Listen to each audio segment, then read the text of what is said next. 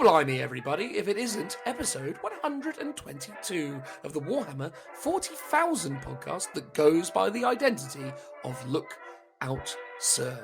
My name is Dan, and it's that bit at the beginning of the show where I introduce my good buddy, Philip. How's it going, Phil? Well, call me Dorothy, because I feel like I'm in Wizard of Oz, about to be blown away in my little shed. There is a storm brewing outside. It is rattling on the door. People might hear it. I do apologise for the duration of the podcast if the wind is audible. Hopefully it won't be. But other than that, I'm doing okay. Thank you very much. Are you wearing your ruby red slippers, Phil? I am. I've got them on, all snug and tight. I mean, there was a specific misunderstanding there, wasn't there? Because I suppose Dorothy didn't enter the land of Oz adorning those slippers. She fell on top of an individual, murdering them, and then claiming their footwear for her own. Exactly. It is it's the way you do things, like finders keepers, but involving murder. There you go. Did you then, Phil, by your own admittance, steal those slippers from the feet of someone that you killed in cold blood? That's how I like to do things. Fair enough. Good to know, mate. Everyone can be ever so more cautious whenever they potentially come into contact with you in the future. Well, no. I mean, if people are carrying around their Warhammer collection and a large house happens to fall on them, I am taking that carry case home with me. There you go. It's a solid plan. Do you have to be in the house to claim that? Is it like, picking up a pheasant off the road? Yeah, definitely the latter. Well, fair enough. Because I think actually the rules on picking up pheasants off the roads is that you can't do it if you killed it. Oh, but if you found it. If you found it, yeah. Well, because that would just encourage pheasant murdering, wouldn't it? It's like, it would, absolutely. Quick swerve to the side.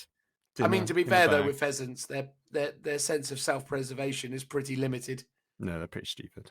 The amount of times I've driven through the countryside and had to swerve near killing myself to preserve the life of a creature that, by all accounts, is bred to be shot is quite ridiculous, to be honest with you. It really is. Yeah. But I don't want to be the one to end it. Let some posh person do it with a shotgun. Exactly. And speaking of shotguns, what are we talking about this episode? Are you gonna? You've actually moved it over to me to introduce it. That's amazing. That's some next level work you've done there. Well, I didn't much know. Like. Oh, go on. No, there you go. Next level. Much like the new Tau Codex, which is going to be the theme of this week's episode, because we love talking about new codexes, we do's. So that's what we're going to do. But before then, Phil, what's next? Oh, well, we've got a 5-star review. Peter!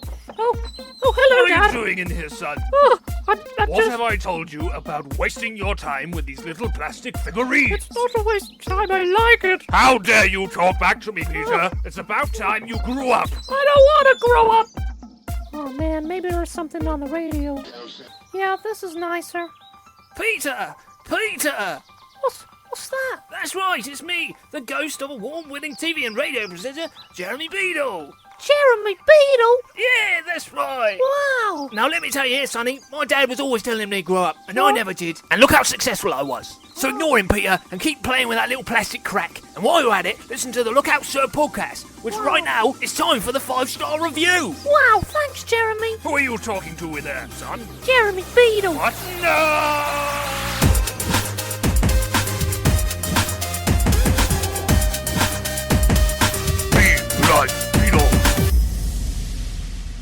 All right then, Phil. As of this moment in time, you have a perfect track record. You have not gotten a single one of these guesses wrong since 2022 came around. Now, I'm going to be honest with you, Phil. I'm going to say it outright. This is super random. I'm going to lay my cards on the table. I'm going to tell you it is an Apple podcast, but it's from somewhere quite different from where we normally get. So should you guess this, you are, worthy of all the ceremonial might and wonderfulness that you deserve. So which of the Apple podcasts does this 5-star review come from, Phil? Oh, sorry. So you're saying it is from Apple Podcasts? It is from Apple Podcasts. But where, Phil? Where? But it's a random one. It's not necessarily random. We have had reviews from this part of the world before. It's just not often that it comes up. Ooh. Well, choices. I'm going to go for Apple Podcast from New Zealand. I'm afraid not, Phil. It was The that or streak Australia. no, I'm afraid not either. Wait, This first I'm lucky. Is it Canada? No, you got all three of your guesses wrong, Phil. This week's 5-star review comes by way of SnailHiker, who heralds from Sweden. Ooh. Apple Podcasts of Sweden, Phil. We do well, Phil, in the Swedens. We Or the do whole indeed. Nordic region, to be fair. The Nords love a long podcast. Absolutely. To get them through their dark, cold winters, listening to us chirpy buggers talking about Warhammer 40,000 That related must be people. it. Mate, I can only assume. Anyway, look, let's get into it. So this is SnailHiker, and that individual has said, hobby banter at its best, 5 stars, which is, of course, Phil, as I always say, a prerequisite. I don't normally say it like that. A prerequisite of appearing here in the 5-star review segment. And if you would like to leave us a 5-star review and be just like SnailHiker, please consider doing so. And at some point in the future, we will read you out over the interwebs. Anyway, most of the time, since the departure of this show's rather unreliably appearing third wheel, who shall not be named, so obviously that's SnailHiker referring to our former member of the trio. Do you remember Trio, Phil? What, as in trios and just in general? Or You know, our the- trio? Or The our trio. trio, the chocolate brand known as Trio. Trio. Chocolate brands? No, I don't. You don't know, but you're like born in like the late 70s. How did you not know? 80s. Thank you very much. The late 80s, mate. No, You're like, the early 80s, what, not like the the 80. 70s. Yeah, All right, fine. 1980. Yeah, Oh, fine. I mean, you could argue that is a very late 1970s. but it isn't. No, that's true. But even then, I was aware, having been born a few years later, of the Trio ads, you know, where the lady goes, Trio, Trio. I want a trio and I want one now. Isn't that a drink? That is. No. It was like a chocolate biscuit. No. Anyway, I'm sure if I was to watch a YouTube video of said advert, it would remind me of it. I did. But off It the top did, of my it was. head, I've got no idea. No familiarity with the trio. Anyway, okay, fine. But do you remember our trio, Phil? I do. The vague vestiges of memory, the foggy haze of those hallucinogen days. I liked having Joe on the show. It was a shame that he had to go and do what he did with the Vanguard tactics. But now the door is closed on him forevermore, right, Phil? We slammed it hard in his face. Well, I mean, yeah, it was out of necessity, I suppose. Although I suppose every now and again I feel like we should get him back again here and there. Not on the regular, you know, that ship has sailed. I mean, But, we have occasionally given him that olive branch, and he's just been a flake and not turned up. So That is true, actually, isn't it? Because we have since 2022 tried to get him back on a few occasions, and he keeps complaining about the fact he can't breathe or something. Well, no, even before then, when we were doing the Space Marine review, wasn't he going to come back for the top 10 Space Marines? Review, and he didn't, did he? No. Ugh. And then was there? I can't remember if there was another Codex review we were going to get him back for. Oh yeah, we were going to get him back on for. Was it Black Templars? I can't remember It now. could have been Black Templars. Anyway, he's useless. That's the broad strokes, right? It's not that we don't want to name him. It's just that, you know. Name and shame. Exactly. Quite the opposite. We always just want to, you know, throw shade his way. Although he's a lovely boy, isn't he, Phil? One of our dearest and greatest friends. Exactly. He just needs a big hug. He does. Or some new lungs. Anyway, the show consists of the friendliest of friends and their adventures in the world of Warhammer 40k, all wrapped up in a ceaseless flowing podcast perfect for pursuing while priming, painting, and polishing up other more or less relevant hobby skills. It's quite a beautifully constructed sentence there. The length and girth, important that they, mention our girth, although they question the girth. It is posed as a question mark, Phil. The length and girth? Question mark. Is there girth associated with the Lookout Sir Warhammer 40,000 podcast, Phil? Well, Besides my belly, of course. Well, I think if length is the duration of the podcast, surely girth is how wide we are, how many there are. So we've gone from 3 to 2, so our girth is still meaty, but not as substantial as it used to be. I've definitely widened out a bit more, though, Phil, so as to sort of try and fill the gap a little bit more. I'm trying to, but the problem is where I've become fatter, you've become, demonstrably thinner, and now lean is the word we use on this podcast. Lean, yes, that's the word. The point is that all my efforts to bulk out our size has been undone by your efforts to reduce it. I know, yeah. Damn you, Joe Wicks. Damn you. But anyway, we're still, despite that, a girthy podcast. Well, exactly. You've got to have a fat, short one and a tall, thin one. That's the whole format with Mario and Luigi. Other fat, thin pairs. Laurel Blues and Hardy. Brothers. Laurel and Hardy. Yeah. Was Fred Flintstone and Barney, was Barney tall and thin? He wasn't really. They were just two short, fat guys. Maybe that's what the podcast would have been had me and Joe kept doing it and you left. We would have become the Flintstones. Quite likely. Exactly. Anyway, of each episode of the podcast ensures hours of entertainment every week, and thus, if so inclined, also hours of hobbying while listening to said podcast. Ramble on. I mean, one of the nicer or better constructed 5-star reviews we've had in a while. Really enjoy the way that good old SnailHiker delivers the information. So thank you very much for that. We appreciate you taking the time to leave us this 5-star review, and ultimately thank you for doing so. But to expand on that, as is often the format, here's Phil. Well, thank you very much, despite you not living in New Zealand. But other than that, thank you very much. Australia or Canada. I know if you just been in any of those, I would have hit my target somewhat. But to be honest, the pressure was getting to me. I'm glad to not have it hang over my head anymore.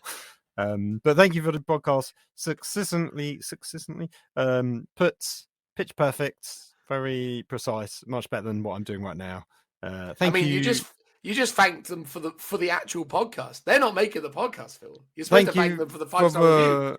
For the review of the podcast. That's better.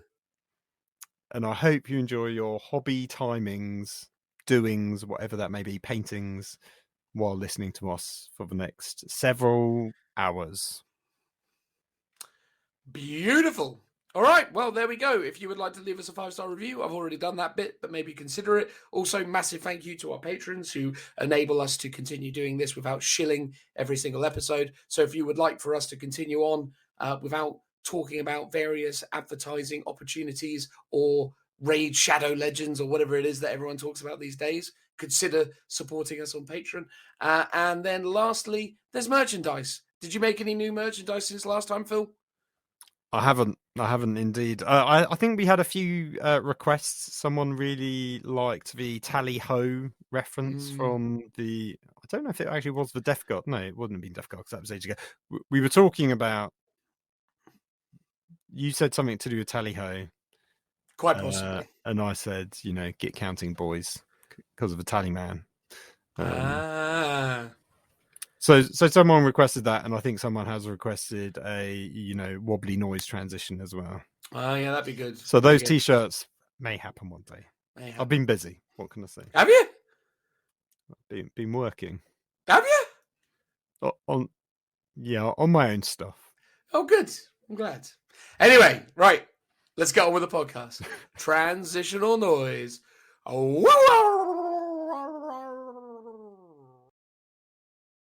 Hello again, everyone. In this part of the podcast, the main event of the podcast, we're going to be talking about Codex Tau. Not the Tau that you knew from 8th edition, nor the Tau that you might have experienced in 7th or perchance 6th edition. No. This is Codex Tau Empire from the world of Warhammer 40,000 9th edition. Not that the Tau haven't been called Tau Empire for a fair old while. It's been a long time, Phil, since Tau were just Tau. I think it was 3rd edition that they Are were they- just Tau. Are they not now Ta'au? That 'Cause is true. They're up north. Ta'au. To Al, eh? Yeah, no, they added a nice little apostrophe. I assume they did that for various legal reasons, right? One would assume. I don't know the word normal Tau TAU is was a thing. Maybe it is. Could have been. Got to Yeah, protect those IPs, Phil. Can't have people stealing your relatively blatant ripoff of Japanese mecha. indeed. Indeed. Shall we start, Phil, as we often do these days, with the cover? We should talk about the cover. Although before we talk about the cover, I suppose, we probably should acknowledge the fact that there's been some hubbub on the internet, Phil, because I hear them Tau be good. Apparently so. People, dare I say, are saying broken. I have a different opinion on them at this moment in time. I think they have some very specific units and some very specific options that are very strong, but I don't think that's any more or less true of any of the other 9th edition codexes that have come around. I think the only codex, to my memory, that has kind of come out and not necessarily had at least a handful of things being addressed as being pretty good.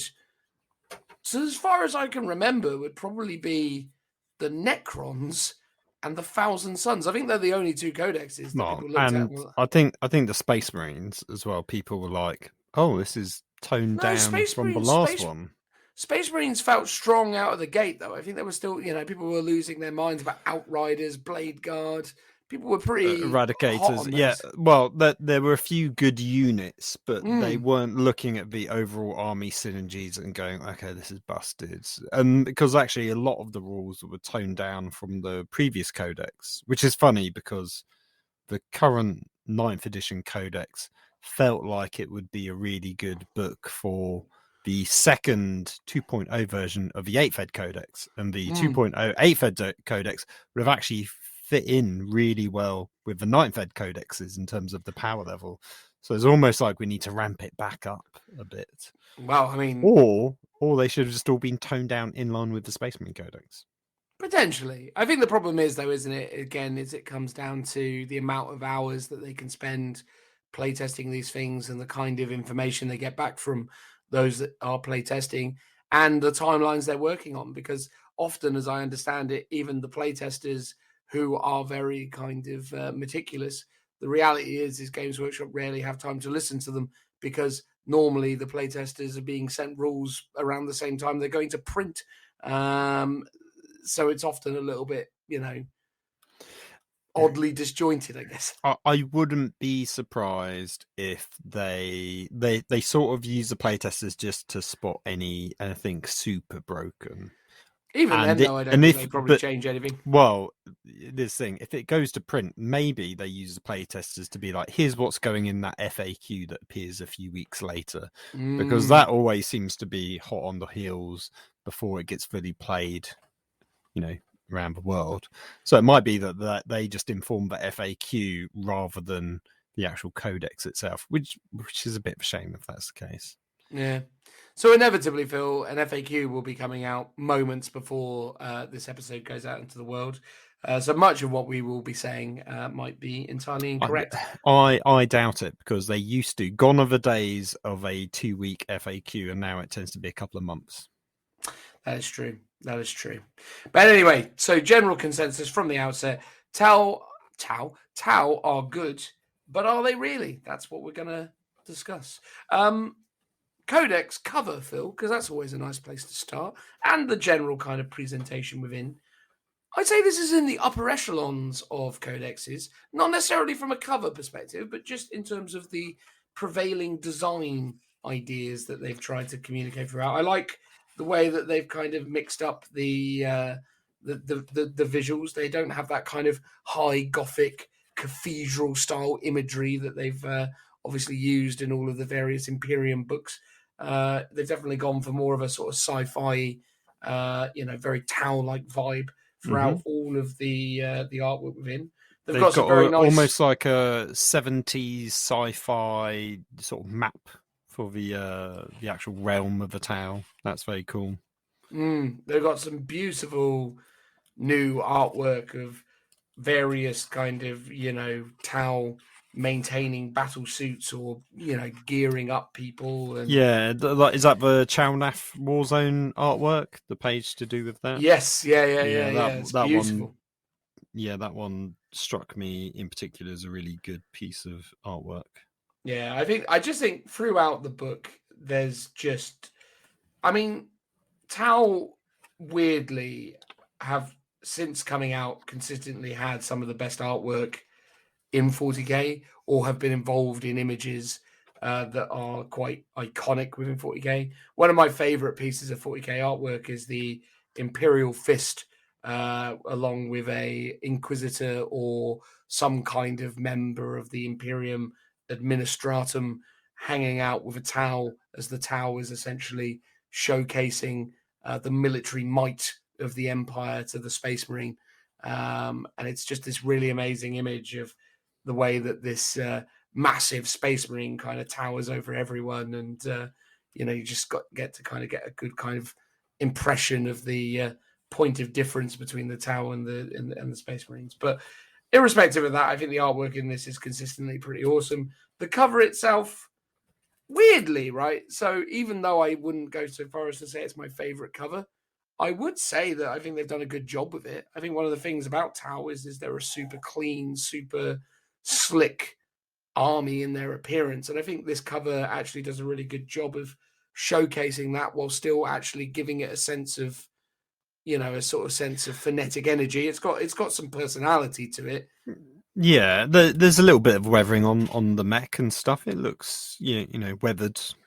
It's more the background. I like the way that the artist who's done this has used really very minimalist kind of, effort in the way that he's depicted, or she's depicted, all of the sort of, battle that is going on behind. I think there's a really nice sort of way of communicating the sort of fast-paced madness of it all. I mean, some people might say that's just unfinished. However, you are right. It does actually, well, because here's the thing. That is literally, so to the top left of the main character, you see just pure brushstrokes, right? That is how an illustrator starts off an image, and then they flesh it out with more and more detail. So you could say that they've just not had time to finish it off. However, as a kind of visual piece, it does actually work, because it's just almost like the motion blur of the background elements happening, not in focus. So it works. I could see people criticizing it, because I remember Games Workshop did get criticized. I think it was, I want to say maybe it was 8th edition, where they did a lot of artwork where it had this very kind of unfinished brushstroke elements to it. And quite often it was foreground stuff as well as background stuff. But yeah, no, I do like the cover. It looks really good. Yeah. It reminds me of the artist / illustrator guy called Ashley Wood, who famously did the Metal Gear Solid comic books. But he had this really amazing artwork style where he would do these really, really beautifully kind of scratchy details when everything was really calm. So when you were looking at the pages where characters were obviously still and communicating, all of the artwork was just really well constructed and detailed. But then when he wanted to illustrate action, it just took on this insane kind of frenetic pace where he was obviously like, drawing the panels within the kind of comic books in like a matter of minutes. And it just did a really good job of communicating the insane kind of action that was taking place on the panels, in my opinion anyway. But look, I like it overall. I think it looks like a nice book.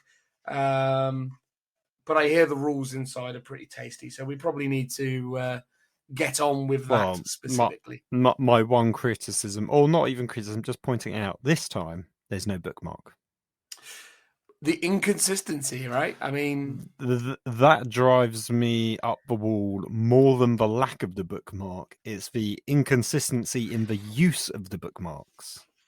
Either give it to all of them, or don't give it to any of them, or give it just to the Warzone books but not to the codexes. Yeah, it's weird. Did the new Warzone book have a bookmark? it did not, which we will probably How be talking about in the weird. next episode. How weird. I didn't even think to notice. It definitely has to be a weird production timeline thing, doesn't it? Yeah, like the publishers, the printers were like, yeah, we can give you bookmarks for these, but not for them. It's like, because the last Codex we reviewed did have the bookmarks, and that was like the first time that they had bookmarks in them. And then not for these ones. Yeah. Yeah. I mean, I genuinely get the impression that it's just one of those weird administrative muck-ups on their part. I think they've just been ticking the wrong boxes or had to move things around, because I would have asserted that the Warzone books probably were intended to have bookmarks and Codex were intended not to.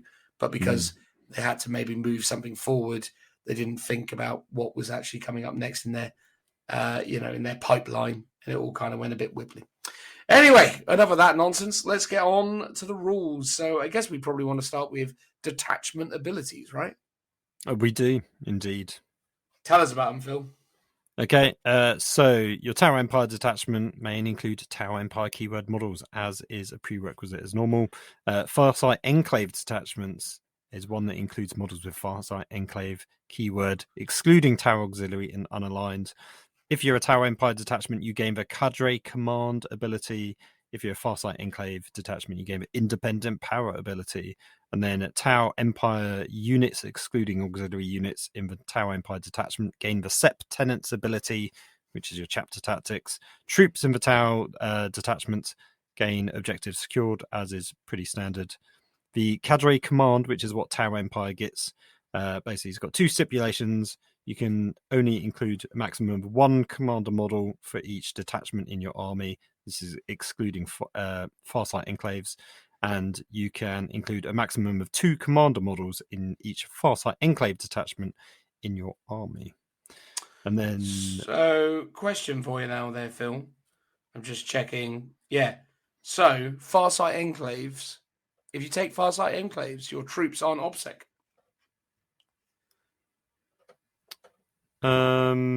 Surely they've all got the Tau Empire keyword, because that is... Because it says here, Tau Empire detachments gain Cadre Command abilities. Farkai Enclave detachment gain the Independent Power ability. Troops in Tau Empire detachments gain Objective Secured ability. I think Tau Empire is your faction keyword. You normally have a Sept keyword as well, but I believe Farsight Enclave effectively fills that niche. So, because it's effectively it's like Cadian, let's say. It's not got the regiment keyword, it's got a preset Farsight Enclave one. So the assertion is that Farsight Enclave is giving you extra stuff, but you still retain the whole Tau Empire scenario, thus you still do have OBSEC. Yes, yeah. I'm just trying to actually find a Farsight Enclave model. Well, that would specifically be... Because I think it's... Yeah, because I'm pretty sure all the other ones are just generic Tau Empire and Sept. So, Farsight himself, I've got Dark Strider here. Where are you, old Farsight? Commander Farsight. Yeah, he's got Tau Empire and then Farsight Enclaves as a keyword. He does not have a Sept keyword. Fine. Fair enough. So, troops in a Farsight Enclave do still maintain OBSEC. It's good to know, isn't it? Well, here's the thing. So, do you just take your Tau Sept keyword and just change it to Farsight Enclaves? How do you make everything else Farsight Enclave? Well, I mean, it's got to be one of the Sept tenants, surely. You've got Tau Sept, Voyarula, Sakakaka, Dalilili, Farsight Enclaves. There you go. Yes. Okay. So it is just... So he is effectively Ultramarines. Right, so he's just a character to one of those. He's not Ultramarines, Phil. He's more rebellious than that. He'd be... Is he Dark Angels? Yeah, well, he'd probably be more like Thousand Suns, wouldn't he? He's got good intentions, but he's a naughty boy. Okay, fair enough. There you go. So it's interesting. It is quite heretical what he's done. Yeah, it's interesting that they've got extra rules that isn't just baked into their Seps tenants. I mean, it is literally one extra rule, which is independent power, which is basically you cannot include any ethereal models in this detachment. It feels like they could have just put that in their Sept tenants rather than making it a whole extra rule. But they've just put it in here to make it clear. So they can't have them because he is broken away because, as you say, these are the bad boys of the hood. What is weird about that, though, as well, is that it used to be, at least as far as I'm aware, that because he had abandoned the Tau Empire, he wasn't able to access various like experimental weapons or even more updated battle suits. So the Farsight Enclaves at one point couldn't take Kroot mercenaries, couldn't take Vespids, nor could they utilize any of the more modern battle suits. So they couldn't use like not stealth suits, but the newer stealth commander suit type thing. So some of the newer innovations in the world of Tau were cut off from the enclaves. I suppose we'll figure out as we go through whether that is still the case. But I'm fairly confident they now basically just don't take ethereals and everything else is fair game. Yeah, no, I think that's correct. Indeed. So yeah, so they don't get ethereals. We've already gone through cadre command. Basically, if you're Farsight enclaves, you can take multiple commanders, but otherwise you can't. Sept tenants are essentially your chapters. Is there anything extra that we need to say about that before we move Not on? Not really, other than, and we'll talk about it as we go through it, but they have signature systems, which is their word for relics, basically. So because they don't have relics, because they're not old, they're all about new stuff. So signature systems is effectively their equivalent of a relic for every other army. There you go. There you go. So you've got warlords, traits, stratagems, and signature systems. Are there any other mechanics that we normally need to skip forward to discuss before we get into? Yes. So if you go to page 92, we've got philosophies of war. So this is your tactical philosophy. You've got Mont'ka and Kaon. Mont'ka and Kaon, eh? Yeah. One is aggressive and one is defensive. Basically, if every unit from your army, obviously excluding auxiliary and supreme commander and unaligned units, is from the same sept, then at the start of a battle, when you determine who has the first turn, so I presume this is beforehand, you can select one of the tactical philosophies below. It says when you have determined, so it actually happens afterwards. You can select one of the philosophies below. Tau Empire units, excluding auxiliary units, which will be Kroot, Vespids, all the allies, from your army gain the benefits of the tactical philosophy. If both players have a similar ability, then a person who's going first gets to choose. So you get Mont'ka, which affects battle rounds 1 to 3, so the start of the game. This is the aggressive one. And then you've got Kaon, which affects battle rounds 3 to 5, so it's a late game ability. And a bit more defensive. So Mont'ka, each time a unit makes a normal move, advances in your movement phase. Normal move or advances until the end of your shooting phase, you count as having remained stationary. Crazy. Handy dandy. So obviously you can't fall back or anything like that. They've limited the use of your counters remaining stationary, which is handy. And then in addition to that, each time a model in this unit makes a ranged attack that targets the closest eligible enemy unit within the range shown on the table below, improve the AP characteristic by 1 and reroll a wound roll of 1. Oh my god. So pretty handy. It basically starts out longer range and gets shorter. So battle round 1, you've got to be within 18-inch range and target obviously the closest unit. Battle round 2, 12 inches. Battle round 3, 9 inches. So it rewards you actually going forwards and being aggressive with your army, which is good as a Tau player. So you're not just castling up in games of old. It's forcing you to go out. But getting extra pip of AP on your whole army and inbuilt reroll wound rolls of 1, that is super strong for 3 whole turns of the game as well. Yeah, I mean, it's very strong, it's fair to say. There was some debate, by the way, about whether or not you could advance and perform actions when in Mont'ka.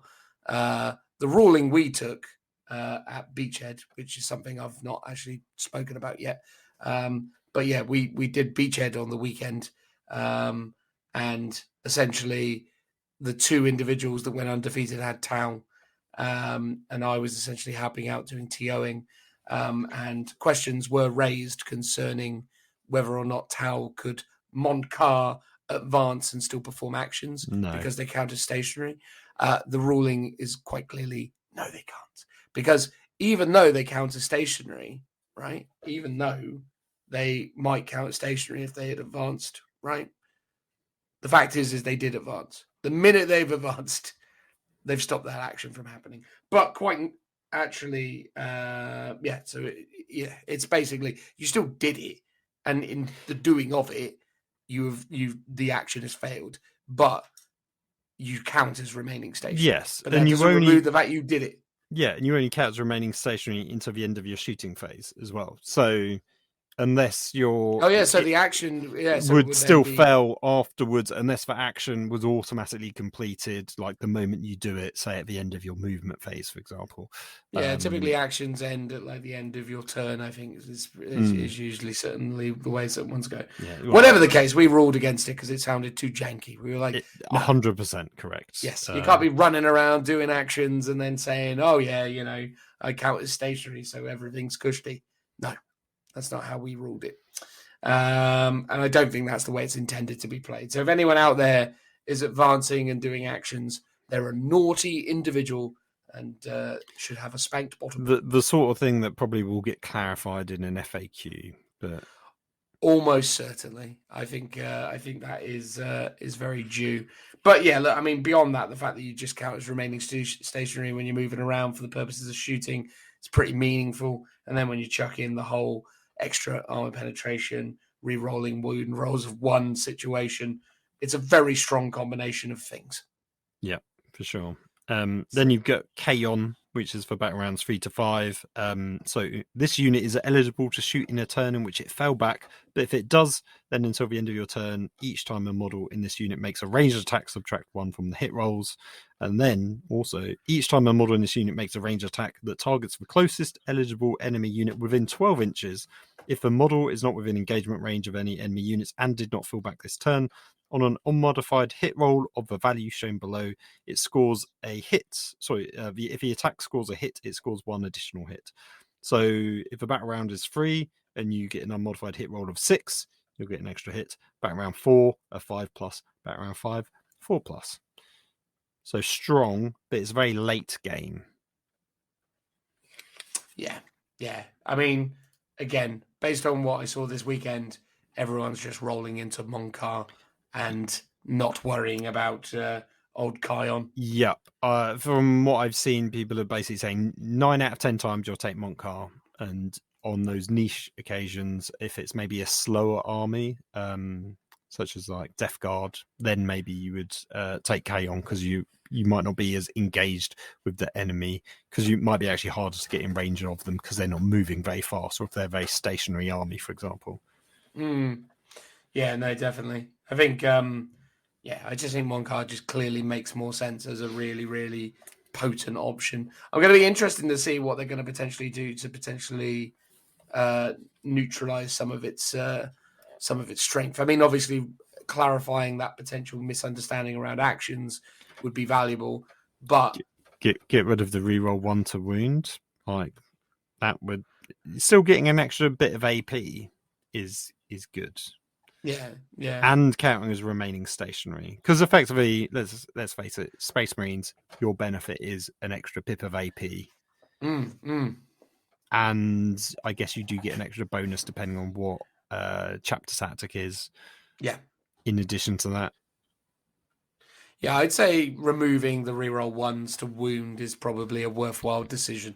I think it's just a little bit. It's a bridge too far, isn't it? Well, reroll 1s to wound is just, or if +1 to wound. Anything around the wound mechanic tends to be really strong because it's traditionally not very well used in the game. Because it's just a bit of a multiplier. It normally tends to be +1 to hit, reroll 1s to hit, and stuff like that. Yeah. So I think army wide reroll 1 is crazy good. I mean, you do have to target closest enemy units. That is your only limitation, I guess. So yeah, I don't know. Your best bet is probably to have a Coluxus assassin that can only be hit on 6s, and you stick them right out in front of your whole army. Be like, cool, deal with that. Or that's right up front, but hidden within, line of sight blocking terrain somewhere. So only Not that things Tau that have an ignore... issue with shooting things that are behind. Yeah, walls. because they've got lots of ignore line of sight. Yeah, They do. They've got one phase, Phil, and they make it count. That's the long and short of it. They've got a whole heap of extra abilities here. So you've got battle suits, marker lights, mad to strike, ambushing predators, and inspired to greatness. So I guess I'll just talk about battle suits super quick. So battle suit models in this unit can make attacks with ranged weapons even when their unit is within engagement range of enemy units. But they can only make such attacks against enemy units that they are within engagement range of. In such circumstances, those models can target an enemy unit even if other friendly units are within engagement range of the same enemy unit. Note that if a battlesuit model has more than one ranged weapon, you can still choose to target units that are not within engagement range of its unit, but it will only be able to make attacks with the weapon if all enemy units within engagement range of its unit have been destroyed, which is standard protocol. When you come to resolve those attacks, in addition, when a battlesuit model shoots a heavy weapon, subtract 1 from the hit rolls when resolving that weapon's attack, while any enemy units are within engagement range of the model's unit. So what's interesting about this, Phil, is that's big guns never tire, which is the basic rule for tanks shooting in there.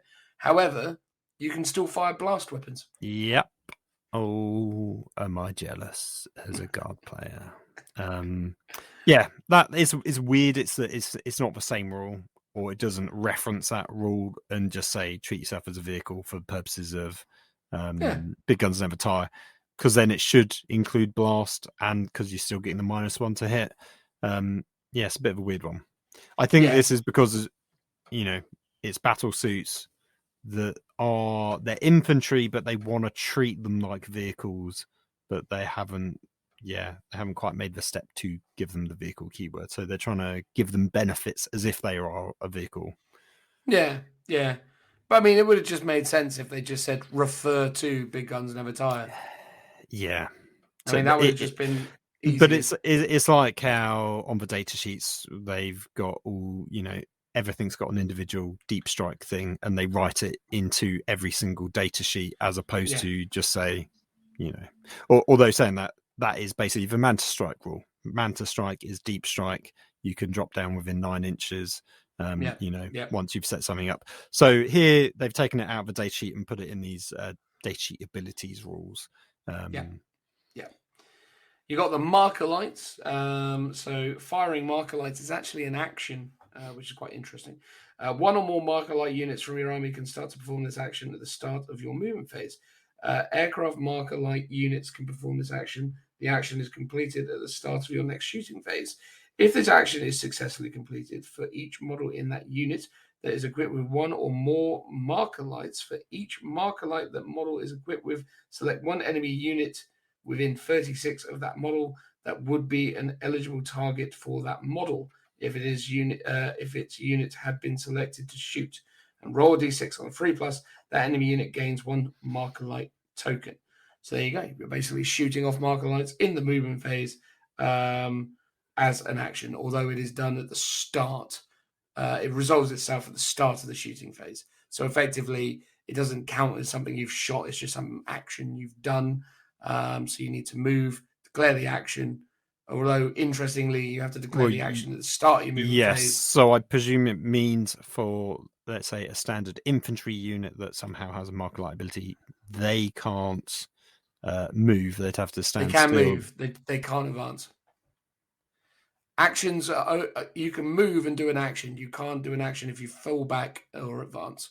Yes, that's it. Although quite often they have a lot of stipulations that say, if you move, it fails. But obviously this doesn't. So you're right. Yes. Yeah. So you can move. You can but you have to declare everything, then move, and then resolve at the start of the shooting phase, and then proceed from there. While a vehicle or drone unit is performing the fire marker light action, that unit can move without that action failing. Oh, okay. Oh, hello. So is moving a fail then for actions? Because it specifically is stating that moving fails an action. I was under the impression that a move did not fail an action. I thought it was only advancing, falling back. Quickly have a look. Yeah, no, that's an interesting thing. Although maybe it's maybe the reason why I think moving doesn't fail an action is potentially because the greater majority of actions that I've come into contact with up to this point are resolved at the end of the movement phase. So a unit cannot start to perform an action if it advanced or fell back this turn, but obviously this happens at the start of the phase. It does say an action is failed if the unit is destroyed or if it makes a normal move, advances, fall back, manifests psychic power, shoots, charges, perform heroic intervention. So doing the action, you'll be able to do it fine to start off with, but you can't then move because it will fail. However, from what I understand, most Tau units have a drone that will do the marker light action for the squad, which is what this rule is all about. So the drone within a squad is doing the action. The squad can still move without it failing. In the weird case where there is just Tau models that do marker lights, if that exists, I suspect it does, they would have to stand still to be able to do it. Yes, yeah. Because again, if you're going to do retrieve Octaria's data or retrieve Noctum data, as it's called now, the old R&D, as I understand, that's declared and resolved at the end of the movement phase, which is why people have units arriving from the various forms of deep strike, which is counted as a normal move, and then declaring that action. Yeah. So fine. Well, there's a little bit of an education there. So basically, can't do, if you declare the action, you can't move. So ultimately, you need to have these drones in order to fulfill the necessary criteria for that to take place. Each time a Tau Empire unit, excluding Tau auxiliary units, is selected to shoot, each time a model in that unit makes a ranged attack against a unit with one or more marker light tokens, add 1 to that attack's hit roll.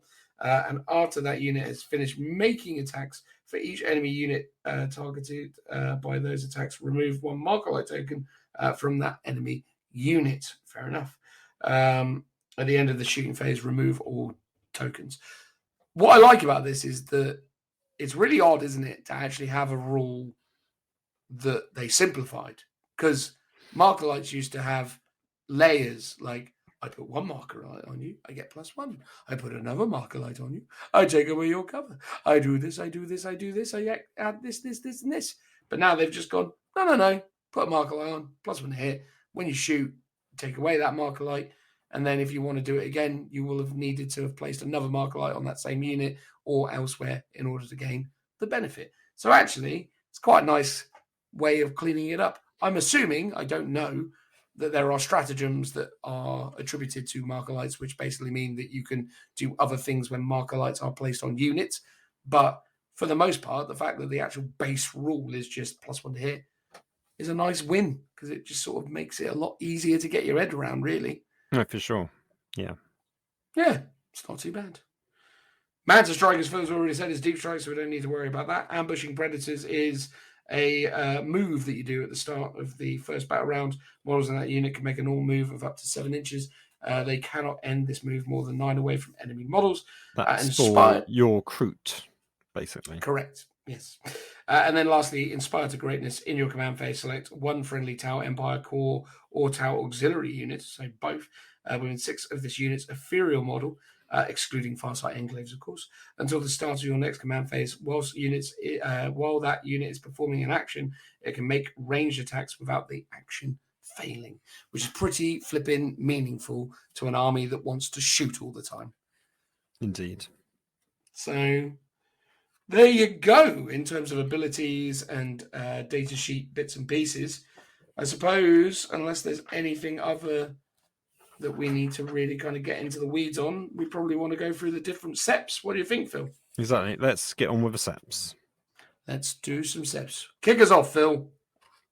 So the classic, the Tau sept, for people in beige. Is it beige? sort of deserty, sort of yellowy, There's orangey. a khaki. Maybe khaki's a better colour. Steel for it. Legion drab. It is very Steel Legion drab. I'm sure it's got its own Citadel colour though. I mean, it's just XV88 is what it's called. Oh, indeed, yeah. That feels more brown, but I could be wrong. I think it is very much a brown, actually.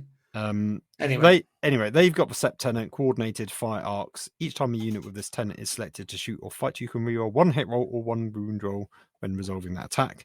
Add 3 inches to the range of aura abilities to models with this tenant to a maximum of 12. And each time a model with this tenant intones an invocation that is not an aura or uses an ability in your command phase that specifies a range, add 3 inches to the range of that invocation or ability to a maximum of 12 inches. I believe that invocations are something that the Ethereals do and are effectively chaplains in terms of they manifest an ability. Correct, yeah. So that's pretty good. Lots of adding to your aura ranges, basically.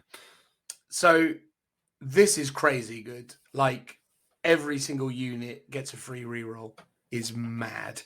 So you get to either reroll to hit or reroll to wound all the time.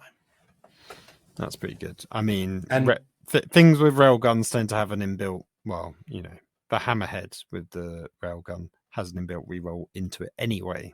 But it doesn't have a reroll to wound. So it gets a free reroll to hit because of it being a hammerhead, and then it gets a free reroll to wound because it's Tau. Oh, sorry, Richard, what's going on?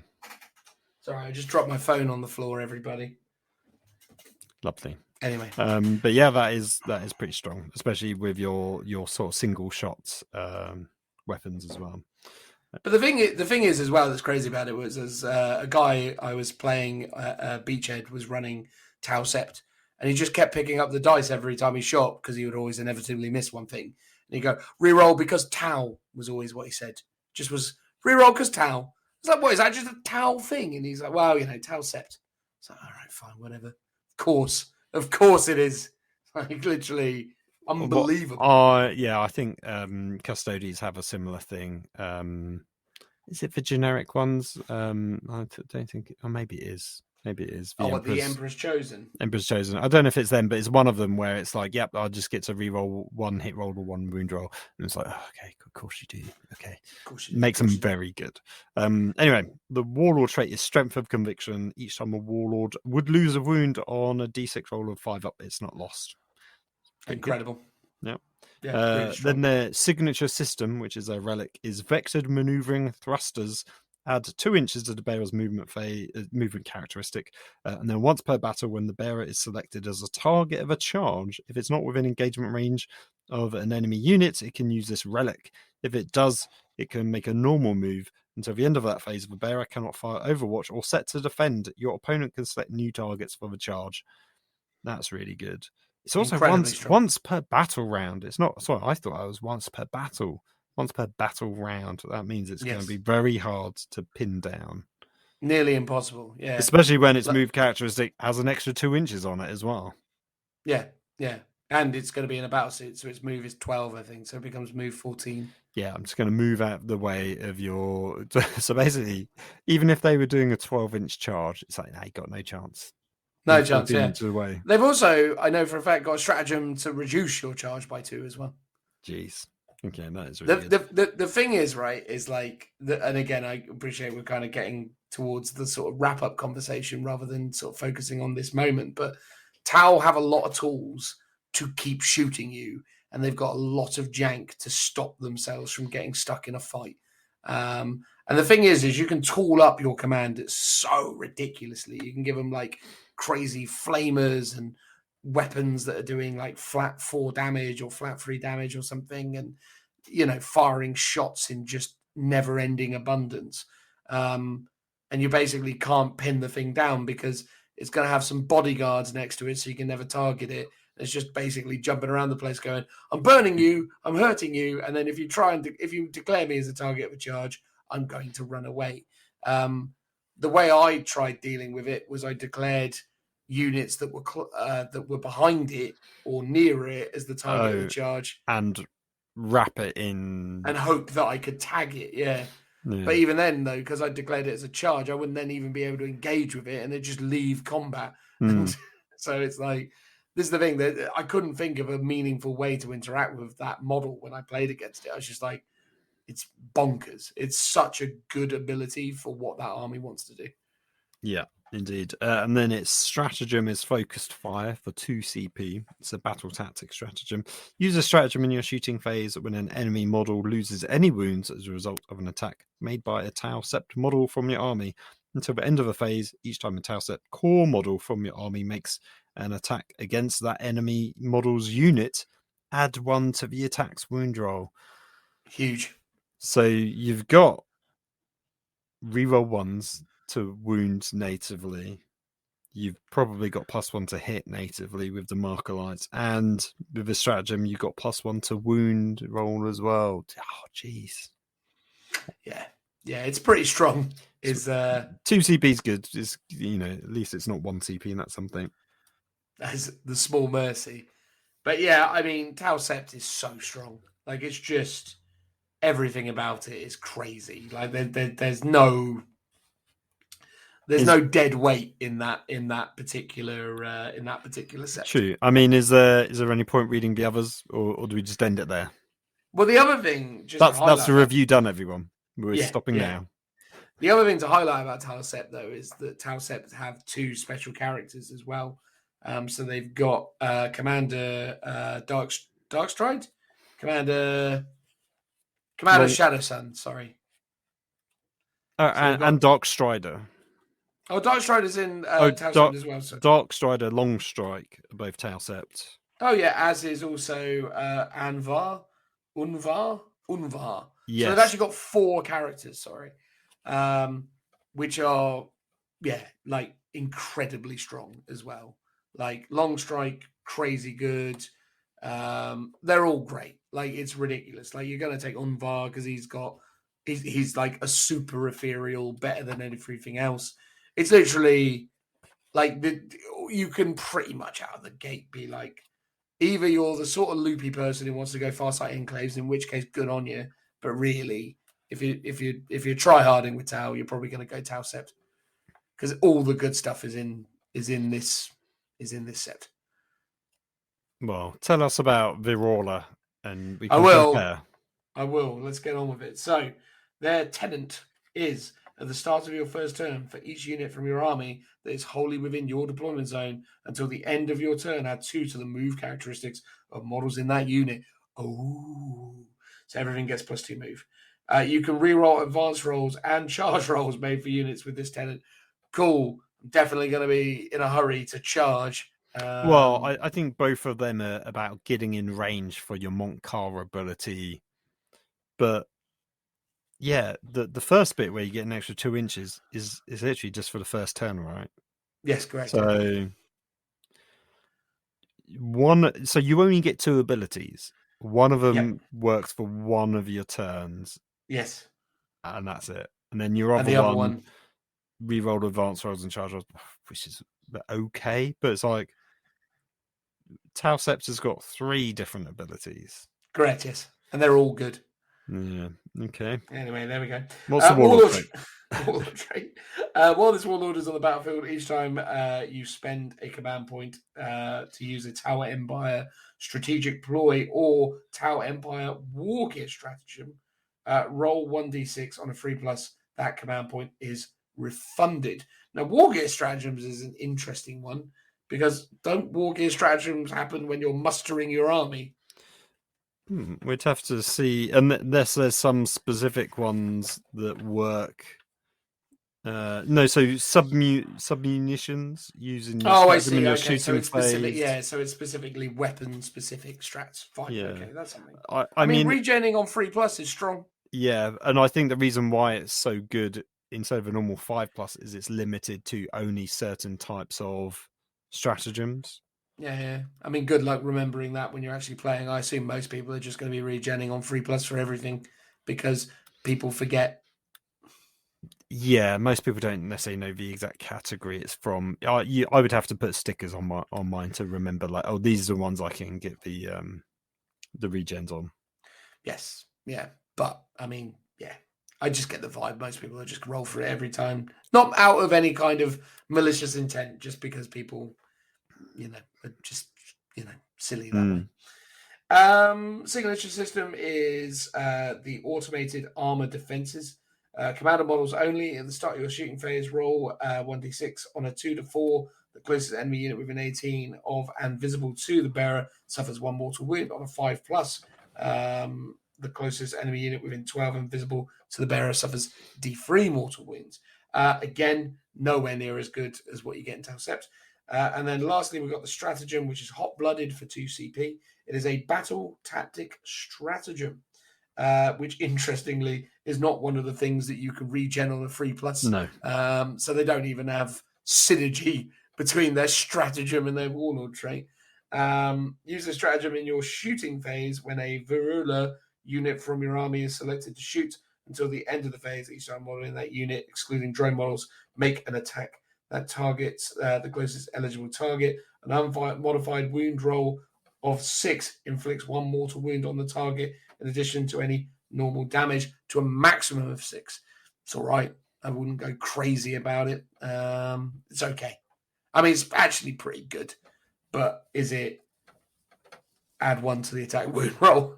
Probably not. So there we go. I don't know if I'm missing something, but I would be. Could you imagine coming up against a Tau player and them going, "Oh yeah, I'm Viorla," or whatever it is? It's like, yeah, I don't think you're going to see it too often. Yeah, I mean, it's okay. It's got some interesting ones. Like the signature system seems to be like a mini Smite replacement, I guess. What's odd about it though, Phil, is they're the box guys. That's the color scheme for the box. That's the white and red ones. The new sort of cool kids color scheme, as opposed They've to obviously the old had second one. thoughts. They wanted to take them down a peg and make people pay. Maybe they need to sell more XV88 or brown Tau paint, or still Legion drab, whichever one they're going for. The next one is Sake. I don't know how it'd be pronounced. Whatever, it's nonsense alien words. Whatever. Yes, but they are the masters of urban warfare. So I've heard that. Each time a ranged attack targets a vehicle unit with this tenant, if the attacker is more than 18 inches away, then the target is treated as having the benefits of dense cover against that attack. Each time a ranged attack targets an infantry unit with this tenant, if the attacker is more than 12 inches away, it's treated as having the benefits of dense cover against that attack. Oh, so they both get it. It's 18 inches for vehicles, 12 for infantry. Vehicles and battlesuit models with this tenant do not suffer the penalty incurred for the hit rolls for firing heavy weapons at enemy units that is within engagement range of them. Oh, that's quite cool. So if you're stuck in combat and shooting, you don't get the minus. Their warlord trait is Strategic Conqueror. In your command phase, select one friendly Sase, however that's pronounced, unit within 9 inches of this warlord. Until the start of your next command phase, that unit gains the OBSEC ability. If a unit already has it, models count as 1 additional model when controlling the objective marker, which is all right. Signature system is Grab Inhibitor Field. At the start of the fight phase, all enemy units within engagement range of the bearer are not eligible to fight this phase until after all eligible units have done so. Super strong. Each time a melee attack is made against the bearer, subtract 1 from the attack's hit rolls. Also really good. So it feels like they want to get stuck into combat overall. Your stratagem, strategic ploy stratagem, is an orbital uplink for 1 CP. Use this stratagem in your shooting phase. Select 1 enemy unit until the end of the phase. Each time a model in this unit from your army makes a ranged attack against the enemy unit, the target does not receive the benefits of cover against the attack. Cool. So 1 CP to ignore cover. Yeah, it's all right, isn't it? It's pretty good. Yeah. It's all pretty good. Whether you want to use fight last, because I guess you've got some units which might pack a bit of punch in combat. Yeah. Especially since the whole logic is here with these guys, you do want to be stuck in combat so you can shoot them, basically. Hey, you want to get up close to shoot them more. Which is fair enough. Next one is Dahlia, whatever. They're green and purple. Septenant is trading partners. So each time Each time ranged attack is made against an infantry unit with this tenant, if the attacker is not within engagement range of that unit, models in that unit receive the benefit of light cover against that attack. If you select a tactical philosophy, see page 92, at the start of the tower auxiliary units that at the start of the battle, tower auxiliary units that are in the same detachment as units with this tenant benefit from the army's selected philosophy. So basically, you can have your Kroot or Vespids benefiting from Mont'ka, which is actually pretty meaningful, I suppose. There's definitely some interesting ways that you could potentially lean into that as an army kind of philosophy, I suppose. Yeah, especially if you're gonna take more of them. And I get the general impression is Kroot and the Vespids and stuff, they're here in the Codex, but there's nothing really cool about them. And the focus is really on the battle suits and stuff. Yeah. Focus on the things that sell. I mean, Kroot Codex, something I would love to see one day. Love it. Yeah, saying God, it for they years. need it. It feels like they deserve it at the very least. Maybe in a few really years' agree. time. The fact that they basically all their infantry get a cover save, regardless, like all the time, unless they're being shot at in combat, is super strong. Like normally there's like a 12-inch range stipulation or an 18-inch range stipulation on that. The fact they just get it, like, oh, you're 2 inches away, I'd still get a cover save. It's like, that's pretty good. Yeah, I mean, it's pretty reasonable. Warlord trait is unifying influence. This warlord gains the following ability: diplomatic excellence. It's an aura. While friendly Dalaf or Tau auxiliary units, excluding character units, is within 6 of this warlord, add 1 to the leadership characteristic of models in that unit. And then you've also got integrated command structure aura. While friendly Tau auxiliary units is within 6 of this warlord, that unit is treated as not having the Tau auxiliary keyword for the purposes of the Markerlight rule. Interesting. That's cool. So you essentially are getting the +1 to hit from the Markerlights as well. Yeah. Should you choose to do so. So it's okay. Actually, this has got some play in it. I kind of like what. Well, I think kind of like what they're throwing down. I think if you've got if you're doing a Kroot army, but you still want a couple of broadsides or whatever, like classic tower units, this is the one to go for because you're actually going to buff your Kroot really well. Yeah, absolutely. Their signature system is a dynamic mirror field. The bearer cannot be selected as a target for ranged attacks unless it is the closest eligible target to firing model, or the firing model is within 12 of it, and it has a 5+ invulnerable save. Which that's really good. I'm hopeful that's pretty strong. And then lastly, we've got 1 CP strat, which is outflank. It's a strategic ploy stratagem. Use the stratagem at the end of your movement phase. Select 1 core unit or Tau auxiliary unit from your army that is within 9 of any battlefield edge. If the mission you are playing is using strategic reserve rules, you can remove that unit from the battlefield and place it into strategic reserve. So you can basically just take a model and whisk it off the table, assuming it's within 9 of a board edge, which is pretty cool. If I'm right in thinking, if you do that, you're exempt from the being destroyed at the end of turn 3 movement phase. Because if you start on the board and go into strategic reserve, you can come back on turn 4 and 5. I think it's only if you start off the table, you have to come on by turn 3. Is that right? I believe that's true. At least that was one of the rulings in 8th edition. I'm not entirely sure where they've landed on that, but I believe that to be correct. Yes. Yeah, because I mean that would have some. If you wanted to be competitive, if you did like, is it to the last, and you've got an expensive core unit or an auxiliary unit, have them sneak off and hide out for the rest of the game. I mean that's a lot of effort and a lot of points off the table just to try and deny them 15 victory points, or to gain you 15 victory points. But maybe it depends. That would win you the game. Yeah, I suppose it depends on how you've built your army. I mean, there are methodologies where if you've built that in mind, you could potentially be talking about relatively cheap units. So you're going for more kind of consistent, smaller units, and then you maybe have some slightly bigger ones in there. But there are other reasons why that's strong that lean into the last as well. So yeah, I don't hate it. I think it's quite interesting. I have to say, out of all of them, if I was to do a small Tau army, like lots of crew and a couple of big mechs, and the color scheme here is green on the mechs, I quite like it. The symbol looks a bit like a Death Star. I'm being won over with this. It's so fluffy, it's rubbish. Rules. It's I think this is the one I might go for. None of this Tau Sep nonsense.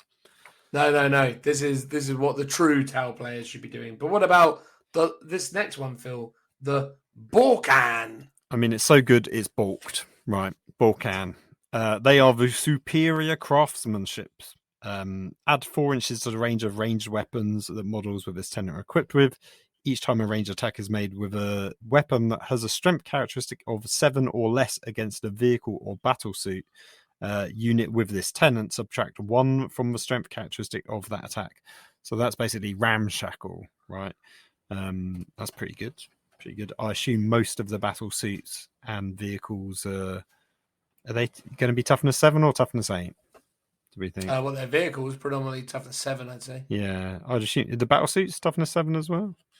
Well, battlesuits are tough. Well, they're either toughness 5 or toughness 6, depending on what you're looking at. Oh wait, quick look. Toughness 5 on the commander battlesuit. So yeah, I think the broadsides are in at 6, though. I think. Yeah, and the the gunship Devilfish is toughness 7. Yeah, so actually, even the Riptide toughness 7.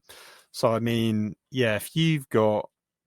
Yeah, if you strength 8, it's not going to work anyway. But if you got strength, 5, I don't know. Yeah, make them go from wounding on 5s to 6s or 4s to 5s. Could be clutch. Not crazy powerful, but could be good. They've also got the Warlord trait Seeker of Perfection. Each time the Warlord makes a ranged attack, improve the AP characteristic of the attack by 1. An unmodified wound roll of 6 inflicts 1 mortal wound on the target, in addition to any normal damage, to a maximum of 3 mortal wounds per phase. That's okay. Bearing in mind, if you're doing, Mont'ka, you're getting an extra -1 anyway. If you're doing the shooting, shooting the closest enemy unit. Then their signature system is Overdrive Power Systems. Commander model only. Select up to 2 ranged weapons this model is equipped with. Each time the bearer makes a ranged attack with one of those weapons that targets a unit within half range, add 1 to the attack's wound rolls. Cool. Yeah, it's all right. Yeah, I was just thinking if it comboed with the Warlord trait, but that's unmodified wound rolls of 6s. So it wouldn't. And then lastly, you've got experimental weaponry for 2 CP. It's an epic deed stratagem. Use a stratagem in your shooting phase. When a Borkan unit from your army is selected to shoot, select 1 model in that unit and 1 weapon that model is equipped with. I presume it's so niche, it's going to be a railgun. Until the end of that phase, each time a model makes an attack with that weapon, invulnerable saving throws cannot be taken against that attack. That's very strong, obviously. So it would be a railgun, right? Always, yeah. Yeah, okay. Well, the railgun on the hammerhead will already be ignoring invuns, but the ones on the broadsides will not. Yes, so it's not bad. It's okay. It's not too bad. Not too bad at all. The last one, Phil, is something we can pronounce. Farsight Enclave. Something sensible at last. Exactly. And last words I can exactly with Go Faster red color scheme again. I'm being drawn to the artwork. This is another potential. It's a weird offshoot. It's tickling my hobby itches. You're doing that weird, obscure, non-mainstream detachment type. Yeah, that's what I like. Good color scheme. Farsight Enclaves are relatively mainstream, I'd say. I know. I know. They're the number 2, aren't they? Yeah. Number 2. But as is illustrated here, it seems likely that they've gotten access to new stuff because I see a picture of a Storm Surge with the color red on it. I don't think they had access to that before. So it looks good. It's a pretty boy. So their tenant is Devastating Counter-Strike. Each time a model with this tenant makes a ranged attack a unit within 12 inches, against a unit that is within 12 inches, the target is treated as having a marker light token. So if you're within 12, you fire with +1 to hit. And each time a unit with the tenant is selected to shoot or fight, you can reroll 1 wound roll when resolving that unit's attack. So not quite as good as Tauset because you're not rerolling hits and wounds, but still pretty cool because obviously you're going to get the benefits of the marker light if you're close up, which is sort of the aspiration for Farsight. So you're going to be hitting on freeze, and then you're going to be potentially wounding with a reroll, or at least on 1 model. So yeah, pretty strong. Not ridiculous, but certainly not bad. Warlord trait is Master of the Killing Blow. Each time this Warlord makes an attack on an unmodified wound roll of 6, improve the armor penetration characteristic of that attack by 3. And the model that attack is allocated to cannot use any rules to ignore wounds it loses. Ooh. So that is a new rule that we've not seen before. The Nightbringer has that rule. Okay. Yeah. Yeah. So you can run into Gazcol with a Nightbringer and go, ha ha! And now the same can be said for a Farsight. No, that's different because that is a rule that stipulates how many it can. Oh, actually, does it? Because to me, this to me is more like feel no pain rolls, where it's like, oh, on an X roll, I would ignore it. But I guess Gazgol has a cap of wounds, so it would actually technically allow you to go over that threshold.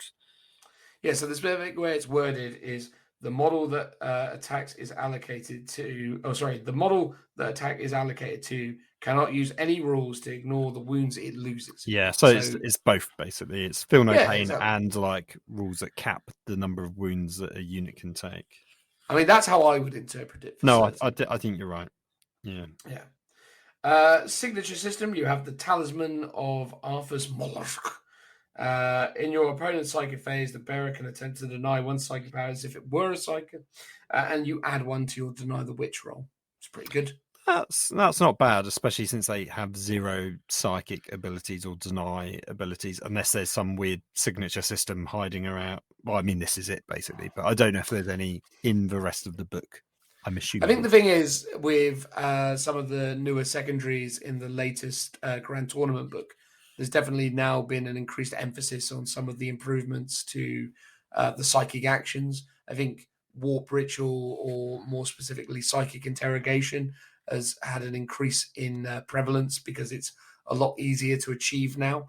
And yes, I think they changed it so you don't need line of sight anymore.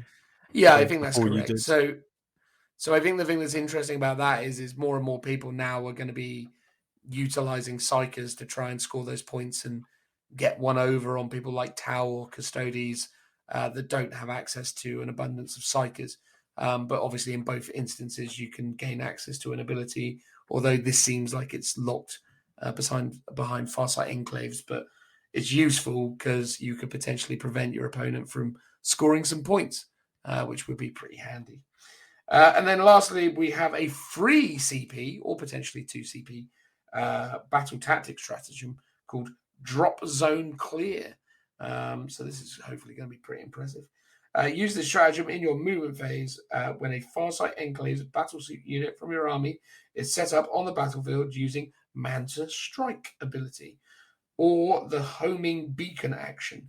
Until the end of the turn, each time a battlesuit model in that unit makes a ranged attack, you can reroll the hit roll and you can re-roll the wound roll. My goodness. If that unit contains 4 or more battlesuit models, this stratagem costs 3 CP. Otherwise, it is 2 CP. That, Phil, is insane. Phil? Yeah, sorry. I was just rereading it because I was quickly looking up homing beacon. So yeah, re-roll all hit rolls and all wound rolls? Yeah. Yeah, we're a big old unit of battlesuits. So you just chuck down a massive unit of battlesuits and start going crazy. Yeah, and I guess potentially you're within 12 inches of your target, so you're already getting +1 to hit because you count Yep. that they've got a marker light.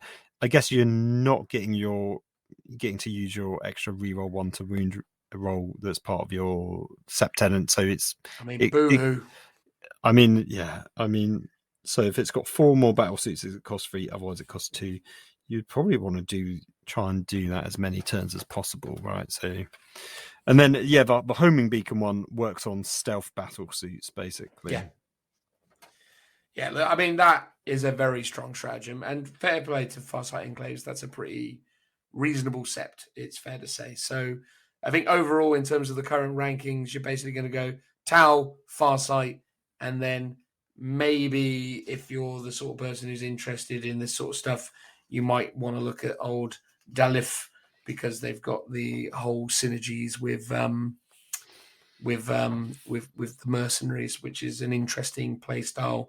There are some other kind of interesting abilities scattered throughout, but I think if you're actually going to kind of weigh up the pros and cons, I think you're going to consistently come out with Tau and Farsight as the as your mainstays for consistent quality. Yeah. So with Drop Zone Clear, for example, you think I can only do it turns 2 and 3, right? You're wrong. You can do it turn 1 with a stealth battle suit because they will be infiltrating, so they can be 9 inches away from your opponent's deployment zone and any enemy models. So basically in the mid table. And then with Homing Beacon, they can basically cool down a crisis core unit that's set up in Deep Strike, and they can be within 3 inches of your stealth battle suit and 9 inches away from enemy models. But you can also specifically do it on turn 1. So, you deploy your stealth battle suit in the middle of the table.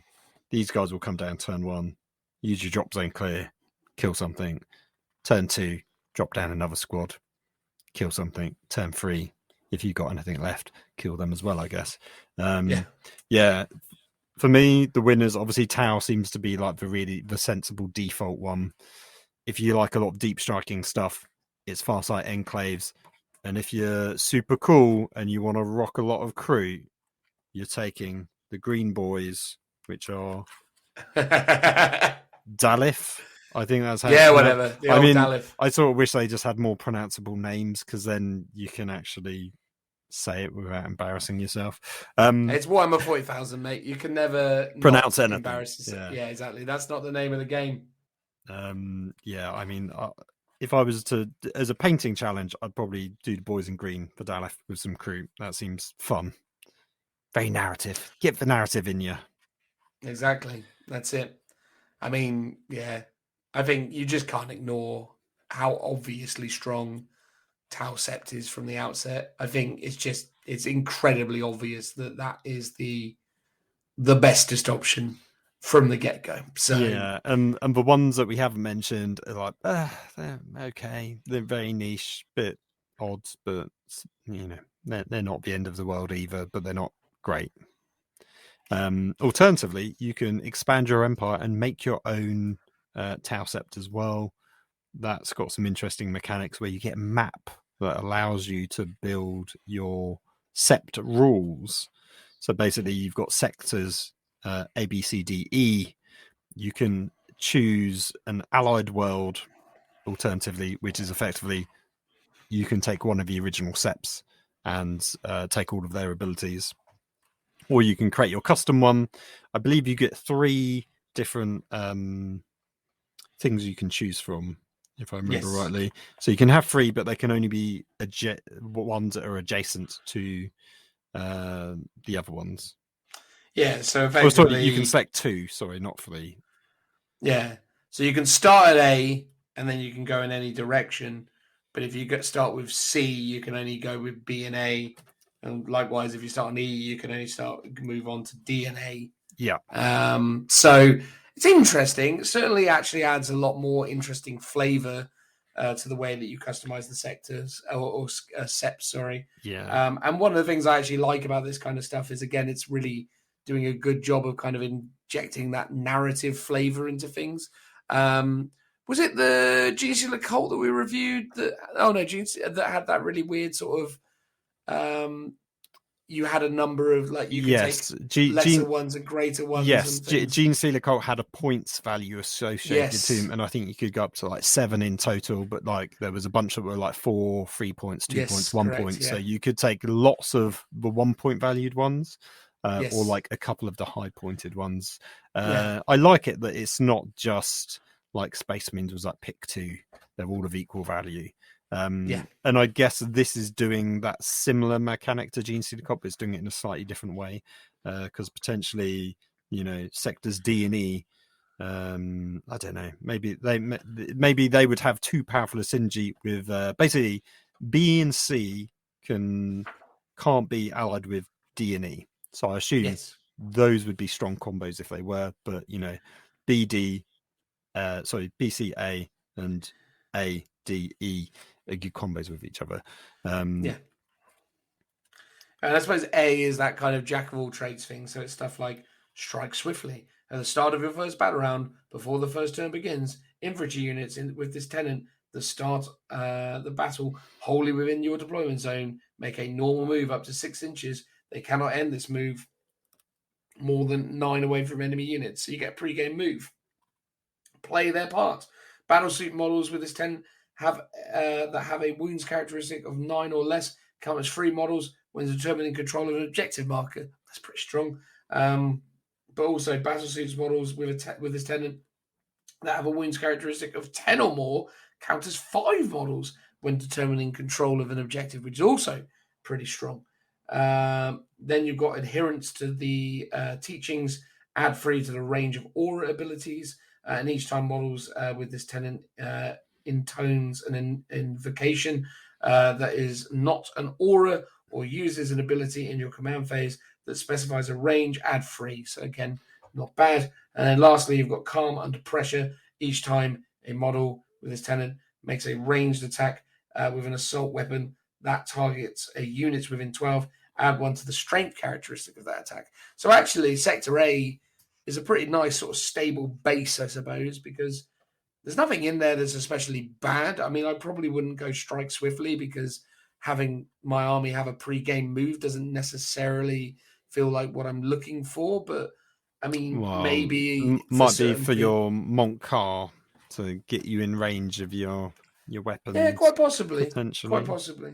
I quite like the play their part ability. I like the idea of increasing the footprint of my battle suits to be able to give them additional, body count for OBSEC purposes. Adhere to the teachings is obviously useful because it's amplifying the aura ranges, which is always going to be useful. And then calm under pressure seems pretty great, assuming you're going to get up close and personal. Adding 1 to the strength is no bad thing.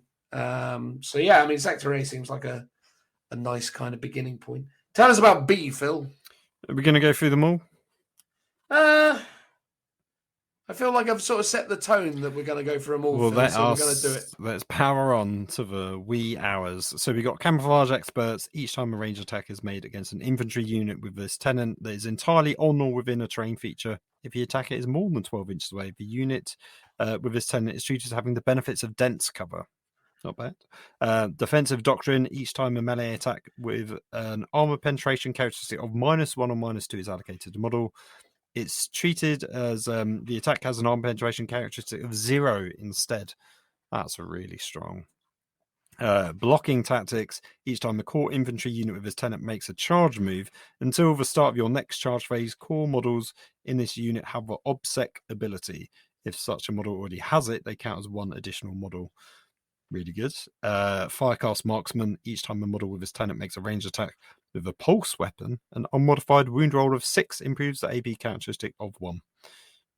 Also good. I like it. Yeah, not bad at all, mate. Not bad at all. So that's B. C. Invasion maneuvers. Each time a unit in this with this tenant advances until the start of your next movement phase, models in that unit that can fly have a 5+ invulnerable save against ranged attacks. It's all right. Pinpoint targeting. Each time a model with this tenant makes a ranged attack that targets a unit within 12, the target does not receive the benefits of light cover against the attack. Again, okay. Then you've got disengagement protocols. Each time infantry unit with this tenant is selected to fall back, select one enemy unit within engagement range of the infantry unit and roll 1d6. On a 2 to 3, that unit suffers 1 mortal wound. On a 6, that enemy unit suffers d3 mortal wounds. That's pretty cool.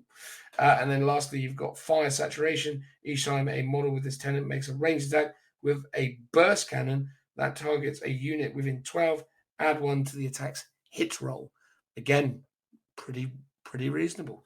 Tell us about the D, Phil. Sector D, reliable weaponry. Each time a unit with this tenant is selected to shoot, you can reroll 1 wound roll when resolving the unit's attacks. Defenders of the cause. Each time a model with this tenant, excluding drones, would lose a wound as a result of a mortal wound, roll a d6 on a 5+. It's not lost. Reinforced armor. Each time a range attack is made with a weapon that has a strength characteristic of 7 or less against a vehicle or battle suit, subtract 1 from the characteristic. And then hardened warheads. Each time a model with this tenant makes a ranged attack with a missile weapon, the target does not receive the benefit of cover. That's crazy good, especially since most missiles ignore line of sights. Yeah, that's nothing short of madness. Sector E, turbojets. Add 2 to the move characteristic models with this tenant that can fly. Again, really good. Loyal to the end, add 1 leadership to the leadership characteristic models with this tenant. Each time a morale test is taken for a unit with this tenant, you can re-roll the test. That's huge because you can't command point re-roll a leadership test. So the fact that you can re-roll morale tests is really, really meaningful. Rapid retreat. Each time a unit with this tenant falls back, add 3 to the distance that every model in that unit can move. Again, pretty meaningful, but probably not as impactful as being able to re-roll morale checks or maybe add 2 to your fly move. So you're probably not going to necessarily go with that. And then we've got enriched reactors. Each time a model with this tenant makes a ranged attack with a plasma weapon, a modified wound roll of 6 inflicts 1 mortal wound on the target, and the attack sequence ends. That I'm not less into, because obviously where it states that the attack sequence ends, then you're not going to do your damage. And a lot of the Tau plasma weapons do a lot of damage. So turning that damage into 1 mortal wound is not really that meaningful, unless I'm making a mistake about that particularly. But there might be some variable. Perhaps actually that is... Does plasma weapons just mean they're rifles? Because they're plasma rifles, right? It depends what... Yeah, it depends what actually has... No, they're pulse weapons, not plasma weapons. Yeah. Yeah, I'd probably stay away from that. It doesn't seem necessarily that impressive. But But there you go. Look, I mean, there's lots of customization in there, and there's even with the relative restrictions, it feels like you could do some really interesting combinations there. Yeah. I think there's definitely going to be some play in that long term. Yeah, there's some good stuff where they've deliberately... So there's one where you can get, like, turn attacks on your AP from -1 or -2 to 0, or always counts being in dense, but that deliberately can't combo with the, like effectively the ramshackle stuff. Or you can't lose a mortal wound on a 5, so you can't like double stack your some of the defensive buffs. I presume could you have to take stuff from 2 different sectors, or can you take like 2 from sector A, 2 from? Well, that's a sector good B? point. I didn't know if that was entirely clear. Let's have a quick nosy. So, in terms of the wording... Oh, yeah, it can't be from the same sector as the first tenant you choose, and then it's got to be adjacent to one of those. So, okay. So, yeah, you can't then take the ignore -1 or 2 AP and always be in dense, because that's from the same sector. I mean, it checks out, right? I mean, yeah, makes a complete amount of sense. So, there you go. That was the SEPs. I guess we're going to move on and talk about the stratagems. Stratagems, Phil. You like a stratagem. I like a stratagem. And fortuitively, we've got pages of them here, right? No, we do. Got quite a few. I actually got a feeling you didn't like stratagems as a general concept. No, I don't actually, really. I just kind of was, doing that whole sort of weird patter to get me back into the flow of things, because spoilers for those listening along at home, we've actually gone away for at least 24 hours and are now wrapping up recording. So, though it was a seamless transition, I'm sure now it isn't. But it's quite windy at the moment, so says the weather. So we're hoping that Phil doesn't get blown away at any point. Or I'll be landing on someone's feet and Well, stealing exactly. their ruby red slippers. That's a callback there. Did we do that in the intro or the outro? The intro. Well, there we go. So in which case that is a callback, as opposed to as a call forward. Maybe we can do that in future. Predict for future. Well, indeed. Anyway, Games Workshop will raise its prices. There you go. Done. Even though we know they are, which again is something we talked about in the outro. Right, anyway, getting back on track. Stratagems. The format that we adopt when talking about stratagems is as follows. We both pick a couple or one from each of the various colors. So this time we've got blue, baby sick brown, or baby poo brown, as I like to call it, which is the Epic Deeds, a bit of red, a good selection of green, and then some grays. Do any of those greens at any point become blues? No, they're all just little greens. So we're going to start with the blues, the battle tactic stratagems, and we're going to let Phil kick it off because, he loves kicking off, does old Phil? I do. I kick it off all the time. Kick down them doors and kick off the shoes, maybe. So the first one, which is actually quite appropriate, kicking down doors. The first one is breach and clear for 1 CP. You can use this stratagem in the shooting phase when a breacher team from your army is selected to shoot.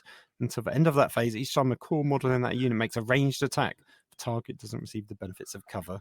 And you can reroll the wound roll. 3 rerolls on the wound roll. And obviously you're going to be in Mont'ka anyway, right? So you're getting the additional -1 AP. You were going to be re-rolling ones to wound as it was anyway, but now you're going to be doing that extra special. You're going to be able to get the whole re-roll everything. Pretty fancy. Yeah. It's really good. It's only 1 CP, so it's pretty cheap. I'm just looking at the Pulse Blaster, which is the main weapon it looks like that they've got, which is strength 5 at long range, -1 AP. At close range, that's up to 14-inch range. Close range, which is 8-inch range. Strength 6. So strength 6 reroll wound rolls is really you could take down vehicles with that just by getting 5s. Yeah. And the fact that you've got rerolls on everything, you're just fishing for 5s. And even actually when you're strength 5 at the 14-inch range, you're doing the same thing basically. And I think that's something to be said in general about Tau and why they're quite strong is all their base weapons are pretty much strength 5, which strength 5 is that really sweet spot where it's like you can wound anything pretty much on a 5+. And then if you can get +1 to wound, it's 4s. Or if you get rerolls, similar kind of stats, I think, between a +1 and a reroll. Usually, I would assume a reroll's better actually, but I get the impression it's very similar. So that's what makes this stratagem crazy good. Yeah. And breaches are popular, Phil. I've heard that said on the interwebs. You get in them devilfish and then you run up and shoot. Well, tasty. I'm going to go with Pulse Onslaught because I enjoy a Pulse Onslaught on occasion. It is a battle tactic stratagem for 1 CP. Use the stratagem in your shooting phase when a Fire Warrior team unit from your army is selected to shoot. Until the end of the phase, each time a core model in that unit makes an attack with a pulse weapon, an unmodified hit roll of 6 automatically wounds the target. Blimey. I mean, it does a similar thing to Breach and Clear, but for a different type of unit. And again, it's the same unit. It's just a different weapon. Well, no, Fire Warrior team isn't necessarily just the breachers, though. It could be the regular squads. Yeah. So you've got So Fire Warrior team is the keyword. It's a breacher team or a strike team, I think. So this is clearly geared towards the strike team, as opposed to that. But that's right. There you go. And the reason, by the way, why they distinctly call out core is because drones don't have the core keyword. Yes, I figured that would be the case, but well done for saying it for those listening along. Exactly, just so as we're aware now. Let's move on to the, I'm going to say baby sick brown again. Try and make it a little less disgusting than baby poo brown. But potentially it's supposed to be a kind of goldy colour. But whatever the case, come on then, Phil. Tell us about which of the baby poos you find most desirable. I'm going to go for combat debarkation for 1 CP. Use a we stratagem at the start of your movement phase. If you have selected the Mont'ka tactical philosophy at the start of the battle round, and Which it is your obviously you would have first, done. yes, and if it's your first, second, or third battle round, select up to 3 devilfish models from your army. If you selected Kaon tactical philosophy at the start of the third, fourth, or fifth battle round, select up to 3 devilfish models. So basically, you're selecting 3 devilfish models, but which turn it is depends on which of the philosophies you've chosen. Otherwise, you can just select 1 devilfish from your army, I guess, at any point. Until the end of the phase, each time one of these models makes a normal move, after he has moved, any unit embarked within that transport can disembark. Any units that do so cannot charge this turn. That's a good stipulation, which was weirdly clarified in the FAQs that we talked about in the last episode. So it's good that they're putting it in the rule so you don't have to look it up. But yeah, really strong. So you've got your pulse onslaught, your breach and clear stratagems already at the hand. You've got your regular guys, all the strike teams in the devilfish. You're moving them up turn 1 because you've got Mont'ka. You're disembarking them for 1 CP, 3 squads basically. So what's the movement of the devilfish? Is it 12? I think it's 12, yeah. It might actually be a little bit faster than that. It could be 14. No, it's 12. But it does say normal move, so obviously can't advance. But that is still pretty good. Yeah. So your regular guys, I'm going to say, have a 6-inch move. So basically, you've got an 18-inch movement from. Yeah. Oh wait, no, it's not, because it's 6 inches is your movement plus your 3-inch disembarkation plus your 12. 21. If my maths is correct. 21 inches on 3 models for 1 CP, and then those 3 units are going to just blow the hell out of something because they're going to be within your Mont'ka range for your turn 1. Getting your rerolls, or you're going to use stratagems to, wound on 6s after you've hit. Or rerolled a wound. Oh god, like just that one stratagem for 1 CP feels a bit cheap. It's a little bit strong. Funny enough, it seems to be like one of the main tactics going around at the moment already. Yeah. Yes. Yeah. Get 3 devilfish, put 3 squads of breaches in them, run them forwards, and then blow people to pieces after paying 1 CP to reroll wounds. Oh yes, not bad. And then obviously not that you even really need to, because obviously you're re-rolling 1s to wound anyway, and you're wounding most things on 3s. At least infantry, anyway. Yes, it's only if you want to really go for tougher units that you want the full rerolls to wounds. Yeah. Well, crikey, that's pretty strong. I'm going to go with a fail-safe detonator, which is the epic deed stratagem for 1 CP. Use the stratagem in any phase when a battlesuit model from your army is destroyed, before removing that model from play, instead of using any rules that trigger when that model is destroyed, e.g. explodes ability. Roll 1d6 for each unit within 3 of that model, adding 1 to the roll if the destroyed model has a wound characteristic of 12 or more. On a 3 to 5, that unit suffers D3 mortal wounds. On a 6+, that unit suffers 3 mortal wounds. So there you go. So when a battlesuit model from your army is destroyed, you then get a so you get a 3-inch explosion that goes off on a 3+. I mean, that's pretty good. I'm just looking at it at the moment. Most battlesuits don't seem to explode. I'm going to assume the Storm Surge probably does, Storm Surge and Riptide definitely does. So I imagine it's only those 2 that could explode. All the rest wouldn't. But again, that's a nice little threat, because if you're being charged in combat and you're losing your battlesuits in combat, you could do this as a little cheeky knockback on your opponent. Well, I think the thing is, as well, is it's worth noting that this can and will hit your friendly models as well. But the thing is with it is I think it's one of those really nice little, final little, insults to injury. Because having played Tau a couple of times now, you have to invest a lot of resources in pinning down and killing battle suits. And they are usually quite good at kind of segmenting themselves from each other. So the idea that you would be, pushing to kill them, and then obviously upon doing so, having them blow up on a 3+, it's quite funny. Interesting. I was going to say the Storm Surge doesn't have a battlesuit keyword. It's just vehicle and Titanic. Okay. Which checks out. It is quite big. Yes. Yeah. It feels like it should have transcended the battlesuit status at that point. Yes, but when it does explode, boy, does it explode bigly, I think is the technical definition. By the way, Phil, just to bring it back now, I'm enjoying how much your shed is being blustered at the moment. It is pretty windy. I'm curious how much of that is actually going to get picked up on the recording. But luckily, we apologise in advance in the intro. So, well, not so much the intro, but more the kind of revised. Hey, we're recording again. We're letting people know how the sausage is made here, Phil. We've shown that we break up these segments across multiple recording sessions. They will never trust us again. Well, that is just how it has to go. Yeah, that's it. Well, unless, of course, Phil's house his shed gets blown away, in which case, who knows what happens. All right, we're going to move on to some red stratagems now.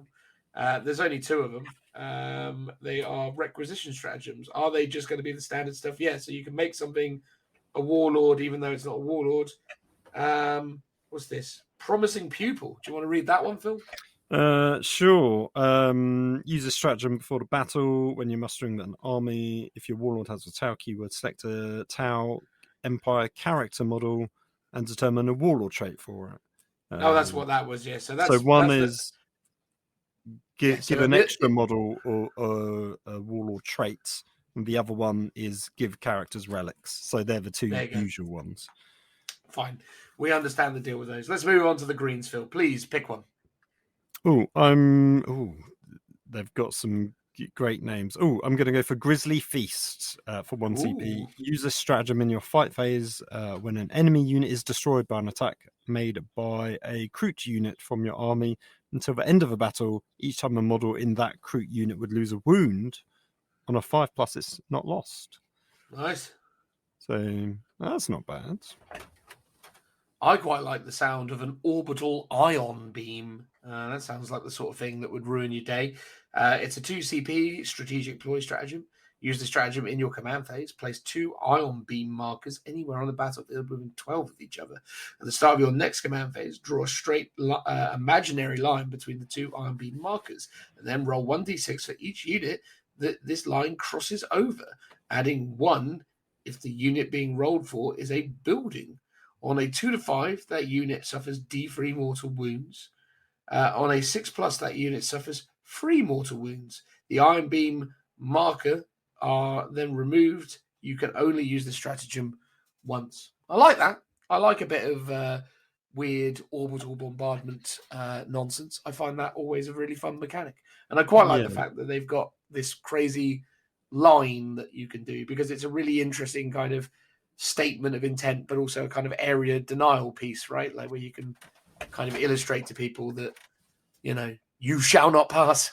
Yes, yeah. And it's like the Space Marine one in terms of you set it up in your turn, but it doesn't actually take effect till your following turn. So it gives your opponent a chance to react back and get out of the way, basically. Yeah, definitely.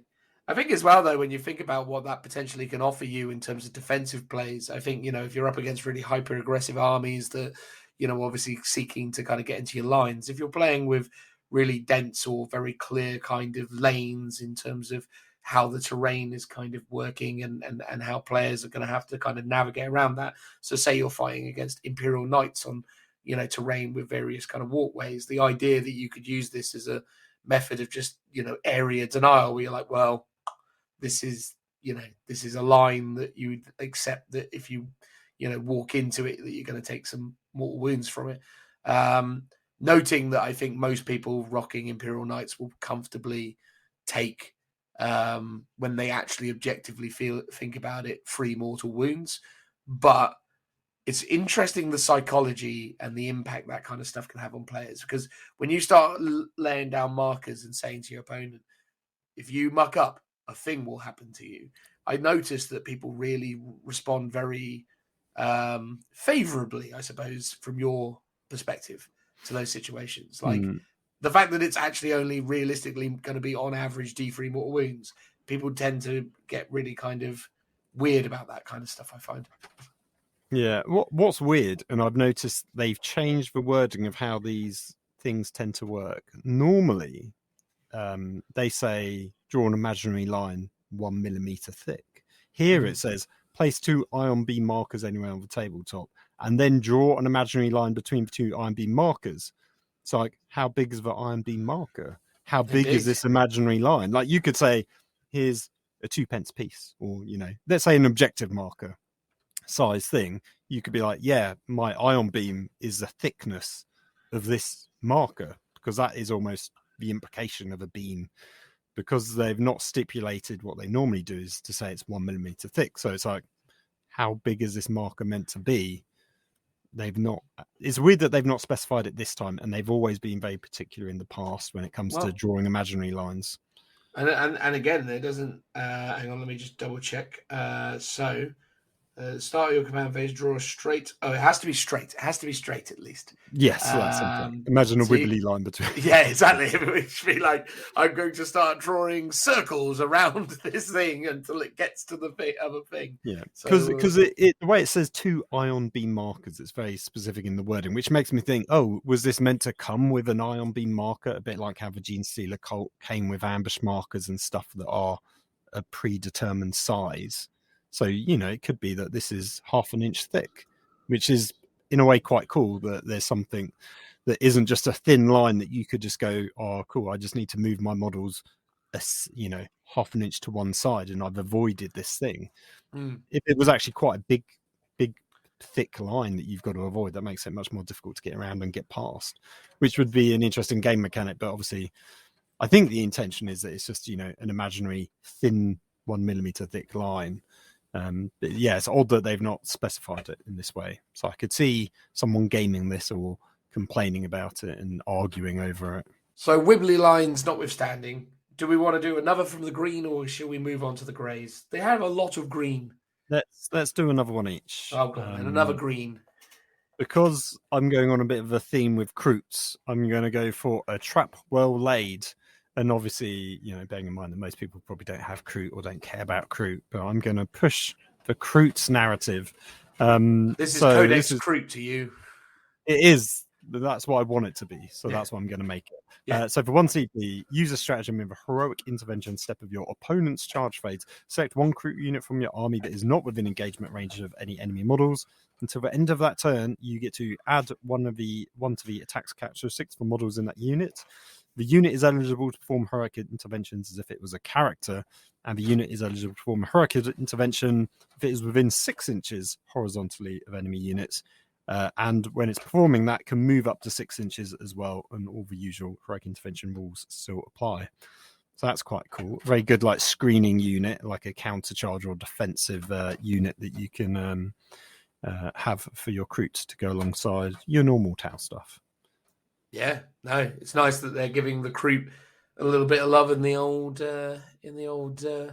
stratagem section. I'm not sure if there are any Vespid specific stratagems in here, because, you know, obviously if Kroot is the ugly stepchild, then I guess the Vespids are its even uglier offspring.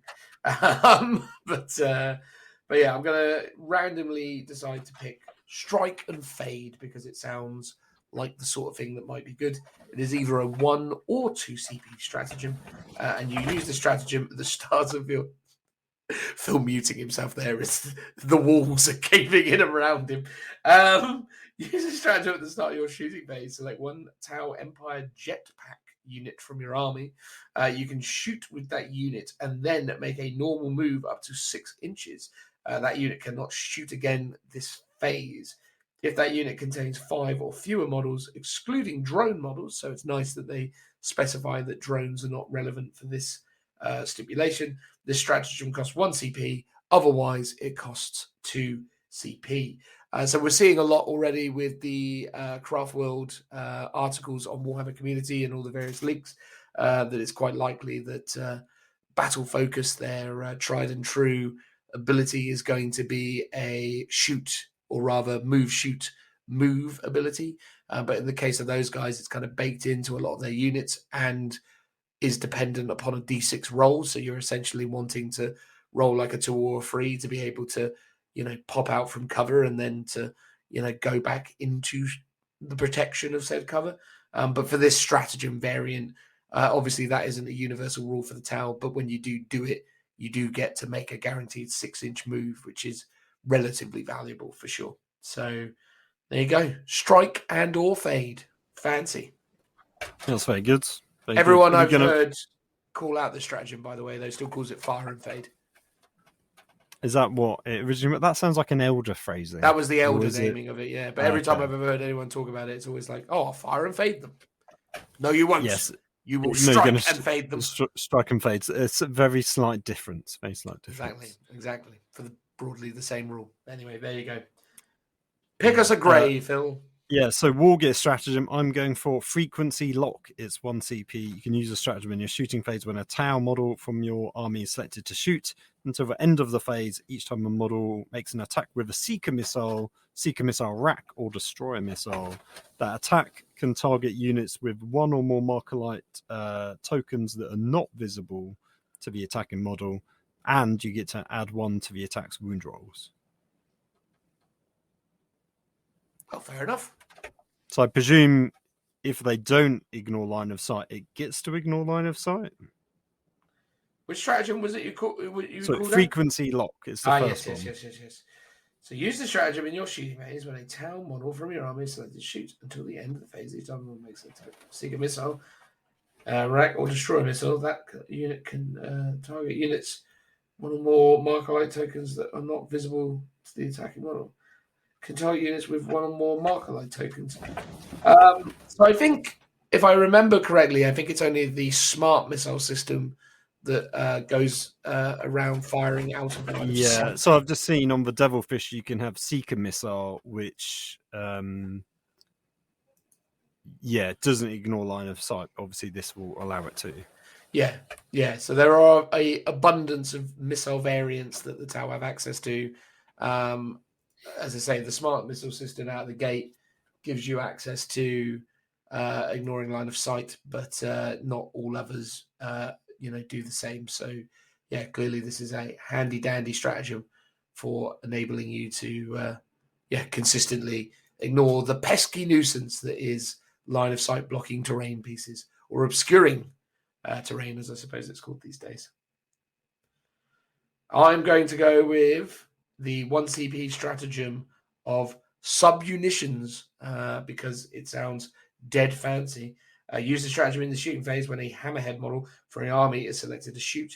If that model is equipped with a railgun, which they so often will be, instead of making attacks with that weapon this phase, select 1 enemy unit that is not within engagement range of any units from your army and is within 36 of and visible to that model. Roll 1d6 for each model in that unit, adding 1 for each roll if that unit has 11 or more models. For each 4+, that unit suffers 1 mortal wound to a maximum of 8 mortal wounds. So when they previewed this on Warhammer Community, they didn't specify the limits. Almost like they're trying to promote and advertise the virtues of these of these models to you. But when you're doing it in this variant, it is actually now limited to 8. So if you shoot a unit of 30 orc boys, you're only killing 8 of them.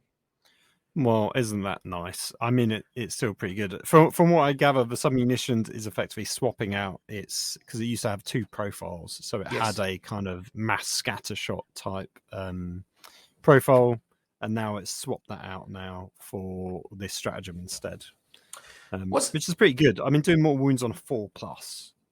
Oh yeah, and you get to add 1 if it's to that roll if it's got 11 or more models. So that's 3s basically. That's crazy strong.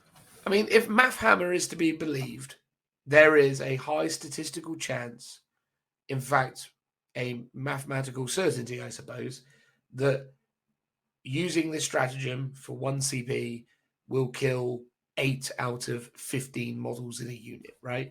Yeah. Because, and that's only because it caps it at 8. But basically, it's 1 CP to pretty much guaranteeing killing 8 out of a 15-man unit. I mean, that's considering a lot of stratagems, especially in slightly older codexes, are 1 CP, 2 at best do 2 or 3 mortal wounds. Like, I mean, so even if you do this on a 5-man squad, it's 1 CP, and statistically you'll kill half or do, let's say, 3 mortal wounds. Assuming So they're it 1 wound averages models, out. though. That's Assuming they're 1 wound models, yes. Because you're rolling for each model, not for the wounds or anything. So but where the benefit of this is, as soon as you go to like 10 models, like the more models you have, the more mortal wounds you're doing. Then it gets to the point where you're just hitting the cap. I mean, you don't often see 20-man squads of anything in the game currently, even Necron Warriors. I mean, you might do. Well, it's more beneficial for them to have more in a unit. Yeah, it is. Yeah, and to be fair to the Necron Warriors, though, this stratagem is probably not worth doing against Necron Warriors because, well, it is worth doing it if it makes sense because you'll probably kill still 5 Necron Warriors, maybe. Well, more yeah. likely I mean, 4. even just on a 10-man squad, it's worth doing because that's 5 mortal wounds. Like 5 mortal wounds on a Primaris squad, let's say, if they weren't for some reason combat squadding, that's 2.5 models, which is quite a lot for 1 CP. Yeah, no, I'm absolutely on board with that. I mean, I think obviously, who knows what's going to be happening with Tyranids in terms of what they're going to be incentivizing for the Nids. But it's plausible that they might be incentivizing large units of Nids. We know that, Craftworlds will probably have, 10-man units of Guardians running around. So it's probably quite useful against them. But really it's Orcs, Necrons, maybe Tyranids that you're going to want to kind of be using this on the regular against. Obviously, if you're up against Custodes, don't waste your time. Maybe Sisters of Battle, but even then, the incentive of Sisters of Battle is to run minimum squad sizes of 5. It's a very kind of min-max kind of game at the moment in terms of unit sizes. Anyway, in terms of maximum efficiency in order to get the most out of those units. So, it's an interesting strat. All right, cool. That was stratagems. Sorry if we didn't read out any that you're particularly fond of. Maybe we're missing some of the awesomeness because of that. But again, we can't, unfortunately, get through everything. We've got prototype systems, which is essentially their relics. Again, well, I thought it was, but actually, relics appear later on. So prototype systems is their upgrades. Oh, so their relics are just relics. Their relics are still called relics. Am I going to have to put in a disclaimer at the start of this where we were talking about they've got prototype systems which are... I mean, if you are listening, you're going to get to this bit anyway, right? I mean, many don't, Phil. Many don't. Well, I mean, it's a long one. It's a long episode. If you want to, I mean, by all means. But yeah, so prototype systems are... We're going to reward the people who stuck around by giving them the correct information. Yeah, so prototype systems are ways of upgrading your weapons to be better. And like with other things, with Space Marines, Gene City Cart and what have you, you pay points for it, or power level if you're playing that. So these upgrades can be done on commander models, and I think it's Shazvari models, which are effectively the sergeant of the squad leader. So you can do that for crisis squads, crisis bodyguards, and ghost kill models. Again, noting it's the Shazvari models, which are the squad leaders. So there's a bunch of upgrades ranging in points from, 15 points to 30? I think 30 is the highest one. I mean, seemingly you can upgrade more or less everything in some way, shape, or form. Yes. Yeah. I mean, how do you want to do this? Do we just want to randomly pick a few to go through? I mean, we'll just pick a couple each just to go through them. But the broad consensus is, guys, is imagine what it would be normally, then assume that you pay anything between 10 and 25, 10 and 30 points to make it better. I'll kick it off because you kicked off strats, and I'm going to do consciously. I'm going to do the two that cost 30 points. So I've got the distribution suit. Is that distribution? Yeah. Or no, disruption. Is that disruption? Probably disruption. The old disruption. Yeah. Yes. Why would they want the distribution suit? Well, they're for the greater good. Here, have this for free. Exactly. That's it. They become postmen. Right. Okay. Where is it there? I've said it out loud. Oh, here we go. The distribution suit. Apparently, it's for ghost kills only. So again, ghost kills seemingly have never been popular. Well, when they first came out, they were pretty hot, I thought. I don't know if they've ever been hot. I think they've always. I mean, beautiful model, but never seems to enjoy its moment in the shadow sun. Anyway, Ghost Kill Battlesuit models only. Once per battle in your command phase, the bearer can use the prototype system. If it does until the start of the next command phase, it gains the following ability: disruption, obviously, aura. While an enemy unit is within 12 inches of this model, each time an opponent selects that unit for a stratagem, and each time your opponent uses a stratagem when that unit is selected to shoot or fight, increase the CP cost of the stratagem by 1 CP. Note that CP cost is only increased by 1 CP for that use of the stratagem. Any further usages cost the normal amount of CP. So while an enemy unit is within 12 of this model, each time the opponent selects that unit for a stratagem. Fine. So for one turn, you make the cost of stratagems go up by 1 for units within 12 of this guy. It's very niche. It's certainly not worth 30 points. Yes, yeah. I mean, if you know your opponent's going to charge in to you and layer on a ton of strats to get some wombo combos off, or they're going, or in fact, you want to shoot at them, they're going to be like transhuman, as they always do. You could just make it a bit more effective. But yeah, I mean, 30 points seems a lot for a once per battle ability. Incredibly situational ability as well, right? Because most people's combos that really amplify them in combat aren't the stratagems. They're the litanies, the psychic powers, the command traits, the war gear options, baked in abilities. Sure, there's a few units out there that go, I'm going to auto wound on 6s, or I'm going to do whatever. But very rarely is that, most people's stratagems are linked to maneuverability or very specific kind of gimmicks around double shooting or things like that. Things where I suppose they typically will be able to keep themselves at range. And even if it is things like double shooting, there's every possibility that the first round of shooting could kill the ghost kill off, and then you go, cool, now for the normal cost of CP, I'll shoot at something else. So the most common one is interrupt, right? So you've charged in and they're going to interrupt, in which case this could be quite useful. But true. Unless you're doing, effectively, there's a close combat build for your Tau commander. But for the most part, I think most Tau players want to avoid combat. Now, we haven't quite got to the data sheet section, so maybe that will change. Maybe they're suddenly great in combat, but it's not something you'd want to be doing that often. I think the thing is, you don't often know what your opponent's going to do, and is it that critical in combat that you think, I need to shut down what they're doing? If it was you get an aura ability that switches off their aura abilities for one turn, that could be stronger because you know what auras they've got on their that would have been worth 30 already. Points. That would have been worth 30 points, for sure. But trying to guess, you've basically got to second guess what they're going to do on a particular unit, which is some mentat level genius that I certainly don't have when I'm playing a game. Obviously, with the exception of I'm going to shoot the big gun at that unit and you're going to transhuman it, or you're going to rotate your iron shields. Cool. Okay, I get those ones. Against knights, and they're going to rotate an iron shield, but it's switching off rotate iron shields for one turn really worth 30 points. Well, it's not switching off, it's just increasing the CB cost. Oh, yeah, so it's not even switching off, it's just making them cost another. It feels a bit of a not very good one.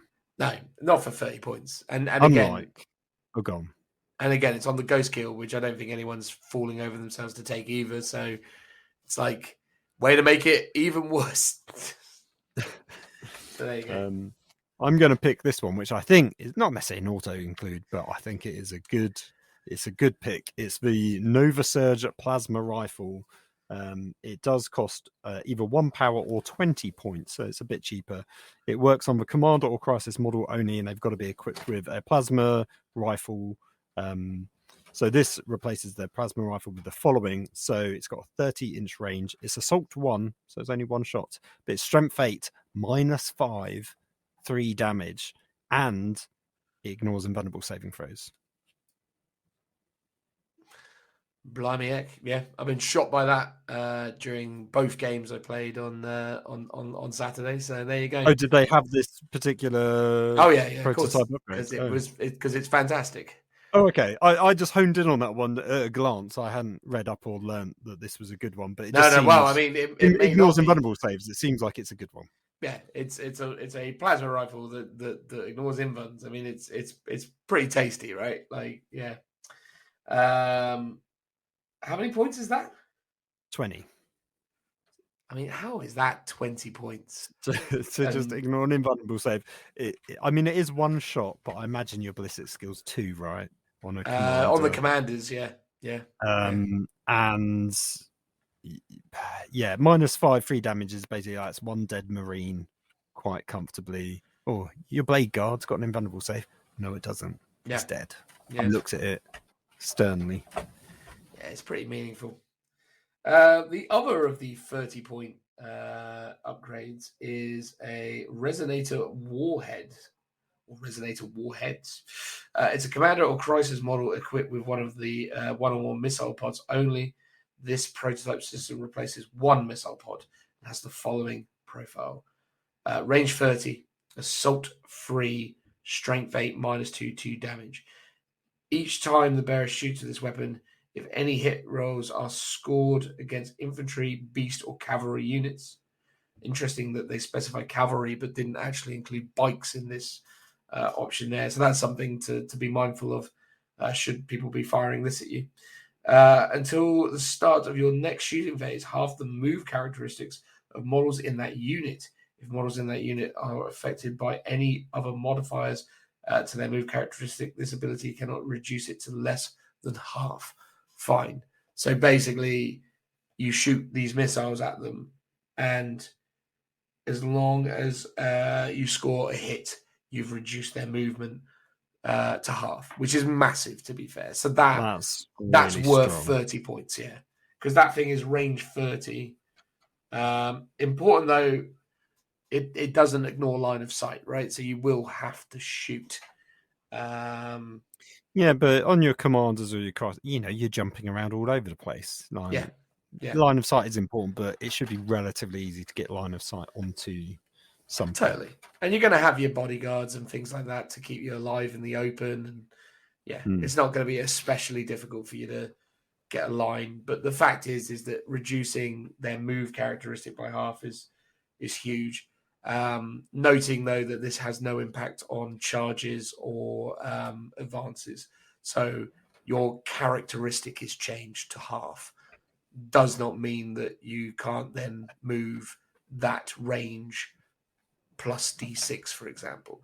But again, the really punishing thing about that is obviously if they're in a situation where they're in dense cover or under some set of circumstances where their movement is further reduced by, say, 2 inches, for example, that's pretty crazy. What does it say in terms of half? So it says you're going to start the next shooting phase, half the move characteristics of models in that unit. So again, what's interesting about that is they haven't specified whether you round up or round down. So obviously when you're movement 6, you become movement 3. Question is how do you interpret what happens when you're movement 5? Do you become movement 2 or do you become movement 3? I would normally round up, I think, in these cases. I wonder if they haven't specified because it's probably in the core rule book as to how you deal with those kind of modifiers. But yeah, again, odd that it's been left out because quite often they do stipulate the rounding modifiers in it. It does specifically say that if you're affected by other modifiers to their move characteristic, this ability cannot reduce it to less than half. which is interesting. I wonder the wording of, say, dense. Does dense, so dense is reduce your minus 2 movement? to your, no, it's just -2 to your move. Okay, because I think there are some stuff that I remember that do specifically reduce your movement characteristic. Yeah.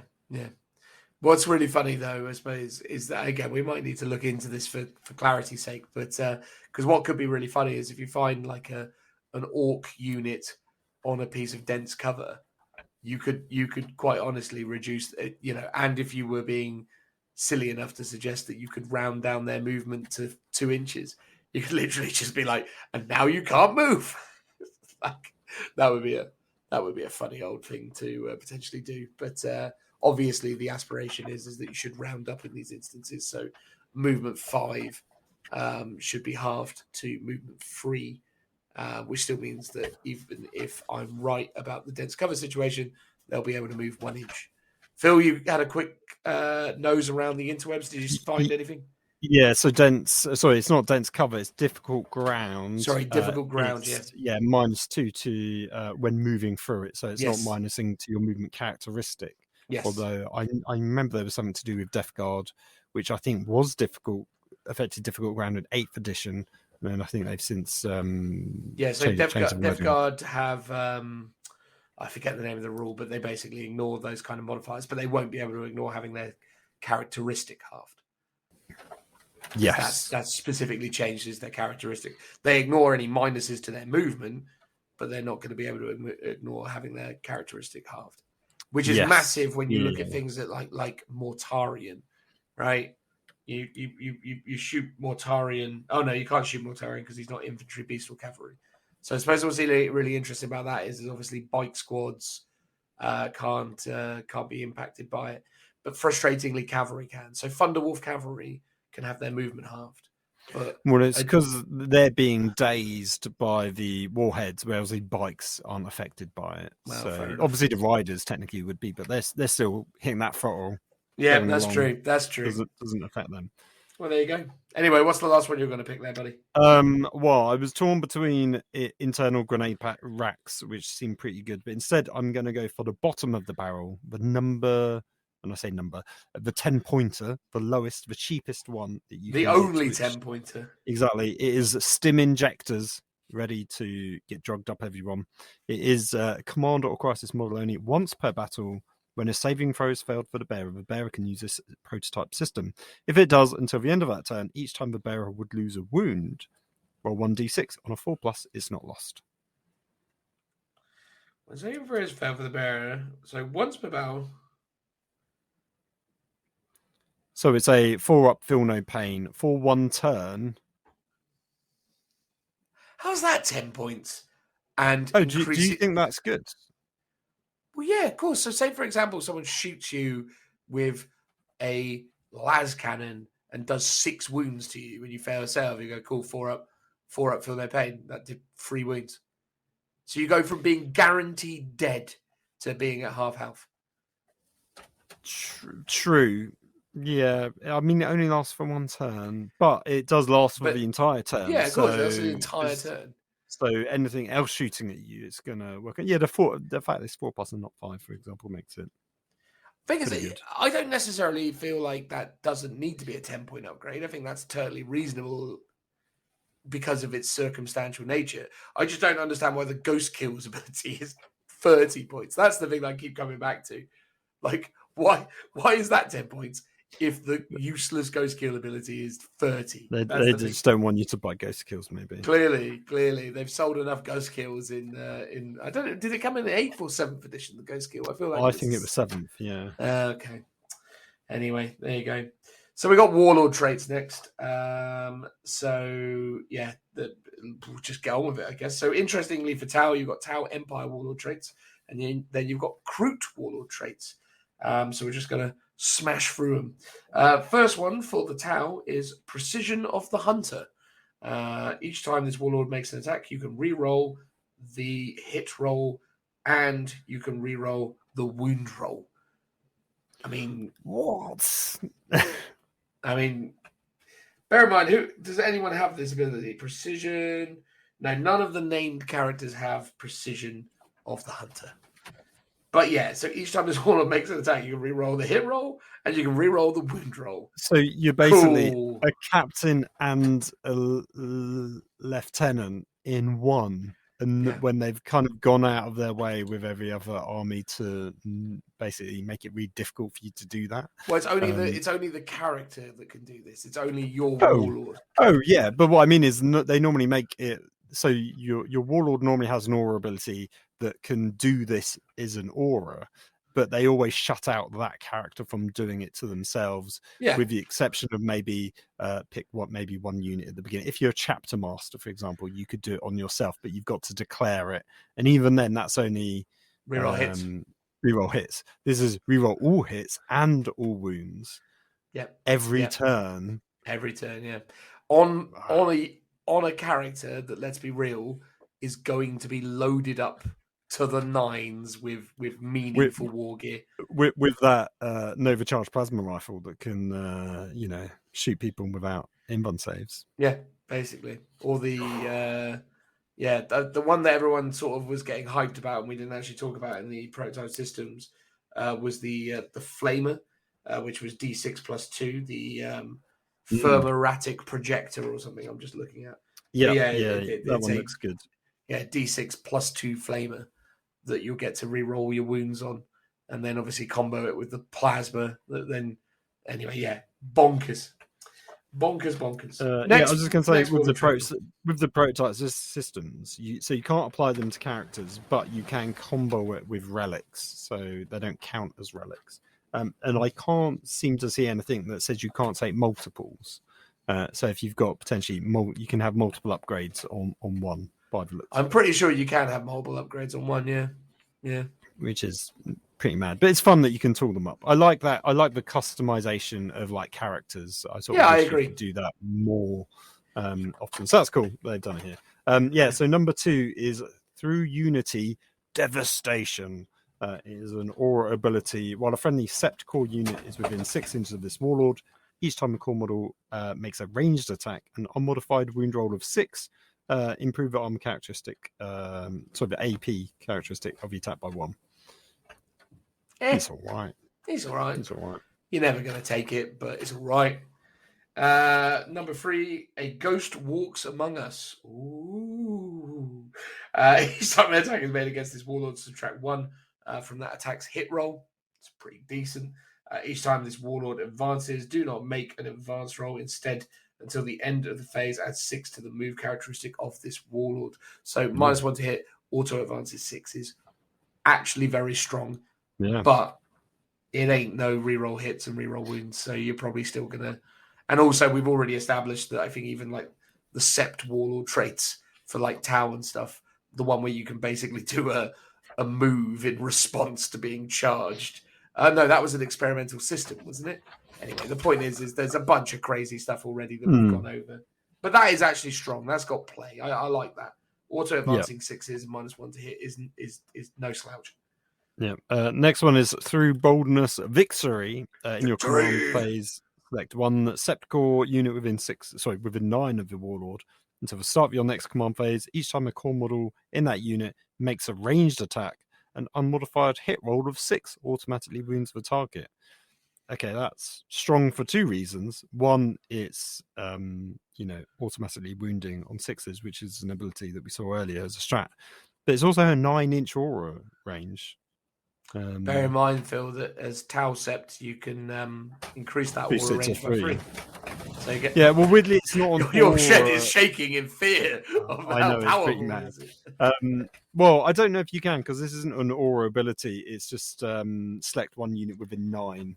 Oh no, they specifically state even if it's an ability that just an ability increase the range. Okay. Yeah, at least I think they did. Let me just go back and quickly check rather than quoting things. That's the joy of having the book here. I can quickly look. Each time one of this tenant specific. Yeah, so each time there's one with a tenant initiates an invocation. Okay, yeah. Have range to the aura abilities. Okay, yeah. No, maybe it doesn't. So it's because it's either 3 inches to the range of aura abilities or invocation abilities. Fine, so you can't add range to this one. That's fine. Well, that's at It's least it's already 9 inches, so it's like that's pretty good. Exactly. 9 inches has never steered me wrong. I bet. I wish. Anyway, exemplar of the Kion. We already know that Kion is very, very strong. So being an exemplar. No, is Mont'ka as the strong one? Oh yeah, sorry. Oh, it's going to be exemplar of Mont'ka. That's probably going to be the great one then. Sorry. So we already know the Khan's the weaker of the two. So expect this one not to be as good as the last one, which is exemplar of Mont'ka. But Kion, after both players have deployed their armies and determined who has the first turn, select up to 1 friendly sept unit or up to 3 friendly sept units if you selected the Kion tactical philosophy for this battle, and redeploy them. If the mission uses strategic reserves, any of these units can be placed into strategic reserves without costing any CP, regardless of how many units are already in strategic reserves. Both players have abilities that redeploy units roll off. The winner chooses who to redeploys their units first. There you go. So it's a redeploy ability for up to 3 units if you have chosen to go Kion, which actually in truth is strong. So I retract what I was saying. That's a pretty strong ability. But how does it compare, Phil, to the Mont'ka variant of that? So the exemplar of Mont'ka, in your command phase, select 1 friendly sept core unit within 9 inches of this warlord until the start of your next command phase. Each time a core model in that unit makes a ranged attack that targets an enemy within 9 inches or 12 if you selected the Mont'ka tactical philosophy. You can re-roll the wound roll. Yay! That's not broken. That's really good. Again, so wow. I mean, that's very it feels strong. like they've got so many different ways to re-roll the wound roll in this game. Maybe you won't even need this one. They may as well have just said to Tau, these weapons just auto wound all the time. It's like hit auto wound. You may as well have just gone down that route. It's like, or you may as well have just said at this point, just pay us a CP, mate, and you can just auto wound. It's like would have just been easier. Yeah, I mean, you've got to be very close. Like, so your warlord's got to be within 9 inches of the unit you're doing it to, and your unit that's getting the reroll wound rolls has to be shooting within 12 inches. If you've done the Mont'ka tactical philosophy, 9 otherwise. So you've got to be pretty up close and personal. But again, if you're doing those devilfish guys, you'll be doing that from turn 1, basically. Or if you're deep striking, you'll be doing that. Whenever you want, potentially turn 1 with one of those septs. Now, come on now, Phil. We've been talking about how silly the Tau warlord traits are, but the only thing that could be better than that is clearly the Kroot warlord traits, which I'm hopeful are going to be the best warlord traits since warlord traded. So, first one is Master of the Hunted. It's an aura. While friendly Kroot units are within 6 of this warlord, each time a model in that unit makes a ranged attack that targets a unit within 12 inches, the target does not receive the benefits of cover. Ooh. I mean, it's okay. It's not okay, Phil. It's compared to what we've just read to the left of us. It's not reroll wound rolls, but there's still 2 more to go. So, okay, all right. Well, tell us, Phil. Tell us. The next one. Oh, interestingly, they're all aura abilities. Because the next one is Pack Leader. It's an aura ability. While a friendly Kroot unit within 6 inches of this warlord, each time you make a charge roll for that unit, add 1 additional dice and discard 1 of the dice. It's again, it's okay. It's okay. Yeah, because Kroot are about charging in a lot more close combat. That's not too bad. Yeah. What's the last one? It's a nomadic hunter aura. While friendly Kroot units within 6 of this warlord, each time model in that unit makes a ranged attack. Ooh, baby. If that unit did not fall back this turn, it counts as having remained stationary during the previous turn. What?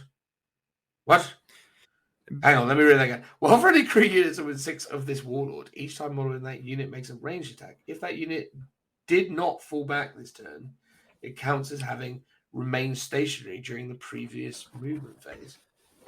So I guess you could move advance and not suffer right. Oh yes, of course. So you can advance and shoot. Fine. Yes, of course. Of course, that's the obvious thing that's supposed to be. Unless, of course, they also have heavy weapons in their squad. The old Krutox or whatever it is used to have a heavy weapon. So the Krutox, has a heavy weapon.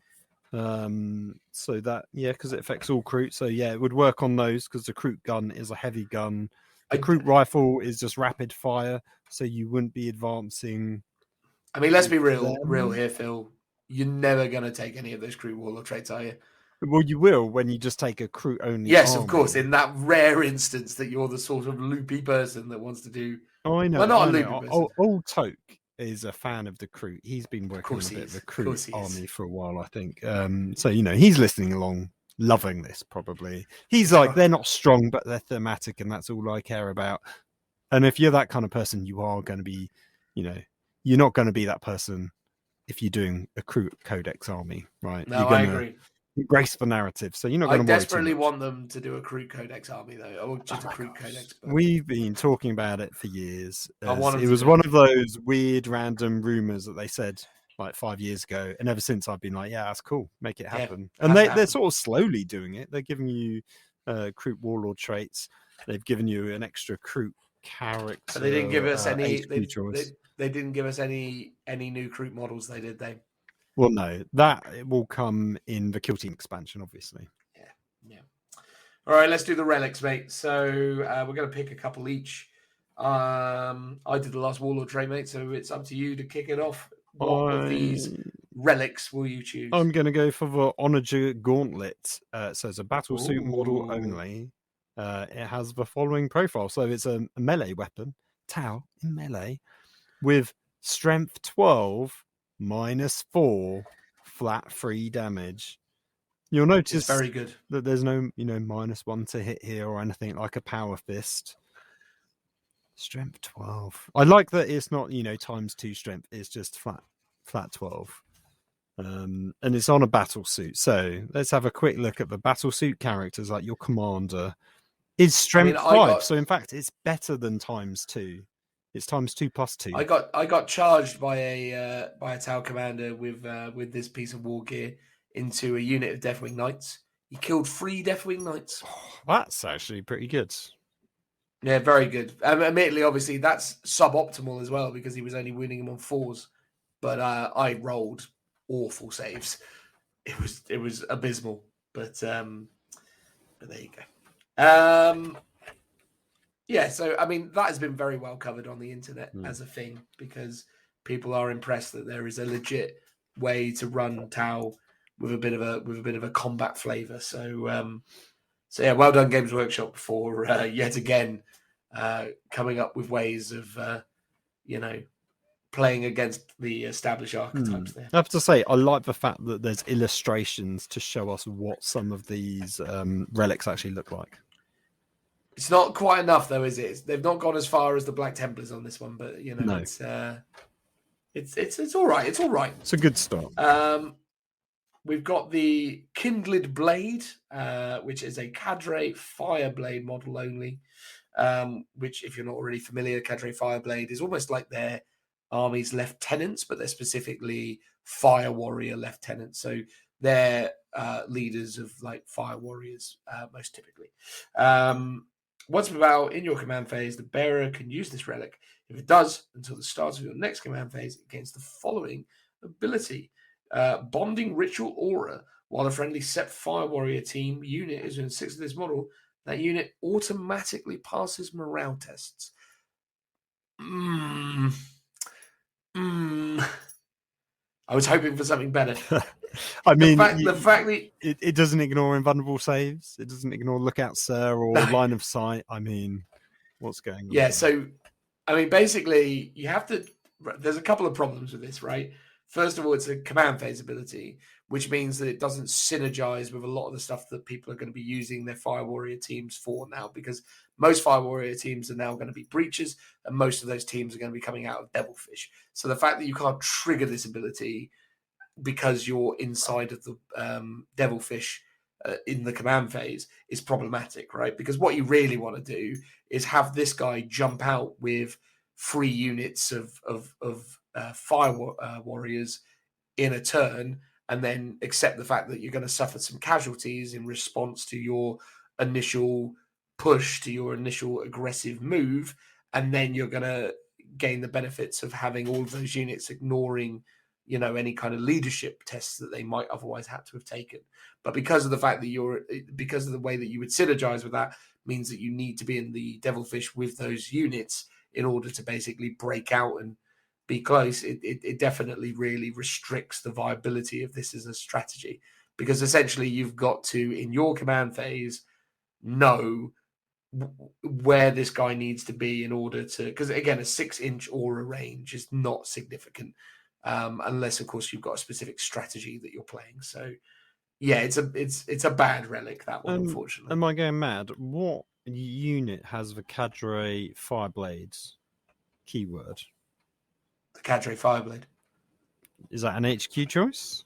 It is an HQ choice. You're looking for a Tau Fire Warrior with a knife over his head and a pulse rifle by his side. Oh, okay, I see it now. Yeah, I've been flicking through and I couldn't find it at all. Yeah, because I was like, is he just going to be jumping up in a suit or anything? But no, he's. No. I see why you would then, want him to be in the transport. Okay. Yeah, he's a Fire Warrior leader. Like, the whole point of him is that he sort of fights alongside Fire Warriors. No, that makes perfect sense, because I was like, surely there should be one, but I couldn't see it in the Codex. Yeah. So the only way you could possibly make that useful is if you could work out a way of slingshotting him up the board to join those units. But as we've already established, those units are moving 21 inches, and his movement, if I'm not mistaken, is 5 or maybe 6. 6. Yeah. I mean, he can advance as well. He can advance, but even with an advance, he's still a good 9 inches away. Yes. Yeah. I mean, but then it's a 6-inch aura. You, that ability to increase your aura abilities. Oh no, yeah. If he's Tau Sept, it would work. Increase it by 3 inches. Obviously, you then have to have one model back slightly. Daisy chain it back a little bit. Yeah. It's vaguely doable. Vaguely doable. It all just depends on you rolling that 6 to advance. Yeah. I'll do it. Are we doing another one? Cool. Yeah, we'll do 2 each. Yeah, the Borthrod glands. Surprisingly, this is a Kroot model.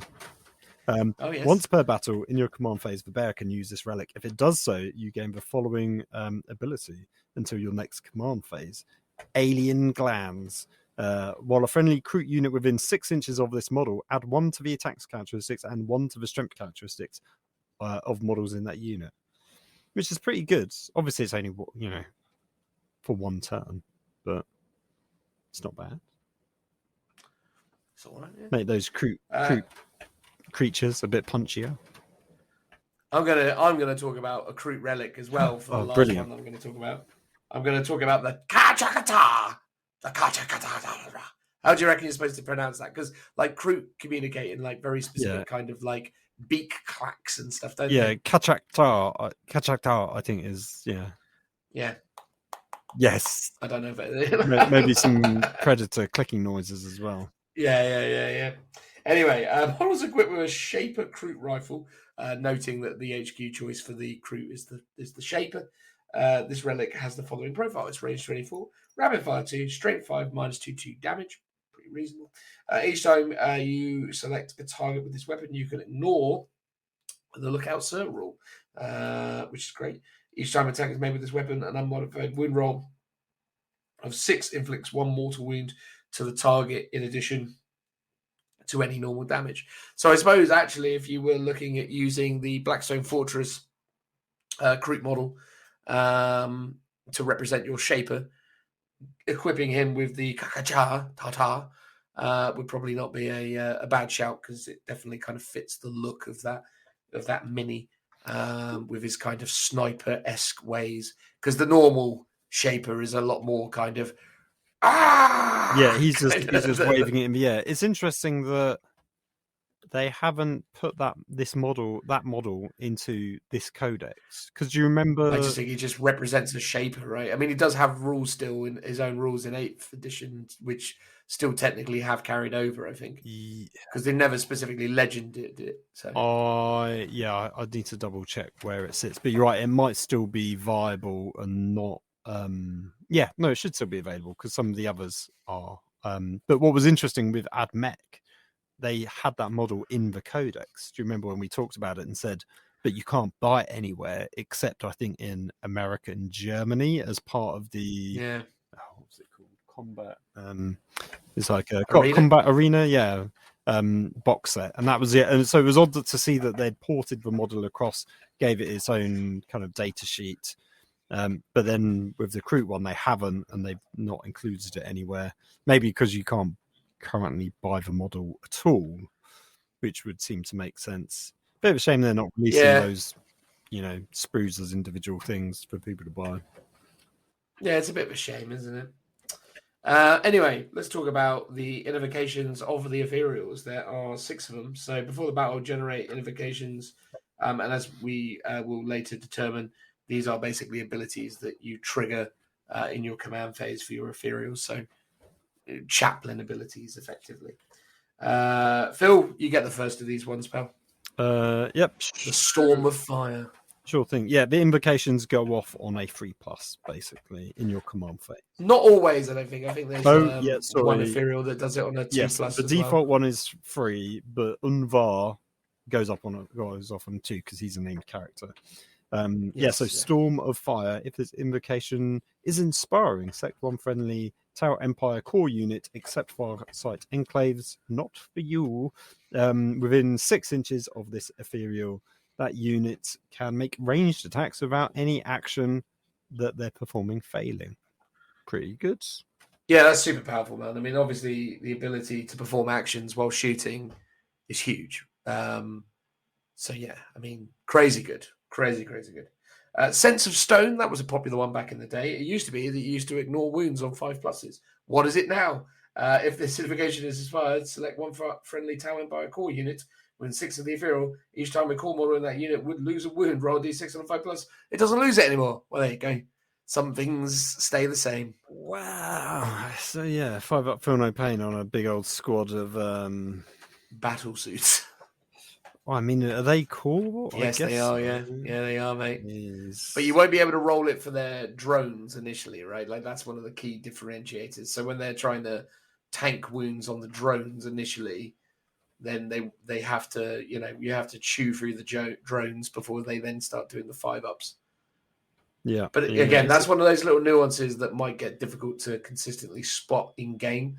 Try and definitely be mindful of how that works. Anyway. Yeah, because I was going to say, I'm actually surprised the strike teams and the breach teams only go up to squads of 10 and that they haven't upped it. Because like with sisters, they go, you can have squads of 20 now. So I was almost expecting that to be a general thing to encourage more horde type play. But yeah, because they used to be able to take them in squads of 5, but they've, I guess, upped it to 10. Yeah, as a minimum. What's next, Phil? Next one is Zephyr's Grace. So if this is inspiring sector tower core unit, obviously these. This also excludes Farsight Enclave because Ethereal's an enclave. Farsight Enclave don't get on. No, they do not. Sector core unit within 6 inches of this Ethereal. Each time a ranged attack is made against that unit, if it did not remain stationary in your previous movement phase, subtract 1 to the attack's hit roll. It's all right. It's all right. We've got Power of the Tides. If this is inspired, select one friendly tower auxiliary unit within 6 of the ethereal. Each time one of that unit makes an attack, add 1 to the attack's wound roll. So that's quite cool. Actually, something that specifically benefits auxiliary, which is... Ooh, yeah. So this is the thing I was actually going to point out as part of my summary, is like Tau is... meant to be renowned for having lots of allies and, the Kroot being one of them, Vespids being the other. But so far, in terms of stratagems, there hasn't been many that rely on that synergy. It's here's something that buffs Kroot, nothing buffs Vespids, it seems. But there's no synergy of you need a Tau model to buff a Kroot model. Yeah. With the exception of this. This is the first time that we've seen anything. And potentially it'll be the last time. It'll be the only one. Until you read the second one, you go, except this one, potentially. I haven't actually read it yet, so, let's discover if you're wrong. Exactly. Unifying Mantra sounds like it might be. It's an aura ability. If this invocation is inspiring, then while a friendly Tau Empire core unit, excluding Fossat Inflames, is within 6 inches of ethereal, you may reroll the morale test taken for that unit and add 1 to combat attrition taken for that unit. I mean, it's that one that we go, no one ever picks. No one's ever going to pick it. It's not bad, but yeah, it's not great. Yeah, you're not going to take it. And then lastly, Wisdom of the Guides. The innovation is inspired. You gain 1 command point. You're always going to take that, aren't you? You're always that's really good. At least, because surely by default they can just do 1 invocation. Yeah. But if there's a way of upgrading someone to do 2 invocations, which like old Anvar can do 2. Yeah, or you just take a second ethereal because they're probably free? relatively cheap. Yeah, he knows free. Oh, he knows free in your command phase. He can do 2. He knows free does 2. So a standard ethereal can also do 2. Oh, okay, but they know 2. Oh wait. Oh no, sorry. He knows 2 but can do 1. Yeah, whereas old Anvar knows free does 2. Yeah. I mean, I imagine they're relatively cheap. You might, if you know, Anvar's 80 points, right? Like, how much is a standard ethereal guy? Like 50. Let's see, 60 points. So if you would say for 20 points more, you get Anvar, and he's got 2 bodyguards. It's crazy. Anvar is massively underpointed. Jeez, yeah. I mean, even if he said 60 points for a straight swap for 5 CP. Yeah. A lot of players would be like, deal, take my money. I mean, you got to roll a 2+ if you're taking Anvar to get that CP. Yeah, I mean, true. Statistically, normally it's a 3+. So yeah. And by the way, as well, I think the way they've ruled it, or the way they probably will rule it on this stuff is because you're gaining a CP, you're not regenerating a CP. I think this doesn't cap in addition to any other regen opportunities you might have had. Ooh, yes, this is one of those weird ones where because you're getting it, you're not regenerating it. It becomes, There are some odd stipulations, especially around stratagems and stuff, where they say if you just do something and gain 1, it isn't tied into that cap. So I think that would fall under this ability. I'd say so as well. But again, they'll FAQ it at some point. All right, mate. Let's just get into these data sheets because we need to. So skipping over the chapter approved rules. Yeah, in the same way. So I've come to a universal verdict on this, just so everyone knows. We don't talk about Crusade rules, which are Crusade-specific mission-y rules. Thus, we don't talk about match play rules either. Or rather, that's fine. That's fair enough. I assume that would be the case. I will say, though, I have actually read the Crusade rules for these guys because they seem what do really you think interesting. Of them? Let's get a general verdict on it rather than a complete in-detail overview. Really, really good. It's very clever. Basically, you generate some planets that you're meant to take over. Each planet has a different type, whether that's like a civilian world, military base, or whatnot. And then each, depending on what type it is, it has a diplomatic power and a military power, and they're the 2 ways that you can conquer those planets.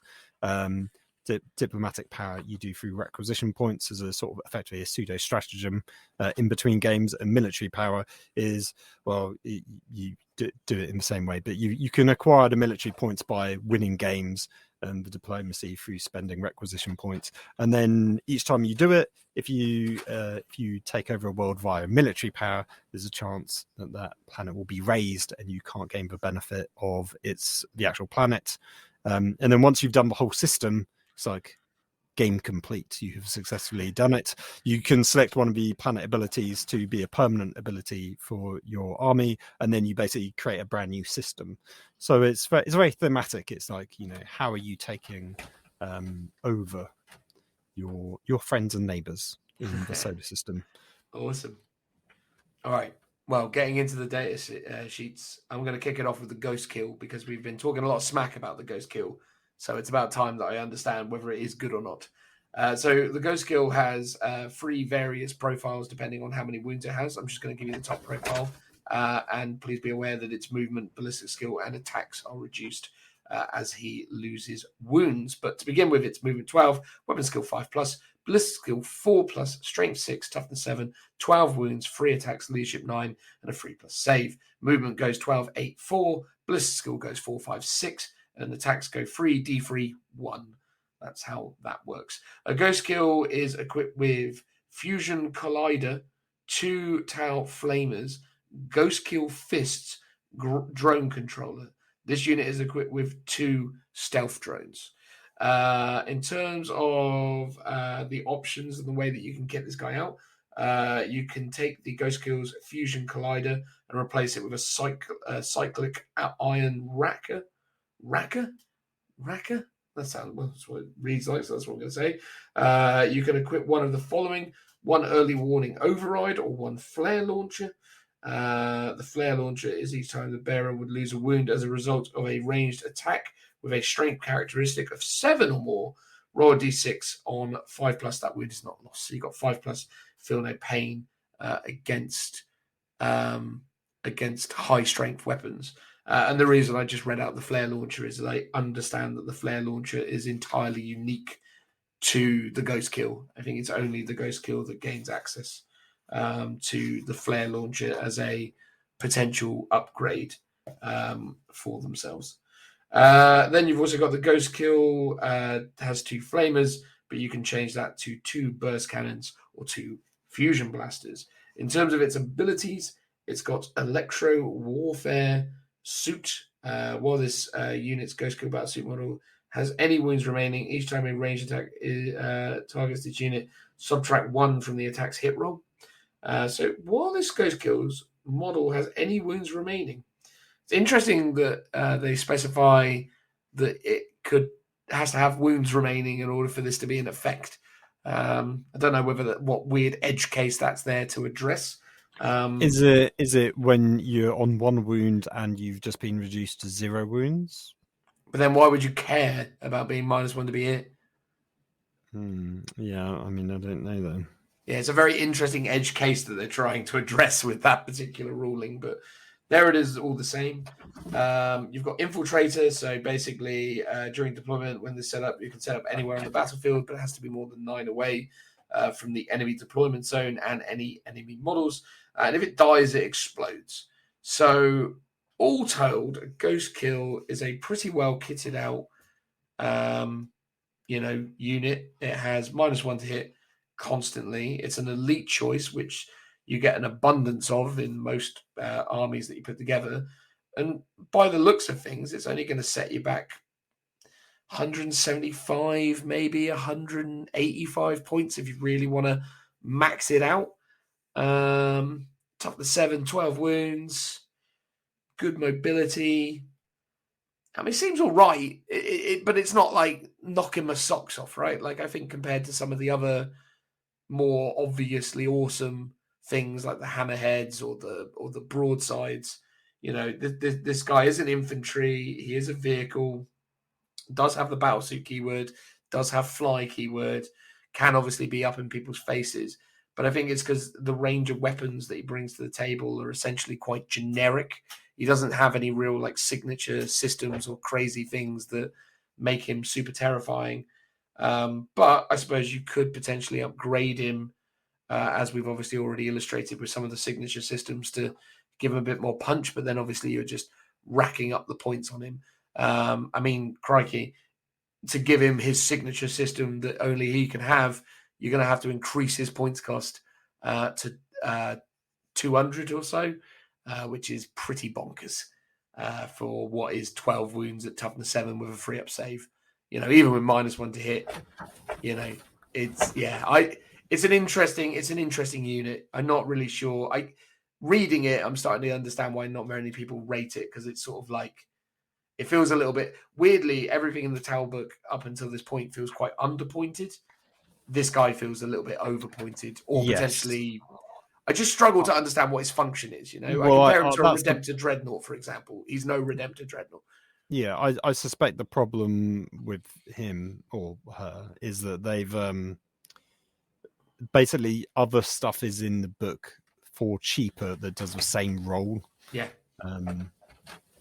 Basically, I think that is the problem with it. Yeah, and it's pricey, right? Like you are looking at 200 points a pop once you factor in the drones and things as well. So yeah, I'm not completely blown away by this guy.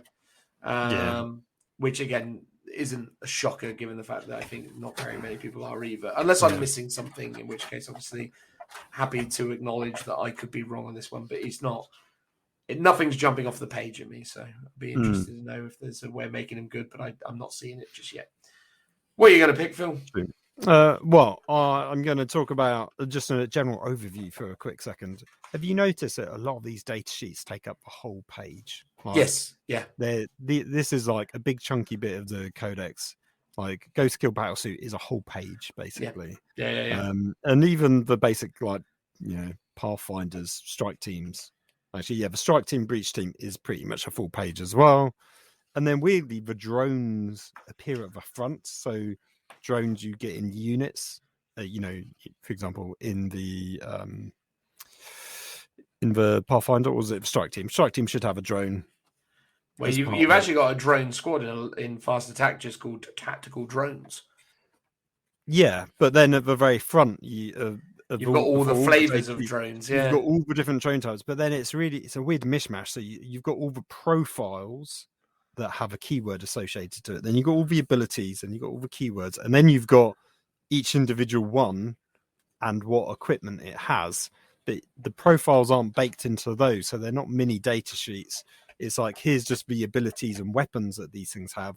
But then you've got to look to the other page to see the actual stats that the drone has. It's a bit of a faff. I mean, to be fair, they're trying to condense 4 pages worth of drones. No, I can't count as 3 pages worth of drones into 4 pages worth of information. The drones have definitely become silly complicated. Once upon a time, Phil, there were 2 types of drone. There was a shield drone and a gun drone, and that was it. And then I think, obviously, when Fourth Tau Empire came along, I think they gave them a marker-like drone. And then, obviously, I think in the 6th or 6th edition book, they gave them a few other new, bigger drones to go with different things. But definitely, at some point, I think even with 7th edition, they just went drone crazy. There's 14 in total, and that's not including the at least 1 or 2 you can get from Forge World as well. Yeah. So that's it's a lot of drones. There's a lot of drones. But yeah, I thought that was just very messy in the way they've conveyed it, even though I'm sure they're trying to do it to actually condense the information down. But in doing so, it makes it more complicated to try and digest that information. But with that all said and done, the thing I actually wanted to talk about, the big old stinky elephant in the room, the Hammerhead gunship. I've never heard of one of these before, Phil. Are they any good? Because the railgun got previewed, we didn't actually discuss it at the time. We were waiting for the Codex to come out. So now we can finally talk about it. It's basically a Lehman Ross on steroids. So Hammerhead gunship.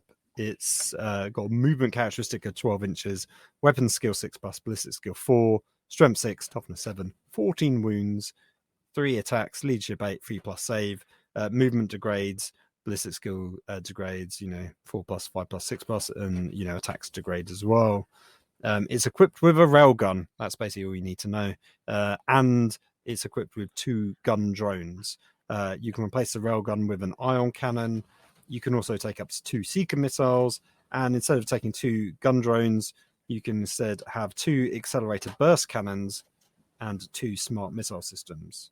Tell us what with one of the following. So either 2 accelerated burst cannons or 2 smart missile systems. Tell us what the ion cannon is, because everyone knows what the deal is with a railgun by now, right? It's a single shot that hits like a truck and then does mortal wounds as a chaser. That ignores inbuns, right? Pretty much everyone at this stage knows the railgun. For those that don't, it's one shot, 72-inch range, strength 14, -6 AP, D3 +6 damage. As you say, ignores inbuns.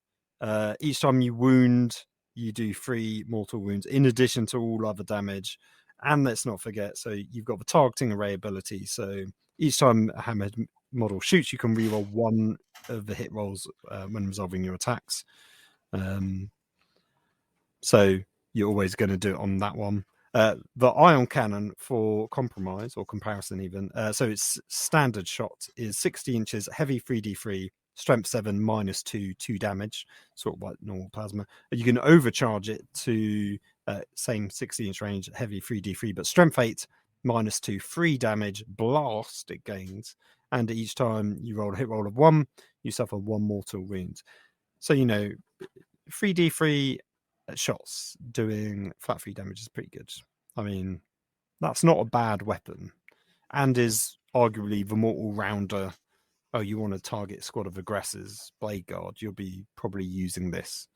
It's probably going to have more utility. But if you want to kill a vehicle, want to take out a knight, you're going to take a railgun. It's as simple as that. I think the thing is the general flavour of the Hammerhead is you're probably only going to take 1 per army now, just given how circumstantial it is that you're going to be in a situation where you're going to fire at that. And to be honest with you, the Hammerhead you're going to take every time is Long Strike if you're doing it competitively. Yes, because he will. So your standard ballistic skill is 4+. And Long Strike is ballistic skill 3+. Yeah. So long if this is a souped up Lehman Russ, which to be fair is an actual profile I massively dispute, because obviously the vessel that a Hammerhead, or rather the vessel the railgun is planted upon, is no Lehman Russ. The Lehman Russ is a far superior tank. Wait, this has more wounds, but 1 less toughness, which I think is quite crucial. No, sorry, yes, it's now 2+, isn't it? Yeah. Going by the codexes, though, both 3+. But yes, it's now 2+. Yes. Yeah. I think look, here's the thing, right? So the standard Hammerhead has well, tell us, Phil. It's your turn to talk, so please tell. Oh, what in terms of what do you want to talk about? The extra other weapons? The ability obviously talked about the targeting array in terms of its reroll 1 of the hits. It's got drone dock. So if it contains any drone models, these drone models begin the battle docked with this unit. It's a hover tank, so you always measure to and from the hull rather than the base. Also, interestingly, when it explodes, on a 6+, it explodes. Within 6 inches, it does D6 mortal wounds, which is pretty crazy because most things, even the Riptide, only does D3 mortal wounds. And again, same with your Devilfish. Your Devilfish does that as well. So if you're charging forwards with your 3 units, with your Mont'ka ability and your stratagem to lob them upfield, you'll just be chucking those Devilfish into you once they're empty into your opponent to be like, cool, deal with it. And then once you kill them, you've got a chance that I'm going to blow up and do mortal wounds to you. Here's the thing, right? In terms of the Hammerhead, though, I think realistically, I think most people, as I say, are going to take 1, and they're going to take it as Long Strike. A couple of reasons why. Obviously, he's an HQ choice, but I think you're going to find a way around getting him in there. But his ballistic skill improves to 3. Now, you think to yourself, oh, ballistic skill 3+, that's pretty tasty. However, he has an ability called Pilot Battlesuits. In your command phase, you can select 1 friendly Talsept Core or Talsept Hammerhead unit within 6 of this unit's Hammerhead model. Until the start of your next command phase, each time the model makes an attack, that target is treated as having a marker light token. So I'm fairly confident that means he can give himself a marker light token. Yes, because he is a Hammerhead. Talsept Hammerhead. So yeah, he's a Talsept Hammerhead, and yeah. So realistically, he's hitting on 2+, right? He's hitting on 2s, but also also targeting array. Each time this unit's Hammerhead model is set to shoot, you can reroll 1 hit roll when resolving its attacks. Which is the same as before. The same. But you're thinking of Gunship Ace is the Gunship Ace, yeah, which is each time a unit's Hammerhead model makes a ranged attack against a monster or vehicle, add 1 to the attack's wound roll. Which means you're wounding on 2s against Imperial Knights. Yeah, so you go from hitting on 4s, wounding on 3s to hitting on 2s, wounding on 2s, re-rolling your hits. And it's -6. -6 ignores invuns. So it's just like no save. No save. I'm just doing a flat minimum 7 damage. Right, no. No, so- minimum 9 damage. Well, minimum 7 plus 3 mortal wounds, which Yeah. makes it minimum 9 damage plus an extra 2, which who cares about those? Yeah, I mean, that is crazy good. Like, it's like No, you've vehicles done the are maths wrong already. there, Phil. It's a minimum 10 damage. Hold on, 6, It's 7. D3 plus 6. Oh isn't it? yeah, 10. Yes, you're right. Oh god, even worse. Yeah. I mean, from what I hear people say in the lore to justify it, this is what railguns are meant to do. They're meant to one-shot rhinos and small vehicles like that. Makes perfect sense. I mean, in theory, so should las cannons, but they don't. Yeah. This is a big souped-up gun.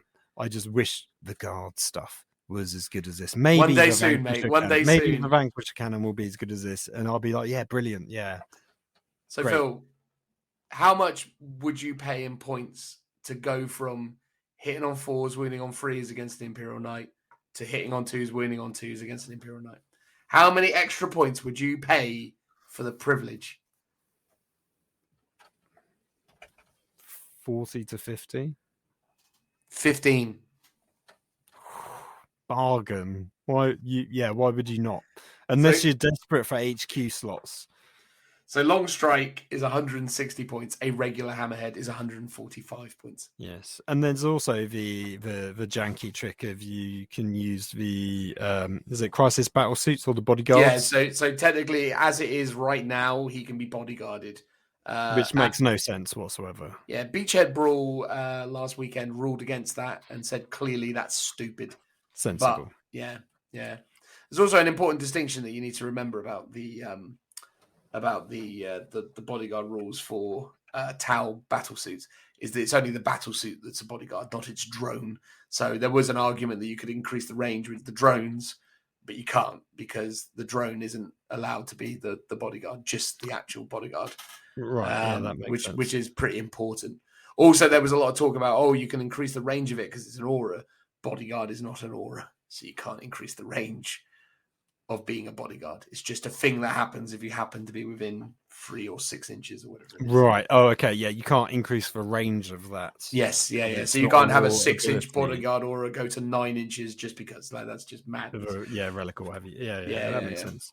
So there you go. That was crazy, man. Like the hammerhead is strong, but long strike is dumb strong. Like it's like the fact that you've got a model that can literally guarantee to do 10 wounds on a Knight Castellan in a turn. And this is in addition to, so that's just for railgun. It can also have 2 Seeker missiles. So the Seeker missiles, which you will put on it, right? Yeah, because that's 72-inch range, heavy 1, strength 9, -3, 2d3, and they're basically one shots. Yeah. It's like, why wouldn't you? And the thing is, and then on long strike again, he's going to be hitting on 2s against that same target, and he's going to be wounding on 2s again because it's strength 9, so you get your +1 to wound against a Knight Castellan. Yeah, and then you can obviously take, instead of drone, smart missile systems, which, I mean, maybe you would do that because they load him up to the 9s, right? Just go mad with him. And he's still, I think he's still got a burst cannon on the front of the thing. Or does he? Or does you can take 2, instead of taking the gun drones, you can take 2 accelerated burst cannons or 2 smart missile systems. Isn't there a burst cannon at the front of the thing? No, there's not. Is there? That's the Devilfish that has the burst cannon. Yeah. At the front mount. Yeah. So there you go. Pretty bonkers. We're going to pick one more, or I'm going to pick one more, and then Phil's going to pick one more of the things that we want to talk about. Going for a bit of a weird, off the beaten track selection. Is it the Crutox Riders? No, I'm going with Farsight Marksman. Oh, do you know what? I looked at those and be like, they're a good one to talk about just because I doubt anyone's playing them. No, I doubt it. And I'm interested, right? Because so these guys have had a little bit of a debuff versus some of their prior forms. So once upon a time, the Farsight Marksman and Sniper Drones were really actually quite potent combinations. So let's see what this is. So this is just one Farsight Marksman. The gimmick of the Farsight Marksman is essentially it partners up with Sniper Drones, and the Sniper Drones effectively, work with it to do some good work. So it's equipped with 3 Sniper Drones, but it is one model itself. It has a pulse pistol, which is a pistol with strength 5, no AP 1 damage. and it's got a marker light. So obviously he can do the marker light action as well. Drone uplink. In your command phase, you can select one sniper drone unit within 6 of this unit's Farsight marksman model. Until the start of your next command phase, sniper drone models in that unit have ballistic skill of 3+, which is totally fine. And then also each time you can select a target for an attack by sniper drone model, it ignores lookout sir. So your sniper zones ignore lookout sir hitting on freeze. Each time an attack is made with sniper drone model in that unit, an unmodified wound roll of 6 inflicts 1 mortal wound. And then you've got the marksman stealth field. This unit cannot be selected as a target for range attacks unless it is the closest eligible target to the firing model or is within 12 of the firing model. In your movement phase, this unit does not remain stationary. It loses this ability until the start of your next. In your movement phase, if this unit does not remain stationary, it loses this ability. So what's interesting about that is that's not lookout sir.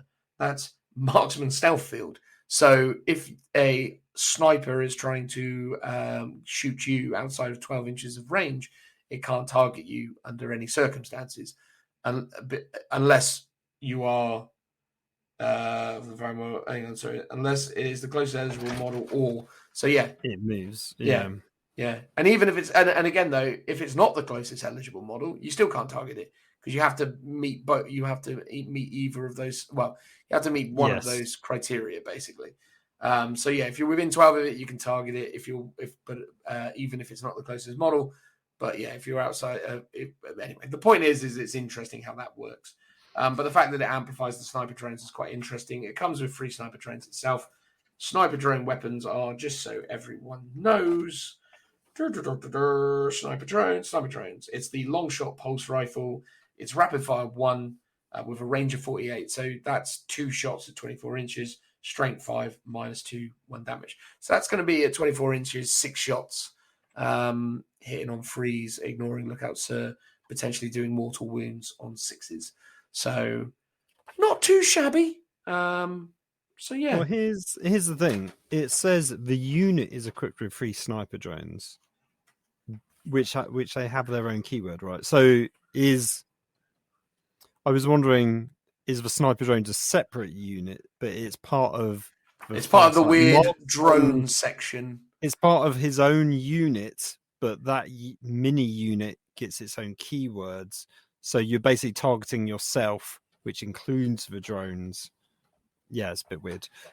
It's a bit like it's Avon Shah, the ethereal character, where he's got the character keyword. The extra models don't, but I think for the purposes of lookout, so they all count as having the character keyword. I mean, I suppose what's interesting. It's a weird one. I suppose what's interesting about these snipers, right, is the idea that I suppose if you situate them in an interesting position, they could never be targeted because obviously the unit includes those sniper drones. So, yeah, I don't know. I've always liked the concept of the sniper drone team. I just think it's a really fun addition. The other thing I was interested in talking about was some of the terrain or some of the buildings, but I've reached my limit and I'm conscious of how long we've already been speaking. So I'm going to let you pick your last thing and then we're going to do final thoughts and move on with our lives. Well, do you know what? I was very undecided about what to talk about next. I was tempted to do the stealth battle suits just because of the Exodite animation features them. But then I was like, should we talk about broadsides? Should we talk about riptides? Should we just talk about the tide wall? Because that's what you wanted to talk about, and I'm not fussed about talking about anything else. Fine, let's talk about the tide wall. What is it, Phil? Are we doing... So it's a fortification. Are we talking about the shield line or the drone port? Or let's talk about the drone port. I think the drone port's the more interesting one, potentially. Oh, okay. So I believe they are 3 things. You buy them all together, but you can pay points for them separately, so you don't need to take all of them, as far as I'm aware. So the drone port, no movement, no weapon skill, ballistic skill 4+, strength and toughness 6, 10 wounds, no attacks, leadership 10, 4+ save.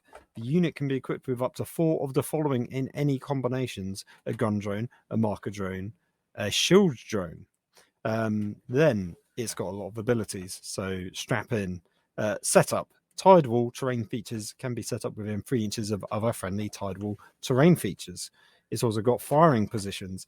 In your shooting phase, any models embarked within this transport can be selected to shoot with measuring distances and line of sight from any point of the building. When doing so, embarked models can make attacks with ranged weapons, even while the building is within engagement range of enemy units, just as if they had the big guns never tire rule like the vehicle. I'd assume if they were heavy, they'd still be subject to -1, but anything else would be fine. Well, it says big guns never tire, right? So it'll be that rule. Yeah. Unlike the other Drone time thing. earlier on where they gave the battle suits its own rule. Yeah, sorry, battlesuit thing, not drone Yeah. thing. You've got drone control systems. In your command phase, if any friendly scepter units are embarked within transport, you can select one drone unit within 6 of this transport. Until the start of your next command phase, drone models in that unit have a ballistic seal characteristic of 4+.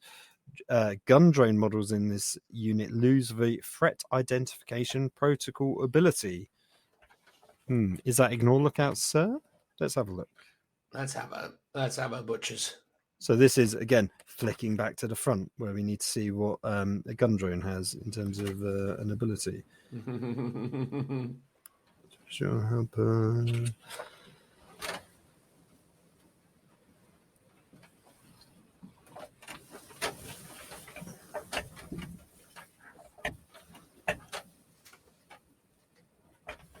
I can't actually see it anywhere. Oh, threat identification protocol. Okay, each time this model makes a ranged attack, it can only target the nearest eligible unit. Okay, so that's very strong. Yeah. Yep. It's a terrain feature, so after it's set up, this unit's tidal drone port is a building terrain feature as described in the 40k core rules, bearing in mind that they've just changed in the new Nachmund. Is it Nachmund? Yes, we're on Nachmund. Nachmund, yes. Nachmund GT pack about how you place fortifications. So you've got to be so many inches away from another terrain piece.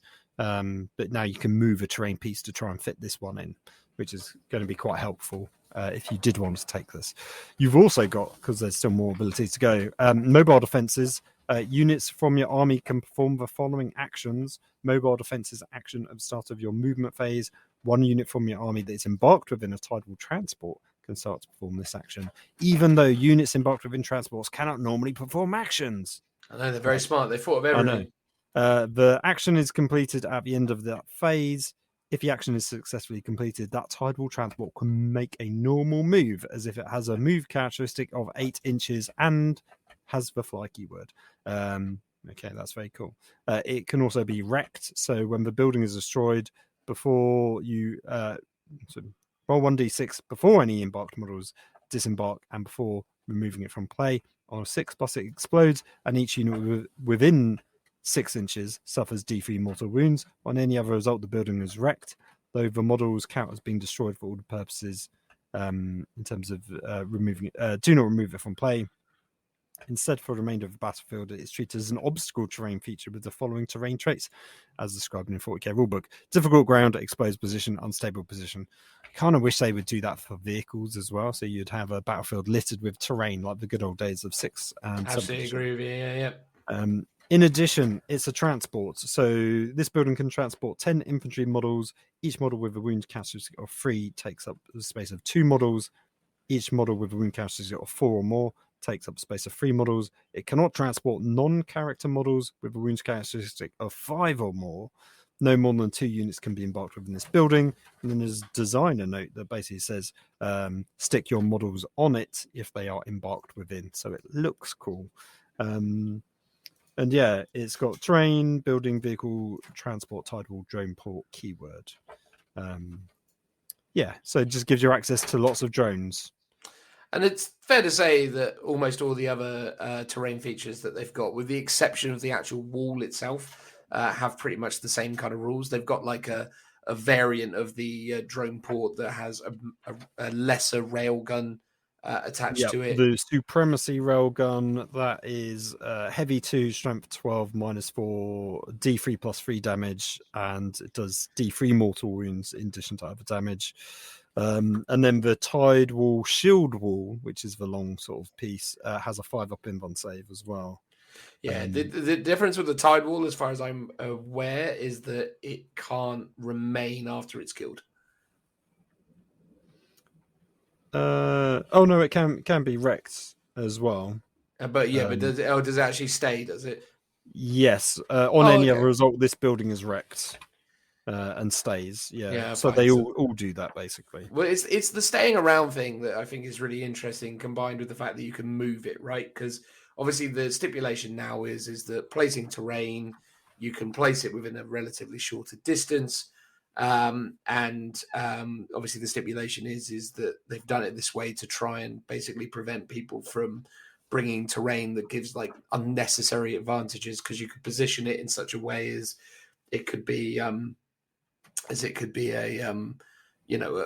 barrier, certainly in like certain match play scenarios.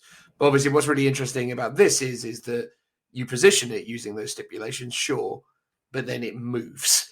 And that's one of the things that is really interesting to me, because not only does it move, but even when you've killed it, it stays there.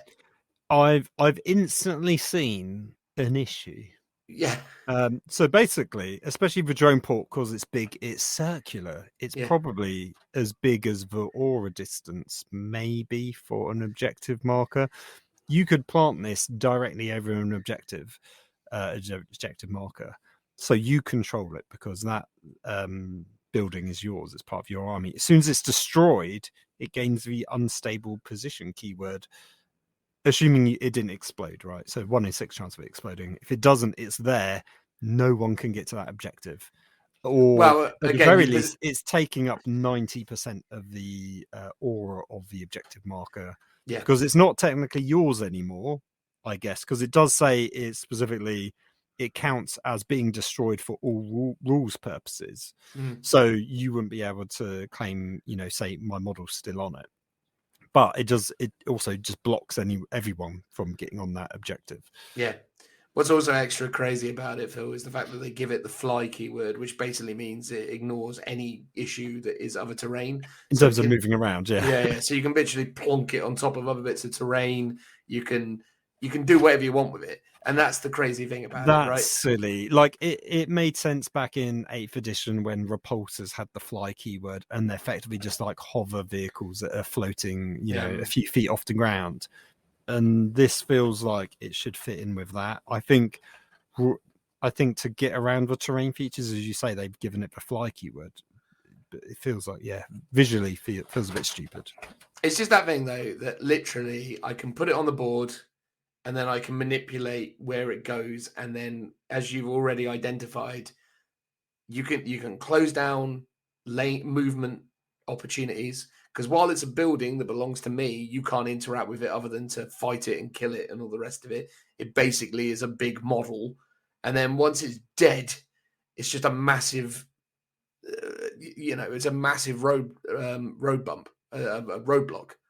Because you literally can't go through it because it's unstable ground, so you can't stop on it or whatever. Like, you can move through unstable ground, as I understand it, but you can't like end on it, basically. Yes, that's it. Yeah, so you can go over it. That's fine. You just can't end your turn on it. Yeah. It'd be interesting to see how big it is in comparison to an objective marker. I suspect even if you put it on an objective marker, you'd still be able to get again. Up to You can push it forwards a bit. So, say if the center of the objective marker is there, you can be like an inch forwards from it, where so you can get it from your side, but then it blocks it off from the other side. That makes sense. There's honestly, I genuinely think there's some next level jank that people could start unlocking with those, and they're cheap, man. They're like 80 points. So why not chuck one in your army? Just to be able, because I mean, it could win you loads of games. Like if you're up against Imperial Knights or whatever, you literally just be like, "Cool, plonk it there." One of the funniest things about that rule, though, is on Imperial Knights is the fact that if the Imperial Knight kills it with a Thunder Gauntlet, it can pick it up and lob it if it doesn't explode, but it still stays there, which is like a really weird current rules interaction. Because the idea of a Thunder Gauntlet is you pick the thing up and throw it. It does mortal wounds, because the implication within the rules is, it's supposed to disappear, but now it's like, I suppose it just picks up a bit of it and lobs that. But But anyway, the throws it like a disc. Yeah. But I thought that was legitimately hilarious. I was like, oh, that's stupid. Like that. Immediately when reading through the book, I went straight to those bits of terrain because I'm always interested in seeing if there's ways of playing terrain. I do actually think that You there want could to be. one day do the terrain army. Well, in 7th edition, I started a terrain army. Unfortunately, 7th edition didn't last long enough for me to do it because the perfect army came out to do a terrain army in 7th edition, which is Genestealer Cult. And I was like, I've cracked it. I'm going to do a terrain army. And I wrote this army and I was well proud of it. And then 7th edition went away and I was like, oh, well, fair enough. Not for me then. Yeah, so I think you could do some tricky nonsense with Tau. I think with Tau terrain specifically, I think it's a more nuanced play, and it's a real feel bads play. But playing Tau is a pretty feel bads experience, so I don't think it's going to massively matter. But there you go. That is everything that we have had time to talk about on the topic of Tau. As is tradition, we should probably give our closing thoughts on the book and what it represents and what we imagine might come for it in the future. I can assume from the outset, Phil, that we're both comfortable saying that there is almost certainly going to be a number of price or rather points adjustments on the horizon for this book, right? I'd assume so. The general internet chitter-chatter, which is invariably always correct, albeit sometimes angry, is a really good book. It's up there with Drakari and Admech when they first came out in terms of power level.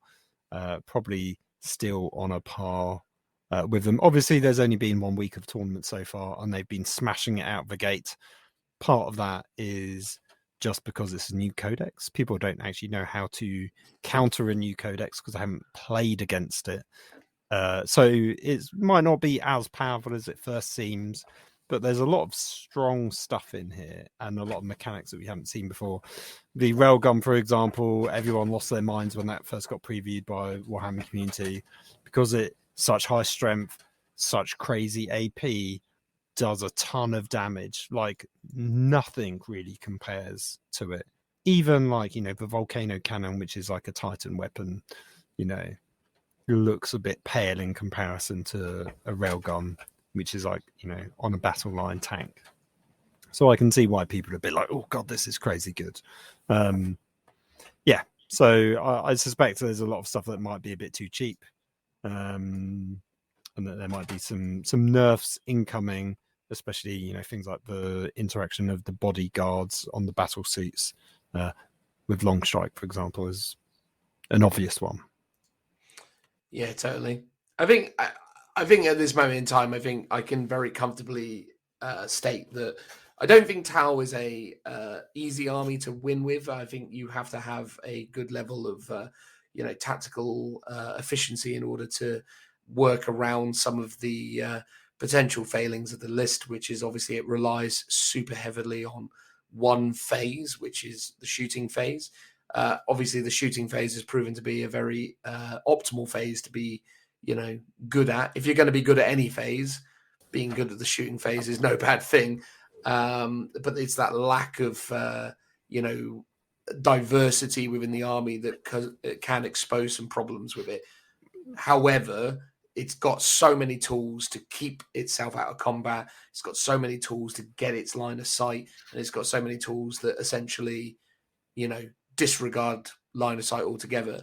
I think oddly, the thing that really makes Tau super strong is its best matchups are the best things in the game at the moment, right? If you think about what maybe like the top, what the top 3 army lists are that aren't Tau at the moment, it's Custodes, Crusher Stampede, and Drakari. Tau smash Crusher Stampede and Tau smash Drakari. I mean, Drakari have no options against this army list whatsoever, unless, of course, the person you're playing against is really not optimized. If this Tau army has even a modest amount of ignores line of sight, smart missile system shooting, it is just going to blow you off the table in a series of turns. There's nothing a Drakari player can do about it. And obviously the Crusher Stampede list, which relies on the fact that it's got massive durable creatures, is never going to enjoy being shot by all of the high strength, high AP, high damage stuff, especially the stuff that ignores inbuns. So I just think, the reason where obviously Tau are strong at the moment is they've been inserted into an environment where they where they perform strongly against the bestest stuff. I don't necessarily know if they always beat Custodes. I'd say the Custodes matchup is maybe more 50-50, but I would say in the case of Drakari and in the case of Crusher Stampede, I'd say it's more 9-1 or 90-10 in favor of the Tau at the moment. But a lot of that's just points costs and other things that they will address. And I'm confident at some point that they will arrive at a place where the rules are a little bit more nuanced or feel a little bit more balanced. The thing they need to focus on at the moment, I feel, is like the way they've decided to layer abilities. Like Mont'ka does not need the reroll ones to wound. It just doesn't. It just, just get rid of that for a start, right? Well, it was like when you were just talking about that, was it the drone sniper guy? It's like he gives the drones like 3 extra abilities as opposed to just 1. Yes. It's like every time there's a rule like the Tau Sept one, it's like you've got 3 abilities. And it's like, well, one of those would have been pretty good. 2 of them would have been great. 3 seems just like over the top. It's a bit mad. It's interesting because obviously everyone says, oh, they only play 1 phase of the game, so they've got to play it really well. And it's like, that's nonsense. Command phase, they do a ton of stuff. They've got ethereals, do a ton of stuff like the chaplain abilities. Movement phase, crazy good in movement. Incredibly strong in movement. They can move everywhere. They can, fire and fade, strike and fade, for example. They did a load of pre-game movements with your devilfish. Crazy good in movement.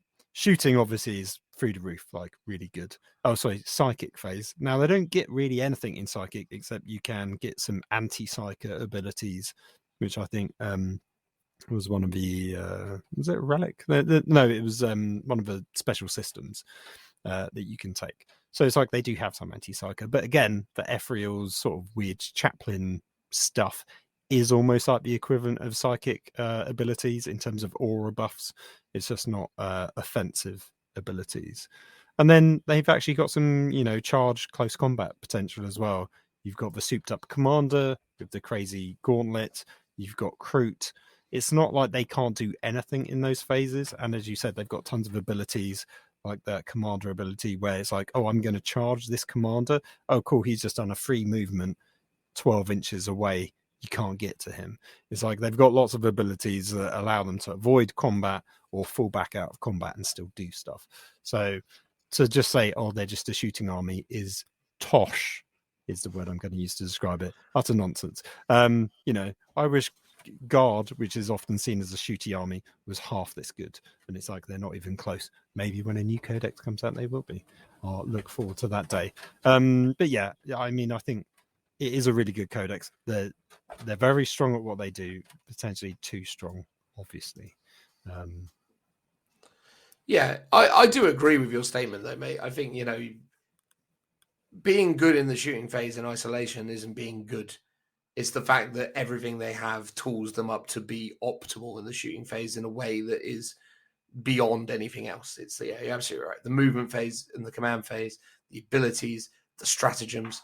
Again, one of the things I like about this codex is it's one of the easiest codexes to get your head around, though, because all it is a series of tools that get you into, an optimal set of scenarios to shoot people. It is Codex Gun, and it does guns really well. But there aren't any dumb mechanics in it.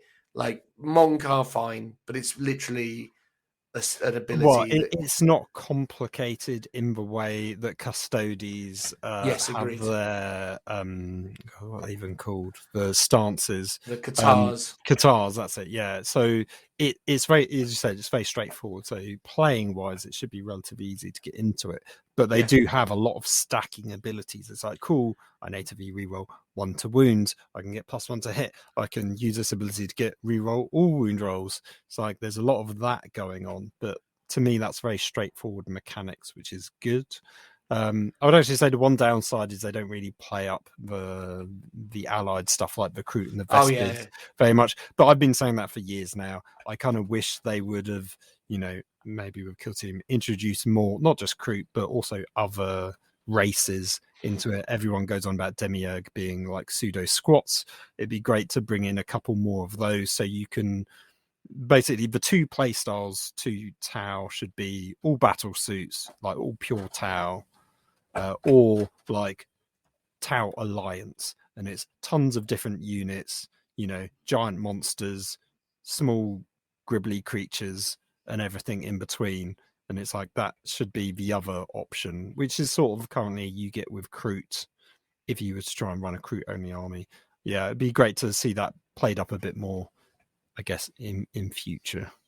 Yeah, I agree with that. It is a real shame that they don't lean into more of the sort of, because that's the thing I really liked about the potential that Tau offered early doors, was it was an opportunity for Games Workshop to bring in little flavors of all the different races, just give us squads of new things. It's weird that Drakari have more alien options and choices, mostly through beasts, I guess, than Tau, right? Because Tau's got Kroot and Vespids, and that's it. It's like Drakari have like at least 4 different alien creatures that you can they've got take. the Clawed Fiend, they've got the beasts with the spiky things, the Razorwing Flock, which I mean again is more of just those particular beasts to me don't feel like races though. They just feel like beasts. Although you've got the weird snake creatures. Yeah, you've got the Sliff, which are that's it, yeah. which is a kind of cool thing. But then you got the Sliff and you got the Urgots, and the Urgots are like weird, like almost like I don't even begin to know what the heck those things are. Weird demon creatures or whatever they are. But I just think that's the thing. I would have loved to have seen. I just would have loved to have seen them go, here's a new unit of weird, wacky aliens, especially given the fact that they've done a really good job of introducing those kind of things in Blackstone Fortress, right? It's like we've got the Amble, we've got the Zote. It's like, could we not have had a unit of Zotes? Oh god, even a Zote as a one-off model in your army would feel actually very fitting for Tau to be like, we've allied up with them. That's right, we've got a Zote. Or like an Amble and Amble handlers, so it's like other aliens herding the Ambles along. Yes, maybe. Yeah, like the Rancor in Star Trek. Just turning up with your Amble, pushing him along. That is the crying shame of Tau, though. But the problem is, right? Let's be real. People saw the Tau Codex the first time around. They went, "These mech suits are cool." Oh, and what about these little crocodile men? No, just give me big mechs. Yeah, give me more mechs, and that's what they've been leaning into ever since. Is just here's a new mech. It's a shame though, because I think, as someone who likes the weird and wonderful kind of fringes of 40k as a universe, I think it's more interesting to have seen those kind of things. Again, would have loved it if they'd given us a Tau human squad. An actual human settlement, because they do talk about some of them do team up with them, so it would have been good to do. I mean, it'd been good to have done an actual unit. The weakest option would be take some Cadians and give them special rule, but they need their own like armor and look distinct. Some actual Tau Empire humans would be. Again, it always feels like a little bit of a missed opportunity, but then at the end of the day, maybe somewhere down the line, Games Workshop have got some exciting plans for the Tau, because they've consistently been one of the most popular armies they've released since it came along, right? I think so. Yeah, I think so. People are often burning a candle for, holding a torch or whatever for the Tau. They're very popular. Just big giant robots. What's not to like? Exactly. I certainly like it. I think, obviously, I appreciate that it's going to really kind of throw a spanner in the works in terms of, the impact it has on the game overall. But I'm just at that point now where, from a game perspective, the whole thing's just ruined anyway. So who cares, right? Like, just roll with it. It's like every single new book. Just get used to it. Well, this is the thing. Yeah. There's always that level of outrage of, oh my God, it's all broken. The world's coming to an end. It is all broken. But we all survive and it all gets slightly tweaked and balanced over time. It's like, it is just like, if you're playing at a competitive level, there's like, 4 great builds in terms of like specific codexes. But everything's viable in a standard game against your mates, because you should be toning it to your opponent and not just trying to smash them as as hard as possible. You should be aiming for a friendly game with your mates, and if you're doing that, then the power level is not so bad. Yeah. One would hope anyway. I mean, we No, haven't played against Tau yet, so I mean, but you I have. I've You played have. 2 games against Tau, and Yeah. they're good. They're very good. I beat them Yeah. once, lost them the second time. Fair enough. So yeah, I'm 1-1 against the Tau at the minute. But I think that's the thing. I know that when the Craftworld book comes along, we'll be going, goodness gracious, aren't these Craftworlds very, very strong? That's just what the game is now. Everything's crazy. strong. Everything's strong. And then that's once great. everything's strong, no one's, special to do Exactly. that would be good. We just all need to stop worrying about the idea that this game will ever be balanced again. It's going to be balanced by increasing levels of insanity. Yeah, indeed. Quick detour. Have you watched the new Exodite series? No, or episode? Oh, okay. No, I've not. Have you? Oh, I did. I watched it yesterday. Tell me about it, Phil. Is it good? It's visually very good. It's on a kin, graphics-wise, I would say, to Astartes. Plot-wise, seems okay so far. It's quite interesting. I would say the actual character animation in terms of how they move is a little bit clunky. It's not quite up to the Astartes level, but visually, it is a treat. It looks very good. Nice. Well, I'll give it a watch. How long is it, Phil? I want to say 17 minutes. It's about that. So it's quite a decent long time for an animation. None of this 5-minute YouTube nonsense. This is quality. This is a solid 17 minutes, mate. Oosh. So it's a long time. Oh, and no, I won't give you any spoilers. You watch. Well, not just me, Phil. The people listening along, wherever they may be. I am the Lord of the Dance, said he. I don't know where that kind of came from, but that was the old hymn, wasn't it? Indeed, it was. Did you ever assume back in the day, Phil, that rather than saying "I'm the Lord of the Dance," say he was actually singing "I'm the Lord of the Dance Settee"? The dancing settee. No, the dancing settee. That's what I always assumed in primary school when I heard that song. Interesting. That the Lord God had imbued a settee with dancing skills. I'm not surprised. Exactly. Anyway, there we go. Transitional noise.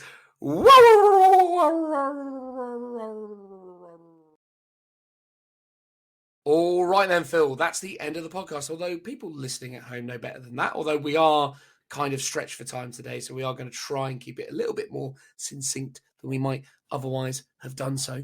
How you been, Phil? You all right? I've been good, thank you very much. Hobbying up a storm?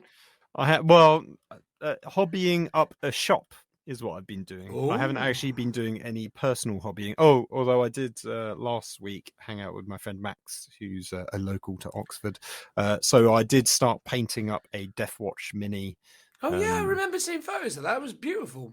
It looks like, so I was doing kind of classic edge highlighting techniques on, black metal. It looks very good. It's coming along.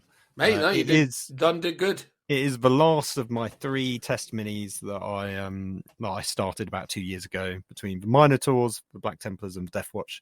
The Minotaurs is what made me do a Minotaurs army. The Black Templars one I did last year for a friend, and then this one I was like, I've just had it sat on my desk for so long, I will start it. So I started it last week. I haven't actually had a chance to go back to it, but it is making me want to do a Death Watch mini army, i.e. a squad of classic veterans. Paint up Artemis, who is sadly going to be no longer available to buy for a period of time, which is a topic we can talk about. Maybe a watch captain, and definitely the flyer, because even though it is a bit rubbish in the rules, it looks amazing. That is the kind of Death Watch force I want, that I will plug into another Oh, you army. confused me for a minute there, Phil, because it sounded like you were suggesting that the flyer had gone into this up-and-coming stock rotation situation. But you're talking about what you want to do with what I want for my army. Yeah, it would be pretty much 1 squad, maybe 2. Artemis, maybe a captain or watchmaster, and then the flyer. I mean, that would be super cool, to be fair, to have a little bit of a Death Watch contingency. You could look upon it as a good option for Kill Team, perhaps, should we ever get around to playing Kill Team. That's an episode that's waiting to happen, working out what the heck goes on with Kill Team.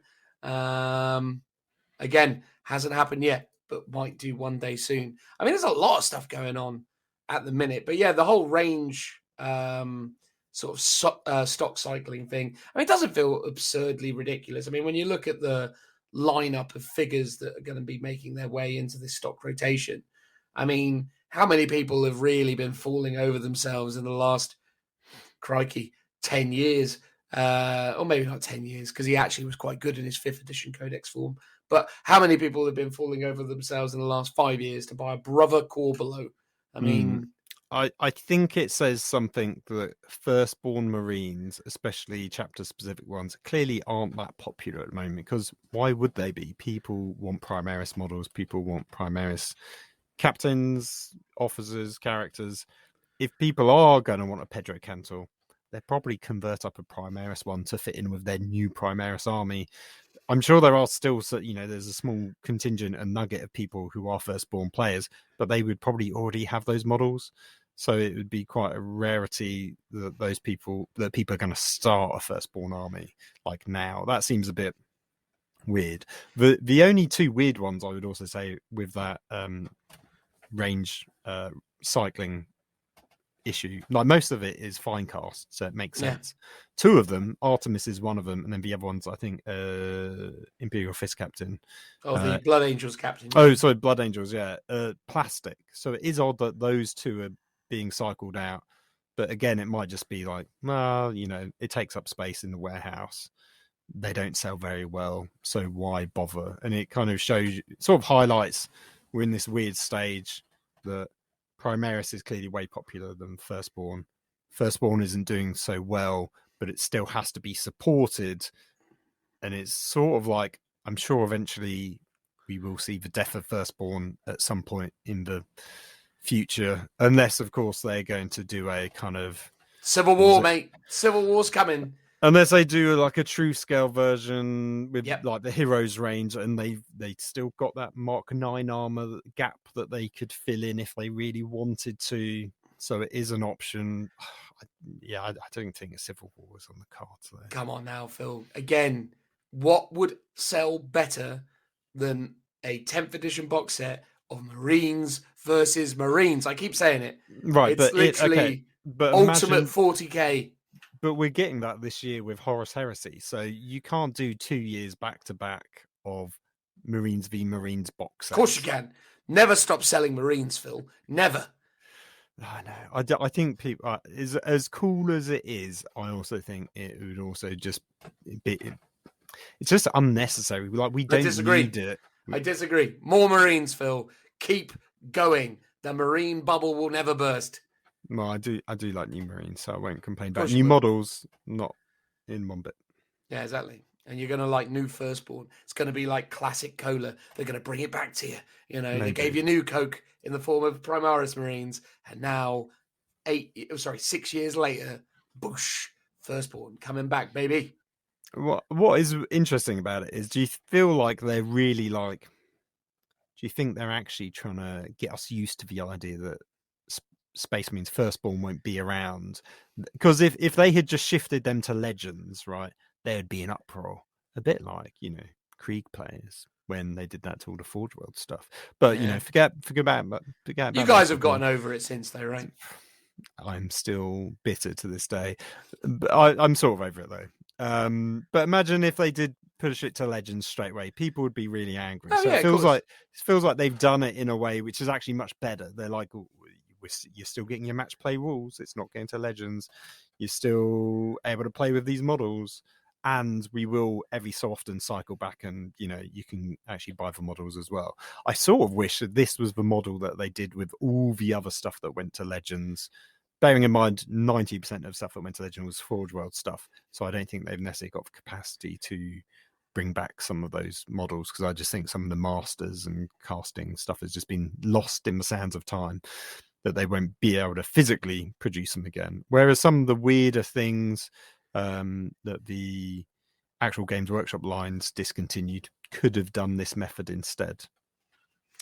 Well, yeah, but they're not legending these models. They're still supporting them. They still exist within the current actual match play rule set, right? But you had like what was it, the Chaplain Dreadnought, right? That went to Legends a while ago. Did, yeah. But did that have a model at some point, and they just decided to get rid of it? Yeah, Was that it a is Forge World model or model. Games Yeah, Workshop model? Forge That's World. why Forge World. Okay. Yeah. Look, I think there's a thing. I think, ultimately it's just, I think people probably read a lot into it, but I think really in reality, Space Marines have the most ridiculous range of anything in 40k, right? Like you look at It's huge. probably, like what's the next biggest range after Space Marines? Is it Orcs or is it Necrons or is it Elder? Nothing comes close though, right? Like, whatever the next largest range is, it's probably a third, and it's just that thing, right? It's like most Games Workshop stores around the country are relatively modest little shops, and they can't stock all of that. And then also you got obviously all of the various warehousing situations, especially for. I imagine most of those things were made to order, not made to order, buy online direct from Games Workshop anyway. Almost certainly.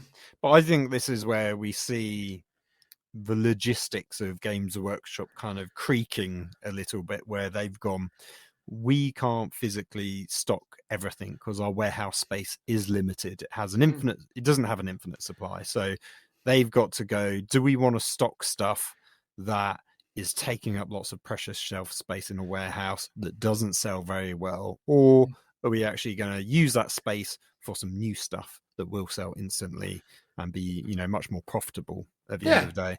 But then occasionally we can bring stuff back. And they have said that they've done it before with Lord of the Rings and the Hobbit range, so they kind of know it works. I sort of wish they would always do this though. Like, they occasionally do bring back made to order stuff, but it's not on a monthly ongoing basis. It's like they sometimes do it for Blood Bowl and other things, but it's like, give us classic, guard regiments from the metal range. I mean, they have done it from time to time, but it's like, just do it more often. In fact, weirdly, I was talking to Sean about this last night at Warhammer World, for example. Bring us back like classic 2nd edition, 1st edition blister packs, metal minis in the retro packaging. Just reproduce it all, because when they do those made to orders, they kind of come in the old kind of blister packs and stuff. Like, do like a nostalgia line. Maybe have a like little sticker to obviously, show that it's new and it isn't like an old thing.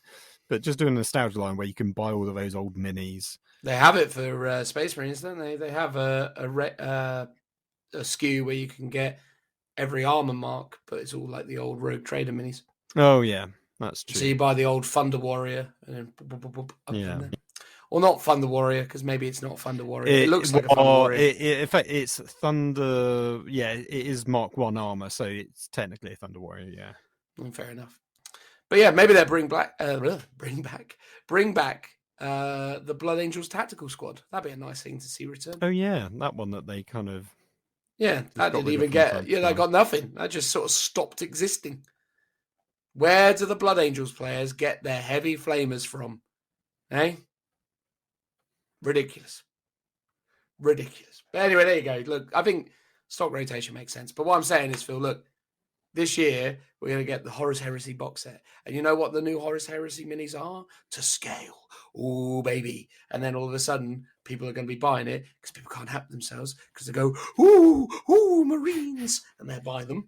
And they go, oh, I'll use these Marines to be my firstborn Marines in my Marine army. Ooh.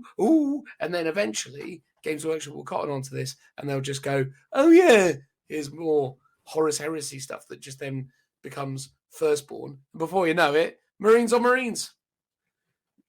I mean, maybe. It's going to happen, man. It's going to happen. I am 100% confident. It may not be the 10th edition box set, although it should be, but it won't be because I assume 10th edition will probably... I don't know. 10th edition's an interesting one. Who knows what mix of armies they'll go for in 10th. I mean, obviously, Marines are an absolute necessity. Every time I think about it, the only option that really makes sense is Marines or Marines, so I just keep going back to that one. Well, that or it'll be Marines. No, because I think it could be like Marines plus maybe like Emperor's Children. One of the classic traitor legions that hasn't been done yet that should get its own codex. Feels like Emperor's Children would be one to do. I think. Well, fair enough. Also, Phil, on the topic of, stock and or the supply of things, Games Workshop have announced a couple event exclusive minis. One of them, the one that obviously we're going to be most interested in, is the champion, or the company champion. Company champion Primaris. Primarisified.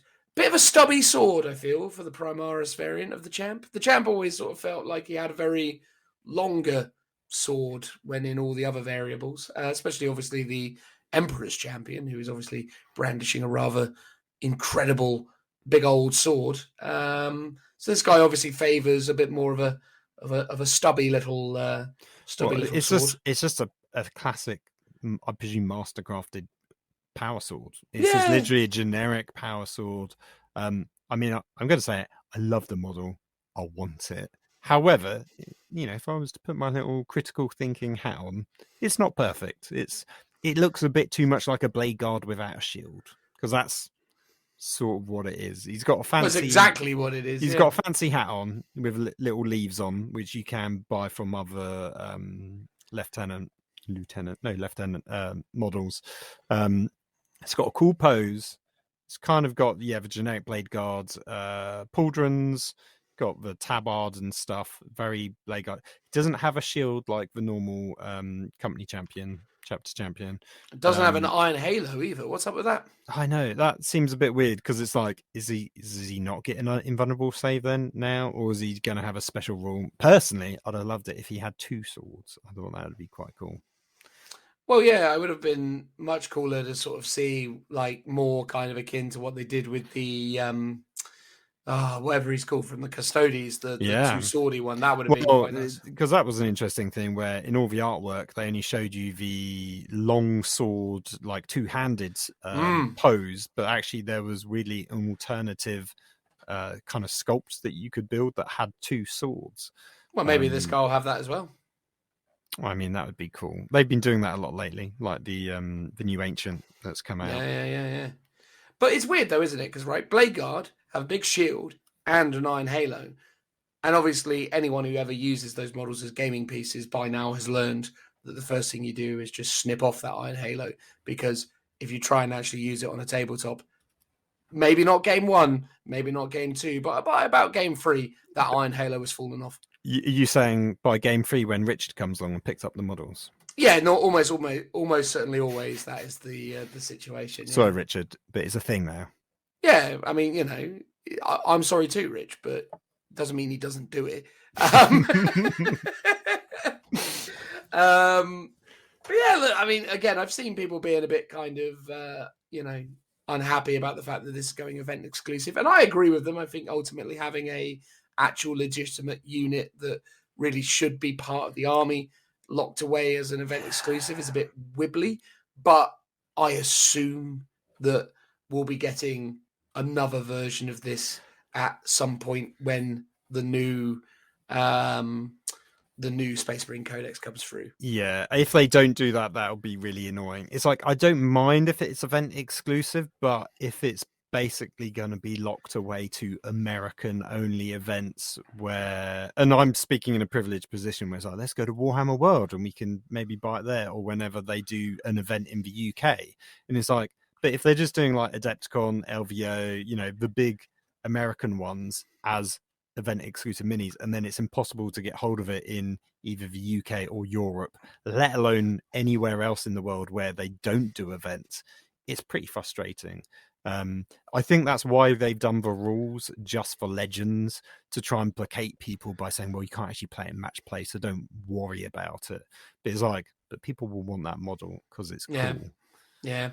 And it's a Space Marine, Phil. People love Space Marines, and they want their Space Marines, and that's the way it works, which is why, Phil, Civil War, I'm telling you. I know. I mean, I was always going to convert up a firstborn chapter champion with a shield and a sword in like a running pose for my Minotaurs, and primarisify him, but just use the firstborn rules for it. And it's like, so I could still do that, because technically that's the best way to play it, in a match play game. But yeah, I wouldn't be too surprised if that mini eventually either gets released or they just release as you say, another mini when, Codex 2.0 comes. Yeah. So by about August time or July time, that's when people are saying it's going to happen, isn't it? Ooh. Sort of middle of the year. But the point is, though, is you can already, though, just to say, make this model using the Blade Guard Veterans kit. Just take a Blade Guard guy, take his shield off, and Yeah. just say, snip off his Iron Halo because he really hasn't got one, and be like, there you go. Because that's the only thing that I find a bit disappointing in this one is there's no distinguishing features to make him, other than the helmet, to make him stand out. The reef on the helmet. The reef, yeah, but that's it. And it's like, well, because it's a normal Blade Guard helmet with a reef. Yeah, that's it. And it's like having a shield or having something else on him. Like I liked the old style pauldrons that you got on the other company champion that were like layered. So I would potentially be inclined to like swap them over maybe for something else, just so there's something else, so he doesn't just look like a Blade Guard. Although saying that, you can now have a ton of models like the ancient, all in kind of Blade Guard armor. You could just have a Blade Guard army basically, and he'd fit right in. Interestingly, though, it doesn't have a pistol, so you'd have to also model off the pistol as well to represent him. All right, he is sword only. Yeah, interesting. Even the Emperor's champion knows better than to not go out without, a pistol, and he's loopy. Yeah, I'd be interested to see what the rules are as well. Even though they're for legends, but let's be honest, they're probably going to be the rules of what if and when a Prime S version comes out for match play.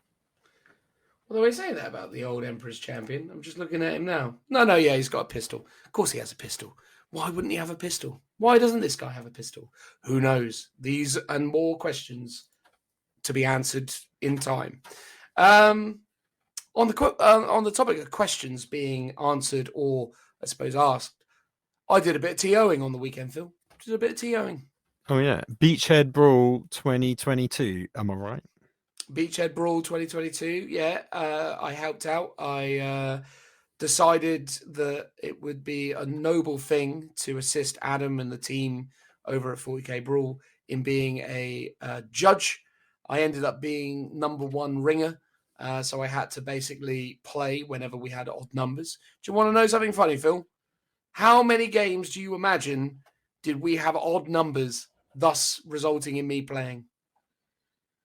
Well, in theory, if you start off with odd numbers, no one should realistically be dropping. So you will always have odd numbers. However, I'd be interested to know, as each round goes on, how many people drop out.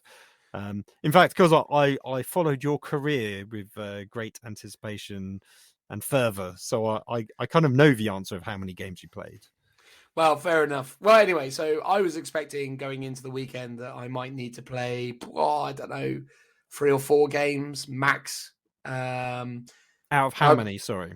Out of, there was 8 potential opportunities for me to play a game. But there were 7 rounds in the tournament. So on the Friday, we allowed players who wanted to come down on Friday afternoon to play their game ahead of Saturday. And then basically, if they played their game Friday afternoon, evening, they were allowed to arrive late on the Saturday. So effectively, their first game on the Saturday started at like 12 o'clock, which was a really nice option for people who maybe wanted to play a game on the Friday, go out, enjoy themselves, and then come back fresh and ready for more gaming the next day, and then doing 3 games followed by 3 games. But as the TO/lead ringer, it was my duty to be available for all rounds. Fortunately for me, no one wanted to play round 1 on the Saturday, but I did need to play round 1 on the Friday. So on the Friday, I played against Tau. And then on the Saturday, I didn't need to play in the opening round. So I skipped that and just did the job of a TO, walking around, making sure everyone was happy, checking out all that stuff. And then we got into your top question you was asked. Oh, my favorite question I got asked, because I knew the answer quite well, because we debated it loads already, was whether obscuring is a benefit of cover. And I was like, oh. Oh, I know this one. Because me and Phil discussed it a lot because of specifics around the Black Templars Codex and when they get a 5-up invuln. What is a benefit of cover, and what is it that just cover does? And obscuring is just one of those things that cover does. It's not necessarily a benefit, much like breachable or I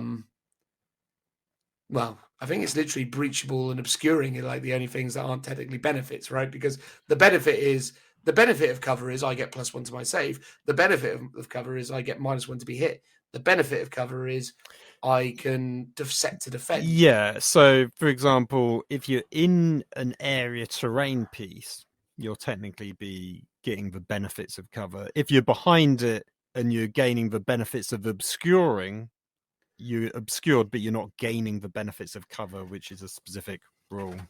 Yes. Yeah. So there are differences in the nuancing of how they express that. But that was a question someone asked me, and I was like, "Oh, I know the answer to this one. I'm on it."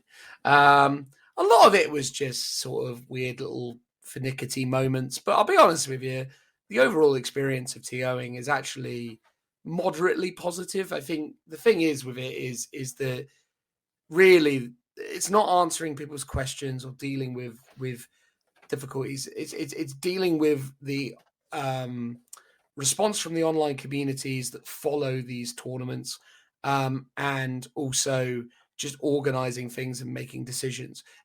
Unfortunately, with the nature of what 40k is, it's really, really complicated, and you have to make a number of decisions in the way that you structure the rules packs that define a lot of how the game plays. So we used player place terrain, and the reason we used player place terrain was because we just felt like it's the easiest way of resolving any potential frustration, because it gives players the opportunity to place terrain and feel comfortable with how their terrain is placed. And again, they can do that however they want to approach it. The strict rules of it were that we had like specific kind of you go, I go placing mechanics, with specific distances that things had to be from each other. But as the ringer, I was just turning up to tables and saying, guys, I'm a ringer, I don't care. Set it up however you want and I'll play it. So, but even though I was doing that as the ringer, I would have been freely allowed to have done that as any player. Like, you could just approach it the way you wanted it.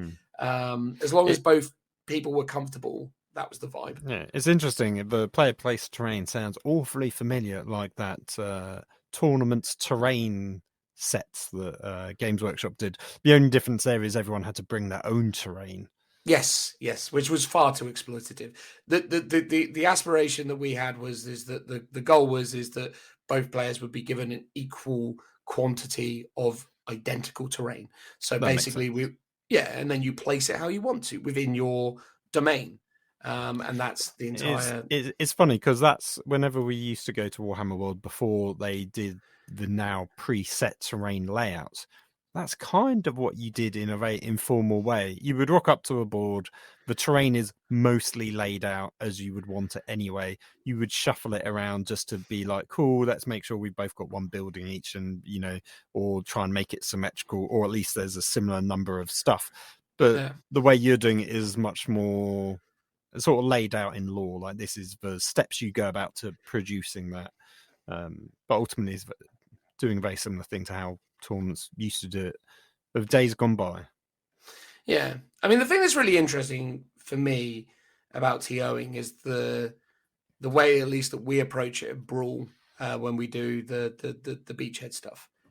The goal is to try and just create an environment where people can have fun and where people feel comfortable, that they understand what the expectations are of the games, but ultimately that we want to try and have some leniency where possible, but we want more of a kind of chilled out, kind of enjoyable vibe. We're not trying to be really, really, really cutthroat with our decision making, but at the same time, there comes time where we have to be as well. And that's one of the interesting nuances of being a TO, is that you effectively do have to be able to kind of spin on a penny in terms of how you need to approach certain situations, because ultimately you have to be consistent and you have to be fair.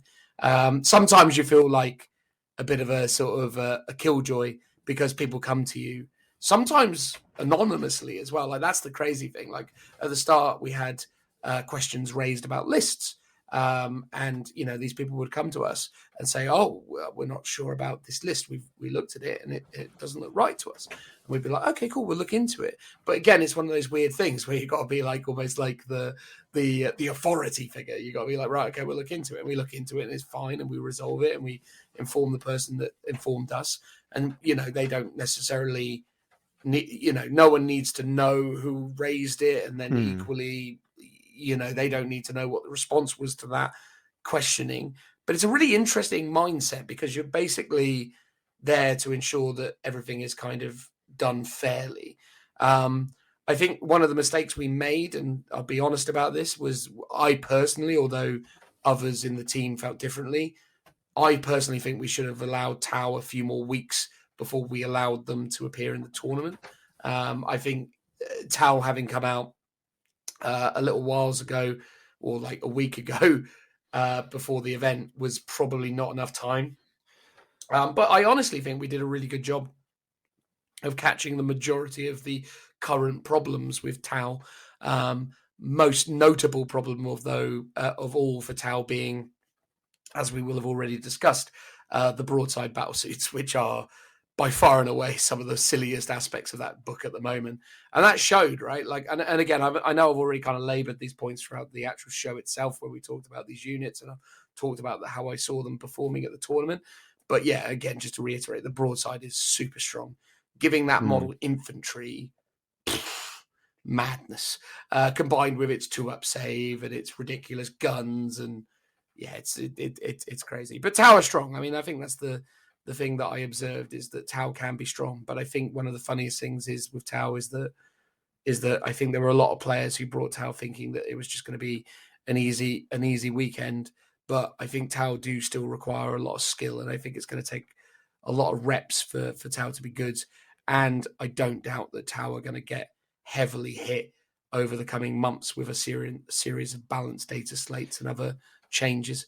Yeah, it feels like they're already being set up as the new Drukhari / Admech of, they do need to be toned down a little bit already. It's mostly points, though. It's mostly points, and it's mostly they've got a few problem units. And again, we've kind of labored this already, so I won't go back over it. But the point is that, yeah, it was interesting seeing Tau operating at the event. And I do think it probably would have been sensible had we tried to restrict that. But, at the end of the day, I think it's actually been good for the event overall, because a lot of people have been talking about how Tau performed at the event. Obviously, Alex Harrison won with a Tau list. And then Vic, who came second, he also had Tau. So both those guys went undefeated, 7 wins with Tau. And that's been a lot of communication in the competitive scene, which is good for the event because it generates a lot of awareness.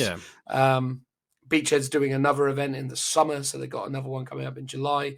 I don't know if I'm going to be helping out TOing that one or not at this stage, although there does seem to be a kind of prevailing sentiment or expectation that I will. Depends how I take to the new Craftworld book and how much more you want to get your hands dirty and get playing, is what you're saying. Well, I am really excited about Craftworlds. I can't help myself. I think thing is, for me, it's not just the fact that it's a new book. I honestly don't care about the new book nearly as much as I care about the new models. I'm just really excited to be collecting and playing Elder again, but also having the opportunity to paint new models and add to my collection. I mean, I've already started painting the Rangers from the new box set. I'm looking at the various ways that I'm going to construct my Autarchs and start building those out. So yeah, I mean, I'm just having a lot of fun with even just the building painting process of Craftworld again, because again, there's so much nostalgia and so much fandom with me and Craftworld. So the fact that it exists again now and there's new kits, I'm just like, oh, this is great. Like it's weird. Like it's lit a fire, because obviously in 8th edition, all the Craftworld players got, as far as I can remember, is we got a Spirit Seer. That was it, right? And then so that was it. Here's a Spirit Seer, and we already had a Spirit Seer. You got a what was it? The Banshee model as well. Yes, later on we got yeah. Later on we got Jane's R and that's Banshees. it, yeah. But again, the thing that's really weird about that is, I suppose, is that it's stuff that really we've had, but just in different forms.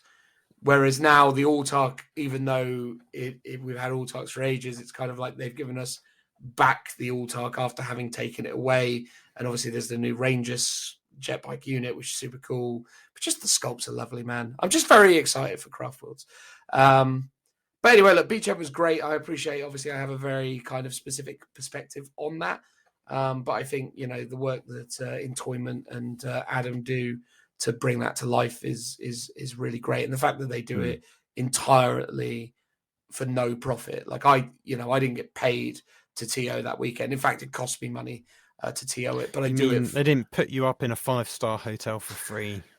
No, they certainly did not. And I mean, I got a few free drinks and that was okay. And some free food. But I didn't, but again, I do it. But how many games did you get to play for free, Dan?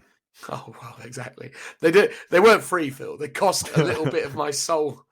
I mean, by the end of game 6, because the thing is as well, right, is I put an army together. Okay, it did okay. I mean, I won some games against people. But it was never intended to be a strong list. It was just a list that I put together that was made up of models that I owned and I knew the rules for relatively intimately. And I just knew that I'd have an okay time playing it. But it is weird when you're playing against like really good lists and you're just there going, here's some Deathwing. And it's like, oh God. But I managed to go, even though I wasn't officially playing, I won game 1, 2, and then 3. And then in game 4, I played against Dan from Glasshammer on table 1, which is super weird. And he had Custodes and Custodes custodied me. Well, here's the reality of the situation with the Custodes matchup for my army that I was running, Deathwing, Ravenwing. Custodes just pick when you fight and where you fight and how you fight. They just got the mobility, the durability, the threat that you just can't engage on them frivolously, because that's just, if you overextend or you make a big play, they're going to punish you for it. But what's really weird with that is against Custodes, I find, certainly with less mobile lists, is just ends up being this weird cat and mouse thing where you feel like the mouse the whole time. Basically, it's like basically, I know I'm going to get eaten, but I've just got to try and manage, the situation to do it in the least worst way possible. So that was super interesting. But again, credit where credit's due to Dan, because I think I've played other Custody players since the new decks has come out with Dark Angels and done okay. But, obviously Dan plays with Manny weekly and is in his own right a great player. So he just played it perfectly. The only thing that slightly irked me about him, though, is he was sort of talking to me, being all lovely. And then he put us up on the old social medias. He tagged me as some podcast I've never even heard of. Yeah, I cocked that. I corrected him in the comments. He never amended it, though. I even went up to him in the event and said, "Oh, we sorted out." And he went, and then walked off. I was like, "Oh, okay." He's like, "I ain't got time for that." Mate, well, look, it's done. What's done is done, isn't it? It's like, it is what it is. Nah, he's a lovely bloke, though. I'm not trying to suggest anything other than that. He was good value. And look, the event was great. And I mean, at the end of the day, playing 40k or being involved with the 40k community is a fantastic, rewarding thing to do. And I really loved TOing. Definitely the highlight of the weekend was the ad hoc game of Bottle Top. I can't remember what Sai officially called it in the end, but Bottle Top curling, basically. So at the end, out of real kind of mad insanity settling in after having overseen 8 games of 40k or 8 games, 7 rounds, me and the other TOs towards the end, we had some bottles of water and we ended up having some clear tables because the Blood Bowl tournament had left, and we're just we started pushing a bottle cap down the table to see how close to the end we could stop it. And that was literally, to be honest, that was more fun than any game of 40k I played all weekend. Oh, wow. Also, as well, to credit where credit's due, Games Workshop's new game will be coming out this summer. Oh, mate, honestly, I tell you, it's a surefire hit. Although credit where credit's due to Sai, one of the TOs, unbelievable talent when it comes to sliding a bottle cap on the table. He's got a lot of practice. I was a close second. There was a time, Phil, where I was enjoying, the tip of the mountaintop. I was sitting tall as the number one guy, and then Sai just came along and was like, "Nah, mate," and then couldn't touch him. A bit like your 40k experience that weekend, then. Possibly, mate. Possibly, yeah. And also, as well, credit where credit's due. The actual Beachhead, actual kind of like show and event is actually really quite awesome because they have like exhibition. There were guys playing an upscaled version of Titanicus using full scale Forge World Titans, and I was like, utterly incredible. So yeah, look, I mean, not meaning to go full blown shill on it, but obviously I care enough about the event and about the people who organize it. To give up my time for free and to support them and to support that community. So I'm obviously going to say nice things about it. But the Bournemouth scene is a really, really good Warhammer 40,000 scene made up of some really great people. And I think Entoyment actually deserves a lot of credit for what they do because I think they do an excellent job of not just supporting the 40k community, but also supporting the broader hobby community. I mean, their store facilitates regular Yu-Gi-Oh!, Magic the Gathering, Bolt Action, Age of Sigmar, Blood Bowl, just everything. And I genuinely have a lot of time for those guys. So much so that, I gave up a weekend to support them. So I'm always going to say good things about it. But yeah, if you're interested at all, we're going to be doing another one, or I say they're going to be doing another one in the summer. So maybe catch you at that. Maybe you could come along, Phil. You might twist my arm eventually. Exactly. You're holding out for that guard codex, just like I'm holding out for that Craftworld one, right? Quite likely. That, or to at least finish a few more units to my Space Marines so I can play. Well, exactly. You'll have codex. Well, actually, you might not by then, because if they're targeting July, it might just be in time or just before Codex 2.0 or 2.9, I guess, as it would be. Anyway, the second 9th edition Codex is where I was going with that. Cool. All right. I reckon that'll do, mate. There you go. I did an Entoyment thing and it went okay. You painted some stuff. I've painted some stuff. And Games Workshop have announced a bunch of things. Have we missed anything? I mean, we haven't discussed the price rises that they've announced, but... Oh, wow. Yeah, Games Workshop gets more expensive. Oh, my God. I know. I think we're out. Like... Oh, go on. No, it looks like they're just passing on the inflation costs to the consumers, right? I think it's a little bit. Well, normally they do an inflation rise. This is a bit more than inflation on some products. To be fair, plastic and resin have both gone up in price due to sort of supply chain issues. Shipping containers have gone up in price. But then there are some things that haven't gone up in price. It's just the tinfoil hat thing about they've only gone up on the prices for things that they have no competition for. Yes, because things like hobby tools, paints, where there is, lots of third-party stuff that hasn't gone up in price because they want to stay competitive, which is understandable. Well, they need to, right? Because they actually have to be competitive in those markets. Yeah, New Zealand's not gone up in price in Australia because they're already sort of as expensive as they can probably be anyway. China and Japan haven't gone up in price, I assume, because they're new markets, so they want to keep them cheap and enticing for new people. But it's kind of gone up for everything else. So, I mean, it is what it is, basically. It's not great. It's an expensive hobby anyway. I mean, I try and avoid buying direct from Games Workshop anyway, because I'd rather my discount for my local gaming store and what have you.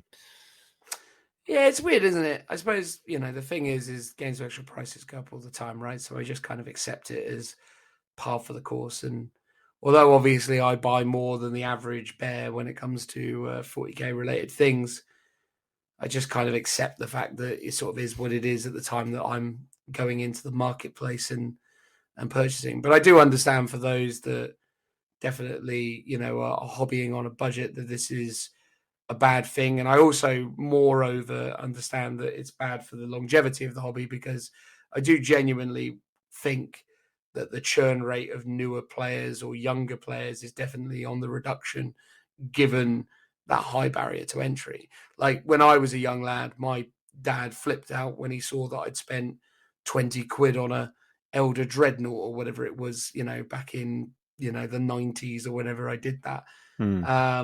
or maybe it was 15 quid. It might not have even been 20, but like to him, that was like, why is he spending all this money on a few bits of metal? It's crazy. So, like I could only imagine what, parents are feeling these days with the ways that obviously we're all being squeezed, right? Like it's crazy how expensive everything's becoming at the moment. So the idea that, as a parent, that you can really actually sign off on a 40 quid box of plastic soldiers that doesn't even account for a fifth of what, your child will need to really actually engage with the hobby fully. So I do think that's the problem, really. It's not, I think, fair enough, some of us who are kind of diehards and are in it can swallow the cost because, it's ingrained in our sort of buying habits. But I do think that's where they're going to struggle, is trying to bring in newer players, right? Oh, completely. Yeah. I if I was a parent of someone wanting to play Warhammer, and you sort of be like, okay, here's your Christmas, here's your birthday, that's it. Make that tide you over, make that box last a year, which if you paint to a decent standard can take a long time anyway. So, maybe that would preoccupy someone. I've always said it. I think they do need to do like the easy build style kits more simpler to paint, easy to put together. Some stuff is push fit. Whether that's sort of starter boxes or the like Underworld's warbands. So there are some stuff which is maybe more kid friendly, but it's weird that they did the sort of Primaris and Death Guard easy build range, and then they haven't really continued that on. I don't know if it just wasn't practical or wasn't popular enough to justify it. Maybe, like I said, old school blister packs is the way to go. That's what I had as a kid. That's what I absolutely loved. It's probably more that it wasn't profitable, mate. That's probably what it was. Quite likely. But that it wasn't profitable, but wasn't as profitable as the full kit version. Of course. Of what they're selling. I think that's the thing. I just genuinely think that, it's a short-term win, but I think it's a long-term problem for them, because I even notice it with going to events more, right? Like the average age of people who go to 40k events is 30 something, right? That's the average age. Like, I don't see that many young people coming along to 40k events anymore. It's not like 10 years ago where everyone was in their 20s, because I guess that's how it sort of was then, because like everyone else then, I was in my 20s 10 years ago. But now I go to these events, it's still sort of the same people, but 10 years on, it's like... Yes, yeah. It is weird that when we did go to events back then, it felt like there were the odd younger person going along. And it might be those people, there are teenagers playing Warhammer, but they're just not going to events because, events are actually quite expensive, especially if they're not local. Going to Warhammer World, like you're going for a hotel, you're buying food, you're buying drinks, plus the event ticket. It is quite expensive overall. But as you say, I think Warhammer's expensive. I feel like the current young teenagers probably of a lost generation where they're into video games or other stuff. They're not into Warhammer. But the people our age that are having kids who are maybe, either 1, 2, 3, 4 years old, in another 10 years' time, though the parents that are our age that have been brought up on Warhammer will get them into Warhammer. So I imagine there might be another sort of later generation of Warhammer fans because their parents were brought up on Warhammer, a bit like, Star Wars and Star Trek and stuff like that. Like whatever the parents are into will get their kids into it. Yeah. So I imagine the current generation of kids just might not be into it because their parents are too old to have been into Warhammer. I mean, to an extent, not necessarily too expensive, right? Like I get it. Whatever the case, right? We could be entirely wrong as well, right? Like there could be loads of kids into this thing now. And I don't know. I just don't know. Because there is Games Workshop do the school kind of club support and the scouts kind of badge and stuff. So they do try and support youth organisations to get kids into Warhammer. But yeah, I think to an extent, it's an expensive hobby, which is fine as a fully paying adult, or fully waged adult that's got a job, that's okay. But as a student, as a teenager, yeah, I can imagine it being a lot more expensive to get into. It'd be weird to be, that age when I got into it, like 10 years old, doing the hobby now, because it just seems all so expensive. I remember going down to my local store maybe once a month, spending my pocket money that I'd saved up, and that might just be 10, 15 quid. It's like, what mod? You could buy a single character if you're lucky for that price. You certainly can buy a squad. That's why I said blister packs. They used to cost like 2-3 quid. Got 1 or 2 models. That would keep you busy for a few weeks. Just gluing that down, painting it up, perfect. Yeah. Instead, now you've got to. Oh, go on. I was just gonna say, when I was a kid, I had a paper round, and I got paid like 8 quid a week or something for my paper round. It was nothing special, but I remember I'd just literally be like, every week I'd go to Games Workshop and I'd buy a jet bike, or I'd buy a small blister of Aspect Warriors, which were like 2 Aspect Warriors in a single blister. And I used to just build up units. I remember over the course of 10 weeks, I bought 10 jet bikes, one every week. And I really got good at painting them because I'd learned my sort of technique for how you paint them every week, because I was doing them every week for 10 weeks. And I was just like, yep. And I got it done. Next one, done. Next one, done. And it was it was great because it was affordable. Even then, though, right? Like, I suppose by that standards, over 10 weeks, I just spent 50 quid as a 13-year-old or whatever I was when I did that. But the point is that that was achievable. Whereas now, obviously I appreciate people get paid more than that these days, but not necessarily kids. And I think that's the thing. It's like, once you go into a Games Workshop and buy with a tenner, can you buy anything with a tenner? Other than pots and paint and, paintbrushes, stuff like that. I'm sure there are a few models that you could maybe get for that price, but not really. You could buy the intro magazine, which I believe is I think discounted, it's like $8.99, so it's probably actually $12.99 from Games Workshop. Value. Think about it, that's the value of Imperium, though, right? Because it's 8 quid. So I suppose if you're just doing that, 8 quid a week. That's the equivalent, the modern day equivalent of that blister pack. A couple of models at a time is, as you say, Dark Imperium, or Conquest, as it now is. That is the way to get into it. There are cheaper ways to get into the hobby, and that is one of them for sure. Buying secondhand on eBay is probably another. I do remember one of the, I can't remember if it was, I don't think it was the first time I went to Games Workshop, it was definitely one of them, was when they did a sale. So they had in White Dwarf a bunch of vouchers up to, I think, 50% off that you could cut out and take down, and you could buy a bunch of stuff. So I'm sure I bought something then. I can't remember exactly what it was. It might have been my Space Dwarves / Squats in plastic, the big chunky box, which I think you get. I don't think it was 50 models. It was probably more like 20 or 30. They're obviously all identical. This is effectively 2nd edition, I'm guessing. Early or late 1st edition. The big box that's in Warhammer World now. I remember buying that, and I might have got a discount on that. Because they don't do sales on anymore to make you go to Warhammer stores. I wish they did. Yeah, no longer the case. All right, well, there we go, guys.